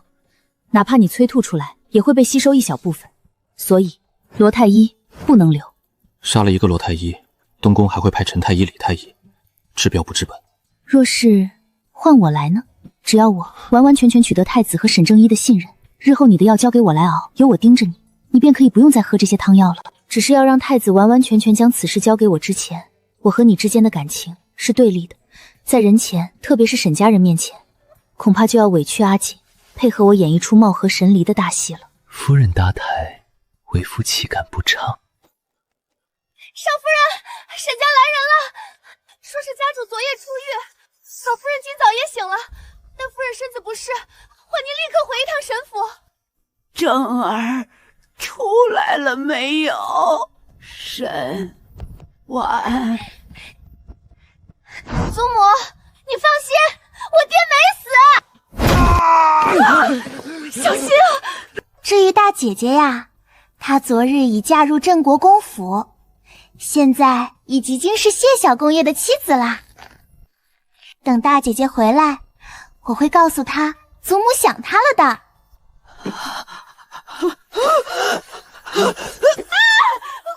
快传太医！祖母她抽了，她抽了！快去传梁太医！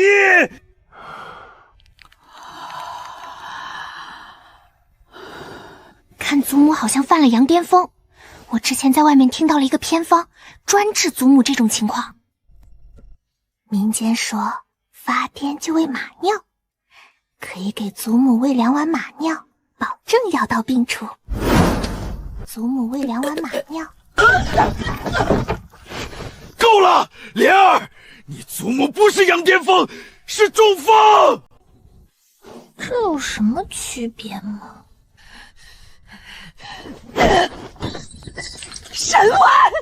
沈婉她可是我们沈家的嫡长女，你怎么敢自作主张把她嫁给一个快死的病秧子？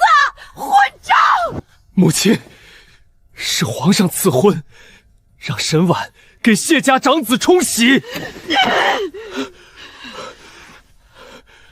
祖母，你不喜欢皇上的赐婚吗？莲儿休得胡言，你祖母绝非此意，你祖母只是没看着你大姐姐出嫁，遗憾罢了。那有什么嘛？回头等我嫁入东宫，排场肯定比大姐姐更大，到时候祖母好好看着，肯定会比大姐姐的更热闹。唉，赐婚圣旨都下了，怎么还没动静呀？我好想去东宫看看哦。就凭这口无遮拦的蠢物，真的配嫁入东宫吗？老夫人，家主，夫人，大小姐回府了。家主，太子殿下，太子殿下来啦！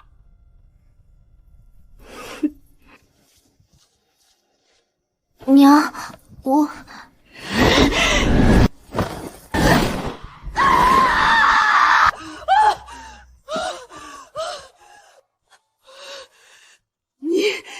你竟敢躲开！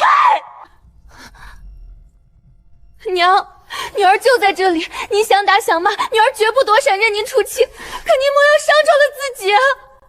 女儿知道，是女儿辜负了娘的一片心意。你还有脸说？我苦心谋划让你入东宫，不是去嫁那病秧子。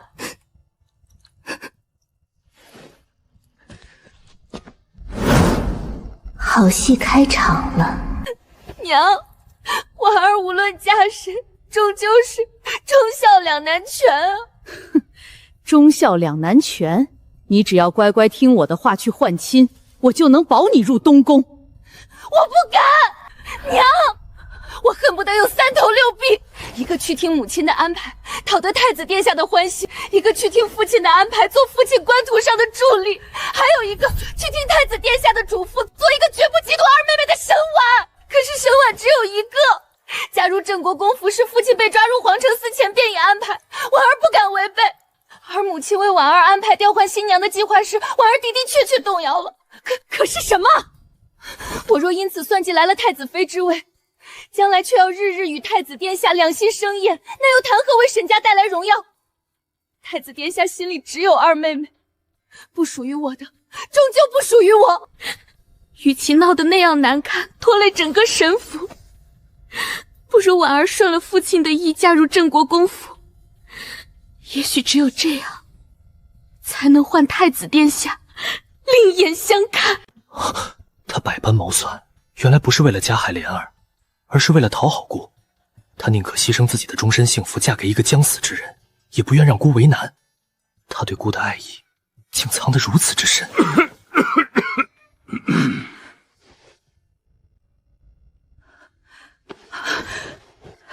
臣妇参见太子殿下。沈婉，到书斋来，姑有话想问你。沈婉，你还算聪明，懂得顺应你母亲的话，你没有好下场。倘若今日被逼着嫁入郑国公府的是莲儿，姑一定会毁了你这张脸。哼，把你像破布一样扔进郑国公府，让你自生自灭。她如今也是谢家的妇人，不会再对莲儿构成威胁。可为何姑看着她这副模样，心里竟如此气闷？太子哥哥，婉儿不敢。不敢最好。莲儿是姑命中注定的太子妃，旁人碰不得，算计不得。你只要安分守己，待在郑国公府，做好你自己的本分，姑日后绝不会亏待你。婉儿知道了。谢玉锦，她现在情况如何？回爹爹，毒瘴已入他的心脉，每日需用汤药维持那一口气。自新婚夜苏醒后，咳了许多血。他一直躺在床榻，什么都要人伺候。那郑国公府内的罗太医是我们的人，你日后有什么事情可以暗中与他商量。我知道了，太子哥哥。沈婉，姑要你嫁给谢玉姐，不全是为了要谢玉姐的命。有些东西只有亲近的枕边人才可以靠近。姑知道不喜谢玉姐，可你若想早点回沈家，就必须给姑找到郑国公的罪证。太子殿下同你说的话，你可明白？爹爹，女儿明白了，女儿一定会去做的。若是女儿拿到了对爹爹和太子哥哥有用的东西，女儿就可以回沈家了吗？你已是谢家妇，若真搬到了郑国公府，沈家为求子报，定会立刻曝光你非沈家血脉的身份。沈家怎会留一个罪臣之妇？可以。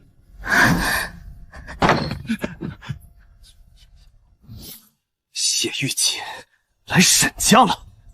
你方才不是说她一直躺在床榻需要人伺候吗？她怎的突然能下地，甚至还亲自跑来沈家接你？太子殿下，谢小公爷的药根本不是我负责的呀，而且罗太医不许旁人插手小公爷的药。我出门时瞧他确实行动不便，婉儿也不知他怎会突然就来沈家了。若沈婉没撒谎，难道是罗太医的汤药出了问题？出去看看！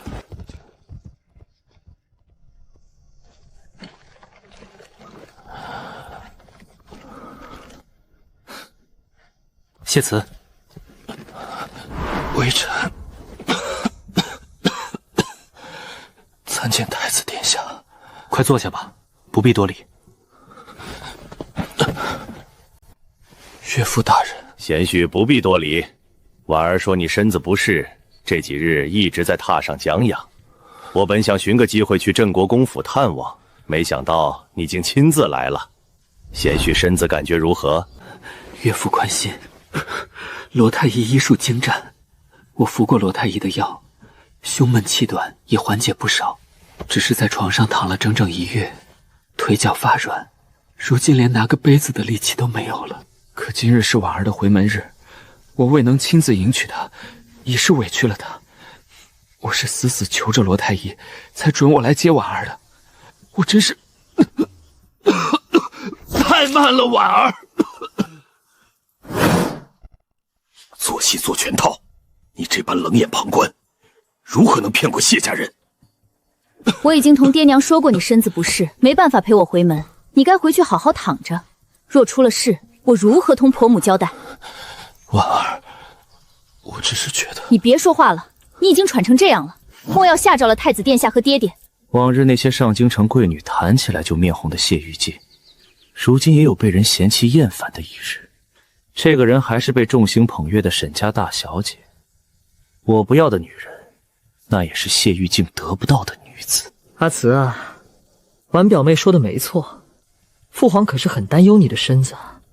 你若有哪里不舒服，你就同婉表妹说，她如今已是你的妻子。太子殿下说的是。贤婿身子不适，沈婉，你便早些随你夫婿回谢家去吧。那就回吧。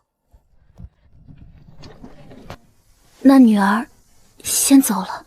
为了一个谢玉锦，沈家折损惨重，连苦心培养的嫡长都搭进去了。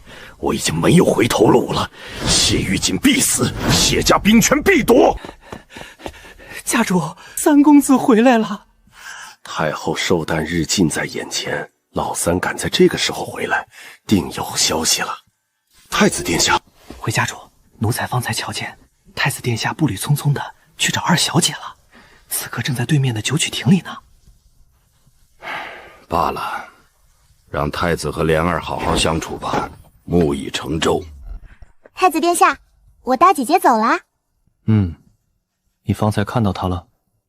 见着了，但莲儿发现大姐姐似乎一点也不喜欢谢小公爷。你看出来了？莲儿瞧着，因大姐姐嫁入镇国公府，我娘心里头不高兴，我祖母也砸了杯子不高兴。大姐姐嫁人后，所有人都不高兴，所以莲儿就瞧出来了。太子殿下，你高兴吗？姑高兴吗？沈婉是姑亲手送进镇国公府的，可看到她方才对谢玉锦那般冷漠，姑心里竟是真的愉悦。莲儿，那你高兴吗？高兴呀！大姐姐嫁了人，就再也不能觊觎我的太子殿下了。再过5日便是皇祖母的生辰，到时你随你娘进宫，这几日你便留在府里好好学规矩，姑在宫里等你。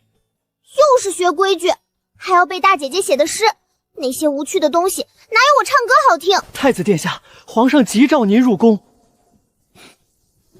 莲儿，姑先回宫了。好。二小姐，夫人叫您回院子背诗。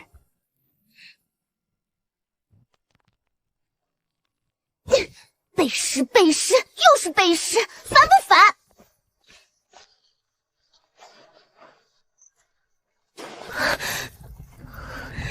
方才在外面，难不难受？知道阿宁在沈家演的那出戏是为了我，我便甘之如饴。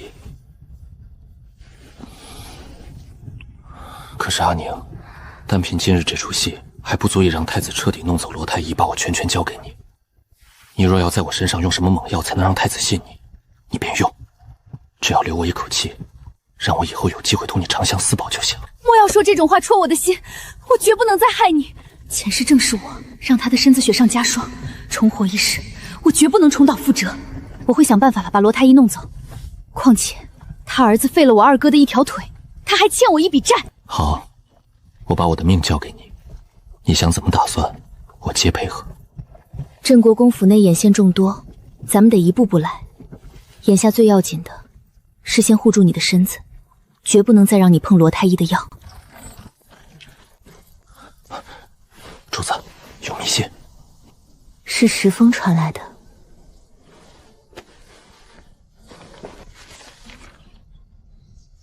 你看看。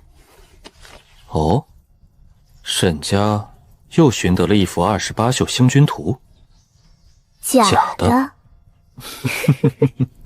我三哥早已带着真迹下了南阳，我至今未收到他的求救信，说明他一路顺累。沈家手里那幅只能是赝品。太后60大寿，沈家献上赝品，真主遇上赝品，这乐子可就大了。到时莫说哄太后开心，收帝王之心，沈正仪这只老狐狸，怕是要被太后彻底厌弃。怎么了？前世婆母在寿诞上足足送了3大箱夜明珠，不仅彻底暴露了镇国公府富可敌国的财力，更引得皇上忌惮，加速了谢家的灭亡，绝不能重蹈覆辙。阿锦，娘这几日必定在筹备太后的寿礼，如今国库亏损，皇上正为此事发愁，国公府绝不可在此时暴露财力。你是说，娘手里那些？走，我们立刻去娘的院子。